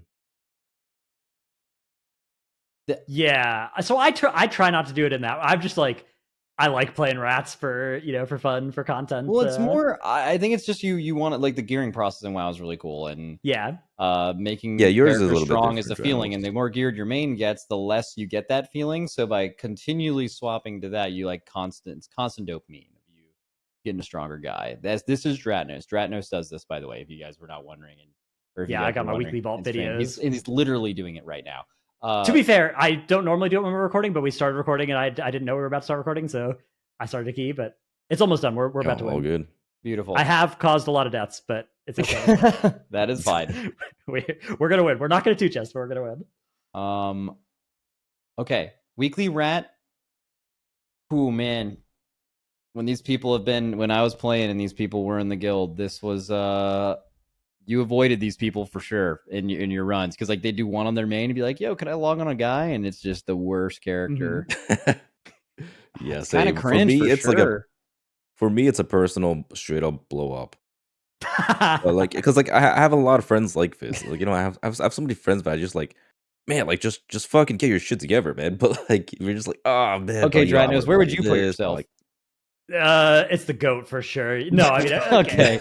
So Dorki's in blow up. I'm in kind of cringe, and he's in goat. No, I'm not actually in goat. I believe this is a negative trait to take it. I think it's an I don't like you is the compromise. Then it sounds like. All right, that sounds fine to me. That's you. All right. Is floor POV just someone who dies all the time? Yeah, this is the person who's just always dead, right? They're dead on. They're not even necessarily bad players, but they get the reputation for just always being dead. You look at on a certain boss kill and they're dead, right? They died 5 minutes in on multiple of your end boss kills, right? Oh, it's like the Falcaron guy in your guild.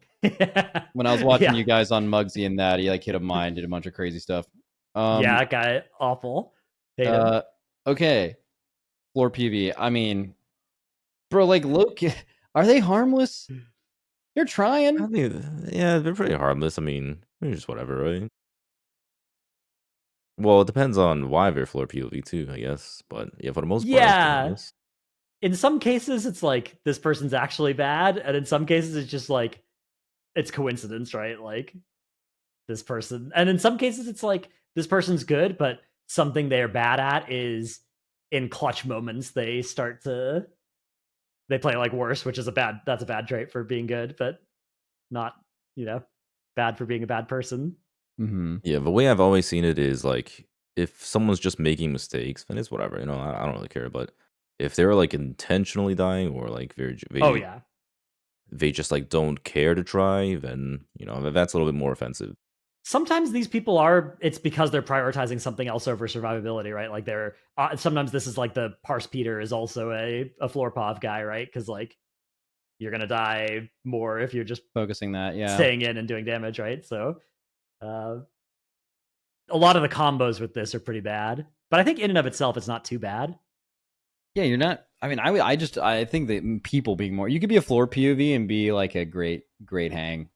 Yeah, So it's like you'd have to see the average of it, but it also like is the average floor POV are they like negative? Are they like displacing blamers? There's a few of those on this list, right? So like, certainly. Are they that I get it. person? You said great hang because they're like dead, right? Yeah, I get it. good hang joke. I don't know. What do you guys think? I feel like this is like a mixture of a couple different things, but it's hard to tell their actual personality. They can't be harmless because like they're harming your raid progression. So maybe kind of cringe. Yeah, maybe kind of cringe to be a floor PV. Don't do it. Yeah, like it depends. Like if this is the person where you pop open Warcraft logs and you open up deaths and they're like way the worst by a lot there, like that is pretty bad. That's that kind of player is usually the worst player on your roster, right? Yeah.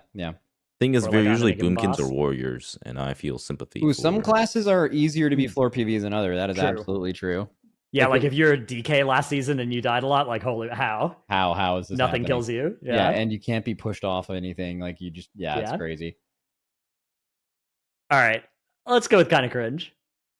Okay, we have that. All right, and the early and often. This is the exploiter. That's right. This is the person who they know about the holiday buff that's out right now that you can use to get 50% more damage and keys, but also like they know the way to bug a boss, or there's some world quest that you can repeat infinitely to get artifact power, and they're doing it right. Like all those. Well, does this include like so like we did some exploity stuff in the Race to World first? You're kind of like always on the line of like doing the best thing you can to succeed, and then also the blurry line of like what exploits are bannable and what isn't. Are you including that, or are you talking about the people that like used a dev code to just like instantly kill Mythic Gallywix a couple times, or like the people that are like included in the high Mythic Plus scene doing like keys with Torghast powers? Like, is it all of that? I would say all of that, honestly. Like anything where it's like it's sketchy and you want to. I feel like that's all of us, though. Like the reality is there's so many like minor exploits that once people are doing them, like stuff you can do with like crafting your rings and shit. Just stuff like that people start doing, they're never going to ban for it, and everyone just does it because Blizzard has taught you to exploit early and often and you just need to be smart enough to identify where the line is of going too far. But there's a lot of stuff below the line that's fine. So like, look, if you're not getting banned for exploits and you don't do it, you did the wrong thing, right? I just thought I wouldn't need Cersei Circlet anymore, so I deleted it, and then I realized it was still BIS, so I went and got a new one from the vendor. And then I did that on 12 other characters. Like I didn't realize, right? It happens. Exactly. What I'm saying is everyone does this shit because it's not going to get banned. People have already done it, and then like when you do stuff too egregious. So if this all falls under the purview of early and often, you could be someone who does those minor ones that you're never going to get banned for and is totally like morally okay to do because Blizzard has told you that basically. Then like that's harmless. You're just a regular person. But then there's people that the thing is though, is the people that bugged and exploited Mythic Gallywix, like the people that just went in and one-shot Mythic Gallywix, are those people, are they also harmless? Like Blizzard just takes the kill off the board and who cares, right? I mean, I would say more often than not, this is not harmless. I would say like most players would see this as a pretty big negative. Yeah. Especially if you're someone who like exploits M+ titles, right? Like if you're just out there straight up abusing certain things and you're not getting punished for it. Did they not get those taken away? People are not happy about this. I mean, sometimes depends on what you exploit. Yeah, sometimes. And then I feel like the most recent one, it did. If when you're exploiting to achieve something that you would not have achieved otherwise, and then it gets removed, I feel like that affects no one except for like a Blizzard CS person. Like you don't even think about it. Who cares? Well, but I mean that's kind of like the idea of early and often, right? Like the idea is that you're doing it early and often so that you can get away with it. Yeah, I mean, even like exploiting bosses, like you could imagine a world where Gallywix exploiters actually revealed a secret phase's existence or something like that, right? Like, they did reveal the fact that there is the first quadrant of the room starts off electrified or whatever, right? Yeah, like, they also revealed that the there. boss, like when it dies, it just like dies in that form, you know? Yeah. And so there was some revealing by them not revealing stuff, if that makes sense. But yeah. I don't know. I'm inclined to agree that there's a type of exploit that a lot of high-end players just do because we've all learned that you will always get away, like the Cersei Circlet Ring exploit thing, right? Like you're never going to get in trouble for doing something like that, right? Or the recraft bug. Yep. Last season, right? Like those are just, you're definitely getting away with it. And then there's some gray area stuff, and then there's the stuff where it's like, this will definitely get banned if it comes to Blizzard's attention and it becomes a big enough deal, but you might get away with it because they just might not notice, right? Like, but yep. Those are like certainly on the wrong side of the line. And I don't know, if we average all that out, I do think this is a negative trait, even though most of us personally, I am W cheating. I am all for this. This is W for me, but at the same time, like I will say, like, you know, for the community and for the game, it is definitely a pretty big negative.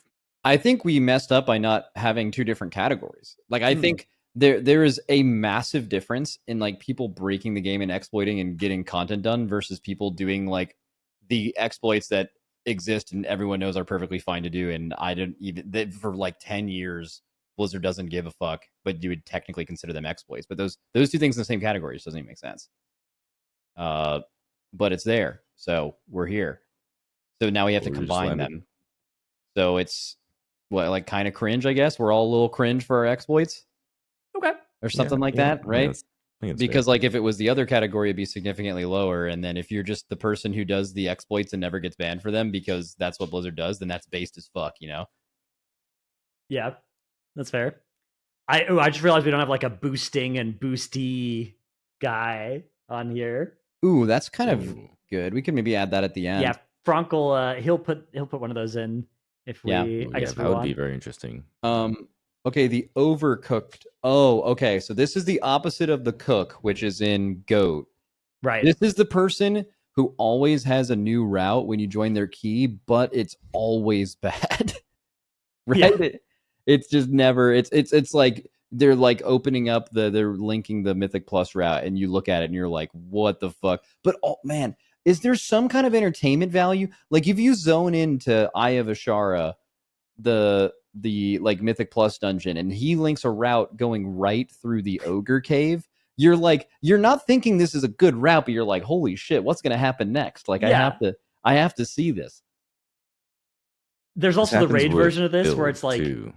They just do a different strat and oftentimes it's like they won't understand why something won't work or was done the way it was by the video guilds, and they just run back they'll just change something about it, and then 30 pulls later, they'll change it back because you realize why that's bad. I respect that, though. I fucking like that. I think that's what they're just trying to feel alive, bro. Do some change because you don't understand it, and then understand why that change was made, and then that's like half of the fun of what we did in the first place, right? That's sweet. And then eventually you will then actually come up with an optimization, right? Like you'll do it, and you'll be like, if more people did that by the end of farm, there would actually just be strats that are straight up better than what we did. Yeah, 100%. That's how the Skarn. Okay, but hold on, but that's cooking though. That's not necessarily. Yeah, but okay, right? But I want to say like there are a lot of people that like there's a guy in my guild who 90% of the cooks he comes up with are overcooked as hell, and he came up with the Zaskarn 3-tank strat, and we didn't implement it because he's an overcooker usually. But there was no reason you couldn't do it. But also, can't you right? only become the cook by overcooking for a little bit? Exactly. You need to like trial and error cooking before you're the cook. So I feel like these people are just they're cooks in training, but some of them will never make it. Yeah, I want to give this a fairly high rating because I think the game would be better if more people were this and if people were more accepting of it, because I think that people often just like hate playing with the overcook, but I think that's like, man, yeah, but fun. At the same time, like if you zone into the Mythic Plus dungeon, you look at the route and you look at this pull they want to do, you're like, we're going to wipe to that. Yeah. And then you pull the key and it's like a fucking roller coaster ride and you're like, I can't wait for this thing to happen and we're definitely going to wipe. And then you wipe and it's like, holy fuck, that was crazy. Right? Yeah, it can be really annoying if you're like, if you can only play one key a week because you've got, 3 wives and 5 kids or whatever, and you have only 30 minutes a week to play. Yeah. And your one key is bricked by somebody trying some really cringe weird stuff. I can see that sucking. Yeah, like I will say, these guys, they are definitely on the cringe side when when it comes to community perception. Most people will perceive these people as like just cringe people, but at the same time, I respect it. I fully respect people who are willing to like try stuff that's different from the norm. Yeah, me too. Okay, so where's that leave us? Harmless? Are they harmless? Does their good outweigh the bad? Does it equal each other? Like, they're actually not harmless. They're like harmless. Yeah, that's the thing. Like, if harmless was called neutral, it would make more sense because they do cause harm, but they sometimes generate enough good things to offset it, leading it into that category. Are they kind of cringe? Or if you're the cook, are you just kind of cringe until you learn how to cook? Maybe. Yeah. Kinda. All right. Let's throw that in kind of cringe. All right, up next is the MMO Tribalist. Oh, Jesus. Did I already use my one time? I did on Ratio Randall. But I don't think you're going to need to. I think there's a good chance that you'll be able to get me on board. I guess Dorki might. As a streamer, these are the most insufferable people I think we deal with out of anyone on this list. Because it's the person that like they play their own game, but they don't just play their game. Their game has to be the best MMO. And they're going to go in your stream and tell you that your MMO is bad. When like kind of the only reasonable thing is like you play your game, you like your game, that's fine. But like, why are you thinking about the other game at all? That doesn't really make any sense. Like this, you saw these people during the like Final Fantasy era of WoW. That is where I think this was the most prevalent because like every Final Fantasy player is just like, fuck WoW. And then WoW players were not liking Final Fantasy. So it was just like my game has to be the best. I don't know. I find these people really annoying. They're not just in MMOs. They also exist in every other game. Like there are absolutely like CSGO versus Valorant Tribalist. They can't just have Tribalist in general, honestly. Yeah, just tribalism everywhere, but we're most closely aligned with like the MMO ones. Yeah. If you have a friend like this, they're not your friend. Like it's tough. Oh, dude, I know plenty of people like this. Yeah, I mean, I don't blame him, right? It's just kind of like human nature to be tribalistic, but yeah, it is definitely cringe behavior, no matter what circumstance. Is there ever a situation where being tribalist is good? I mean, it's only just that like okay, negative, you have right? like pride. You have pride in your game. You love Blizzard, so fuck every other game. Like that's it. Maybe it comes from that place. It's just that if you actually like WoW, you should want every other MMO to succeed because that makes WoW have to try way harder. If WoW just like you're saying is the best MMO ever, then like they're not going to put in as much effort as if they feel like they have someone close to them. So like it actually benefits you for the other games to be great or as close as they can or better, right? So your game gets better. The one you like gets better. I think maybe some of the psychology is if they shit on other games, then it makes their friends more likely to stay. Maybe they want their friends to stay, and then like it's a game. WoW is a game all of us agree is more fun with friends. So like if your friends keep playing it, you can keep having fun. So you don't want anyone to leave your game. You're kind of speaking that into existence by saying how much better it is than every other one. These guys suck. Fucking. It's suck. the absolute worst, man. They suck. Yeah, I would put them in eternal damnation for me. Ooh, What do you think, okay. Dorki? I think that's a little bit strong, but honestly, I'm down for it. Okay. I was thinking blow up, but I'm happy with the. I mean, it sounds like you both were thinking blow up. That's fine. We can go blow up. Just fucking blow up, you know? All right. Like, who else in Eternal Damnation? Do they hang out? Like, I think a good thing to look at these lists is, like, would these people hang out? Like, you can totally look at the blow up category, politics police, the class Discord demon. Oh yeah, it's right in there. The like Race to World First fan, the MMO Tribalist. Those guys all get along because they all are a similar level of degenerate. Like, I think, like, if you were just a simple MMO Tribalist, you would shudder in fear at the sight of an RBG'er. You know. Oof. Like you would realize that what you thought was bad is nowhere close. So I think it's different category for sure. Yeah. All right. Up next is the Elitism Helper, who has the add-on Elitism Helper running, and it's like, you guys ever play with one of these people where you stand in the fire for a second, and there will be a message from this add-on that reports it and snitches on you, and at the end of the dungeon, it does like who took the most avoidable damage. I would say these guys are mostly doing it out of like kind of like details, you know, how you just like want to see like the breakdown of people's damage and all, but some people use it as a weapon. And if you're using it as a weapon, that is cringe. I'm actually under the impression that most people who have this installed it on accident because it was part of some week or a pack that had other things that they wanted. I struggle to believe. No, it's a straight up add-on that like you like intentionally download. You think so? Yeah, I just don't understand. I just don't understand why anyone wants to be the actually person on purpose. Well, like again, I don't think like they're doing it intentionally. They're doing it just so like to have like a rough idea of how much mistake people took, especially healers. Like, this is more common with healers. This is often also overlapping with Mechanic Michael, right? Where it's just like this person's kind of is there as like, guys, you have to not stand in the fire. Kinda, yeah. I mean, it's definitely like basically every time I've ever seen an elitism thing posted in chat, I'm just laughing because I'm like, I can't believe someone is doing this. Like, it's the most ridiculous thing. And like, maybe it's a displacement blame thing. Like, so if a lot of healers have it, maybe they are like some of these other people we've talked about on here, where you died. Well, I'm the healer, and I just want to let you know that the reason you died is probably because you got hit by all of these things that I'm going to list out with my add-on right now, not because I didn't heal you, right? So it's also for their own validation. Like, I don't know have you guys ever seen Yumi TV's Look at the Numbers video? No. Where I mean, it was a really big video of his. It's one of his all-time videos, where it was basically some dude that was doing like review of. I'm not sure if it was like his own gameplay. It was like a healer, right? If it was like his own gameplay or someone else's gameplay, and he was just like basically saying like how look at the numbers, you know, like if you're doing like a lower level key, you just have to do more healing because like when you're playing lower level keys, people take more damage and all, which is true, right? Like it is kind of true that like if you're doing lower level content, chances are you have to pull more weight, and for healers, oftentimes it is something where you look at and be like, like maybe like I am pulling my own weight. It's just like. It can be hard in these pug situations. That is a crazy phenomenon. If you actually have a higher HPS requirement in a 2 than in a 6 or something. That is an extremely crazy requirement. And it also probably makes you pull your hair out as a healer. Because like as a DPS player, it's like, how well am I playing? Am I dying? Is our group dying?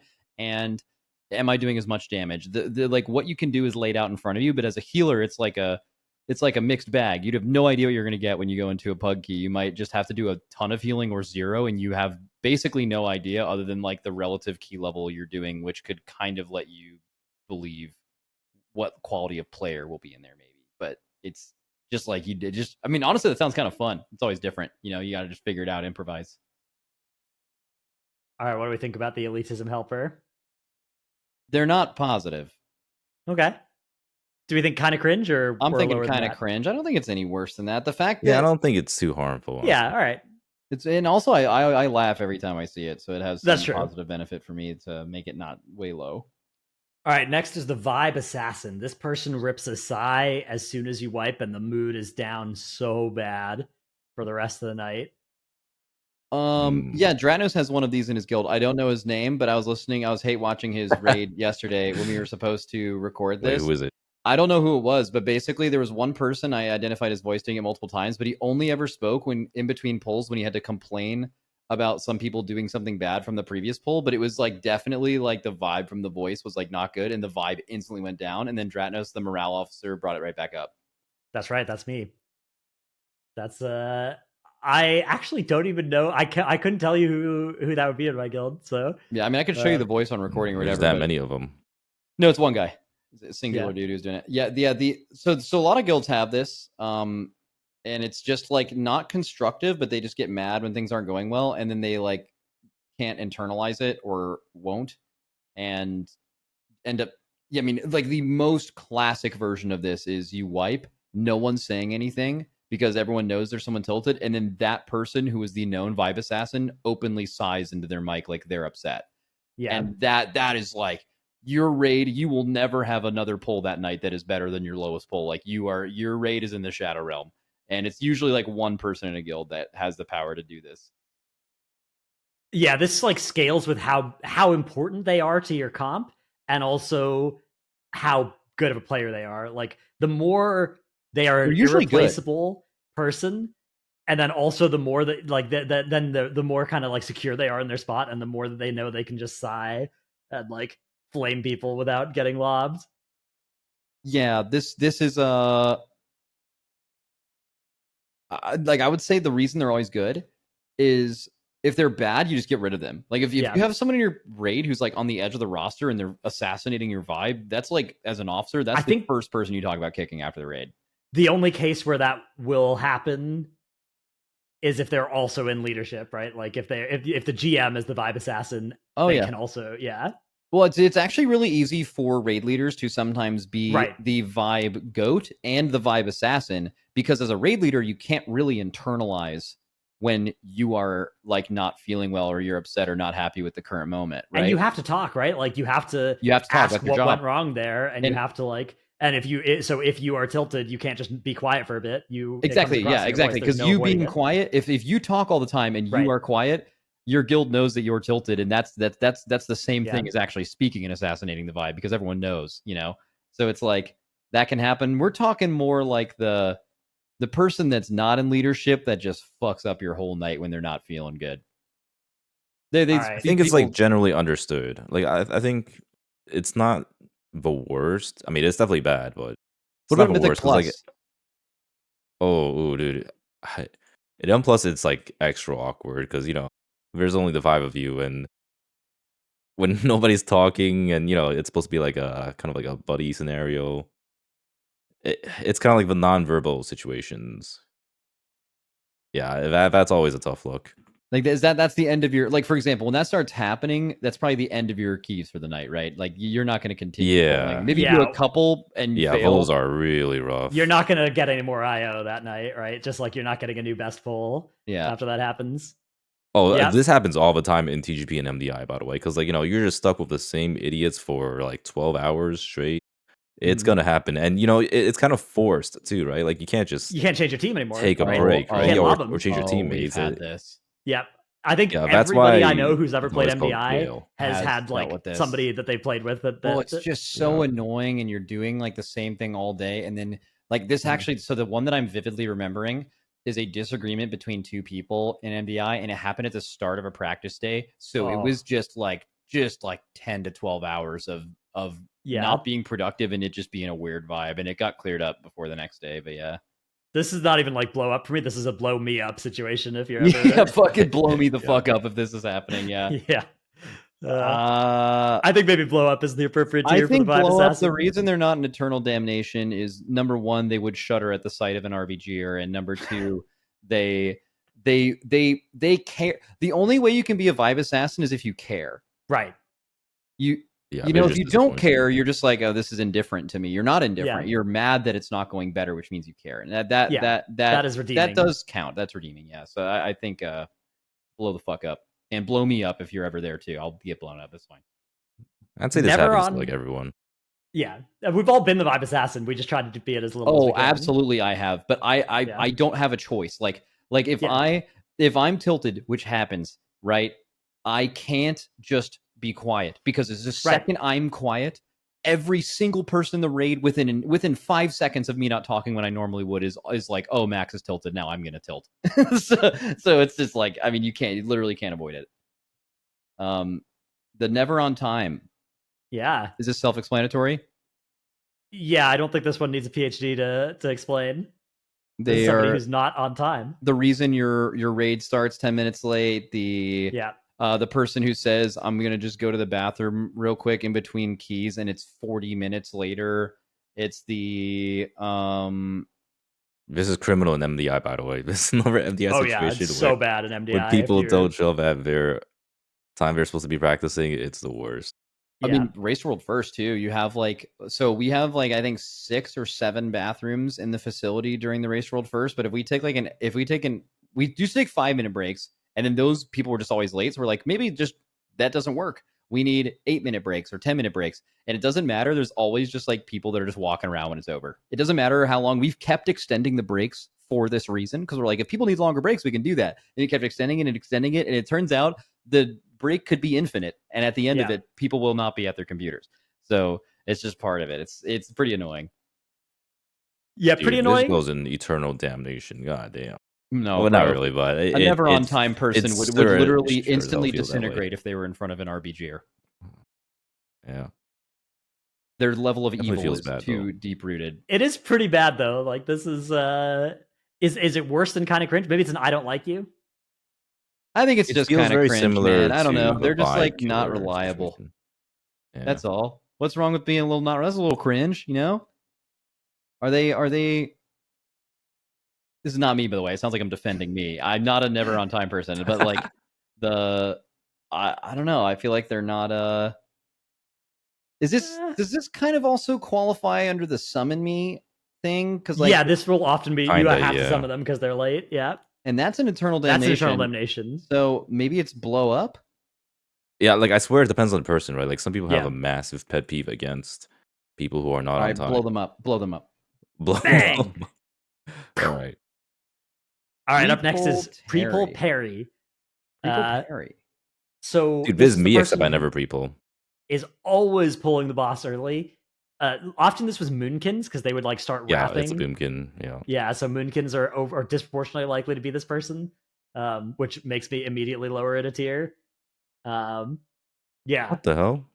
I think it's kind of annoying, but like within the context of a guild like progression night, if people start pulling early and earlier, you kind of know when it's going to happen, and you end up being on time.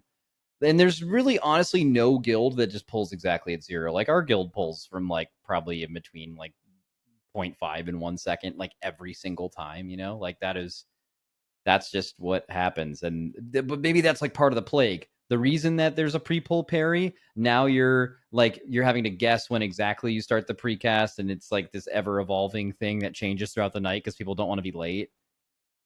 Yeah. It's also there's always like a rogue that just like dies because, you know, they're they die on pull. Yeah. Yeah. And it's like, well, I mean, you're just wasting progression time. I think this has to be kind of minor, right? It doesn't seem like it is kind of minor. It's not egregious. It's an annoyance. How about kind of cringe? Yeah, sounds good. All right. Now we have Dratnos again.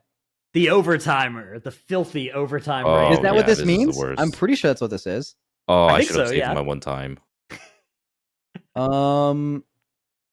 Where I'm trying to find the description of it, but I'm pretty sure it is like, is it the overtime raider or is this? No, I think this is like the officer or GM that tries to or that forces you into overtiming, right? I mean, that's blow the fuck up. Wait, that's like, Max.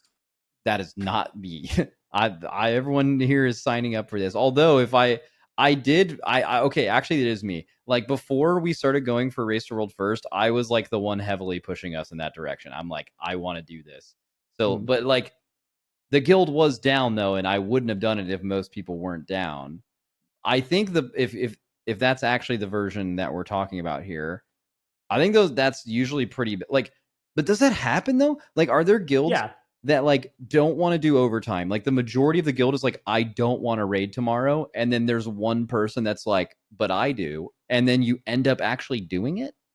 I think there's a lot of guilds where like a GM or whatever is just going to keep you in there for an extra 30 minutes. But can't you like just lie and say you have something going on and you can't be there? Then your raid spot's gone and one of the people on the bench is taking it. Yeah. I mean, like it's a real fear. In my guild, we always like pull it and ready check it or whatever, but there's always a fear that if you are the person that says no, that you're going to get retribution, and you have to kind of build up a trust that that's not going to happen. Oh, I know so you'll many feel guilds it does retribution. happen. I have a story of that. We were doing Siege of Orgrimmar. I'm old, by the way. And we were going to kill Garage, and we were going to be world 11th, or I think like world top 10. We ended up world 11th. And we did like a, can everyone be here the next day to do this? And everyone said yes. We were so excited. It was going to be our highest rank ever. World top 10 for the first time. Holy shit. And this is already a guild raiding 5 days a week, 5 hours a night. It was just raiding on a Friday, right? It was Sunday through Thursday. We were going to raid on a Friday. And we were so close to killing the boss. No question it was going to die. And everyone says yes, except for one player. And this person's reasoning was it's just, we say we raid 5 days, so we should only raid 5 days. This wasn't this person couldn't be there. In fact, the next day when we did not have our raid because they didn't want to do it, they were streaming and playing WoW and not doing anything other than like they're just playing WoW leisurely. Like they could raid if they wanted to. They don't have anything else happening. And then we one-shot it when we logged in on Sunday, lost like 5 world ranks because of it, and everyone was super tilted about it, and I will never forgive that person for the rest of my life. So that, right, so there is a downside to it where if you're the person who says no, because like you're like, oh, people don't want to, will like be, yeah, like dude, people will totally be mad at you. I still resent that person to this day for that. That was more than 10 years ago. Yeah, So, it's I remember tough. the story. Sometimes you get in these awkward spots as well where it's like, oh, 17 people want to. One person would have to like move something kind of important and 2 people just don't really want to. And like, what's the ethical thing to do here, right? Like, how do you handle this? And it's very, but there's also definitely the kind of GM that will like, they will keep on doing polls for an extra 30 minutes or an hour any night they want to, even against the wishes of the majority of their raid team. That's more likely than the extra day. Yeah, I think that is usually more common than the extra days. You just keep going and just keep going. Yeah. And you're so like, people are tired, you're sad, you're tilted, you're not making prog anyways because people are tired, and it's not good. You guys need to rank them. I'm so far away from this. This is kind of like the whole a couple other one of these that we've talked about, how it's like it's become pretty normalized now to overtime. So it's not as big of a problem as it used to be. Interesting. Well, what do Like you mean adding by a day that? or something. Like, oh, so you're saying like in 2015 when you're It's kind doing of like the overtime, whole it's FOTM like, rerolling shit, right? Like, like we talked negatively about the whole FOTM rerolling, but everyone kind of does it nowadays. It's just like kind of expected. yeah, but in 2015, I think it depends on the guild. Yeah, there are guilds that say they will never overtime, and then if they ever do, I think that's really tough because a lot of people joined really planning not to, right? And then you get put in that spot where there's a lot of pressure on you. But yeah, I do think there's a lot of guilds where it's like, yeah, here's our hours, and then it's a little fuzzy around the edges if we're feeling good and we want to. And I don't have a problem with obviously being in a guild that does that. I don't have a problem with it. I think it's good. Yeah, Dratnos is a criminal overtimer. Yeah. Maybe I'm just rationalizing though. No, I think it's fair. What is it, you two? I don't think it's that big of a problem. So I think that the aggressive kind of this is quite bad. Like I'd say blow up for that. But if we're averaging all of the people that are just, that the overtime police would issue a citation to, it's definitely not that bad. I don't know, Dorki, you decide. Yeah, I'll go with I don't like you just because. Okay, that one's a little bit. That's lacking. good. That works nice as well. That tier's kind of empty, so. It makes it look nice. I'm actually really surprised now at the end of this, which holy shit, we're done. I'm pretty sure this podcast is gonna be like 4 hours long. But I was expecting much more of like a parabola. Yeah, whereas this is actually this is such a cool shape. It's 1 row, 2 rows, 1 row, 2 rows, 1 row, 2 rows, 1 row. That's I like that we were cool. We were pretty sparing with giving people GOAT and Eternal Damnation. Yeah. Like because GOAT and Eternal Damnation would have had a very similar amount of entries if not us auto putting us in there as YouTube and streamer. I definitely expected a little bit more. Yeah. Well, we put a lot of stuff in W that you could have put in Go. There aren't that many things that are truly good. RBG'er is in the bottom tier. So like to put things in the same tier, like when you look at a lot of these tiers, these things you just read them next to each other, and you're like, yeah, those are like, I agree, our tiers make sense. And then like just putting one of them in Eternal Damnation is you have to be just such a bad person to be there, like a bench podcaster, right? God. Yeah, that's the worst of the worst. You will not see An the light of heaven. RBG'er would shudder at the sight of a bench podcaster. That's right. All right. We would normally do like a Patreon question or something, but Patreons, There's you're getting no bonus fucking way. content of seeing us prep these categories and stuff. So enjoy that. And everybody else, blow up. Welcome to the tier. Blow up. We'll see you next Hope week. you guys Yeah, enjoyed we'll it. see ya. Holy shit, that was so long. Oh my god.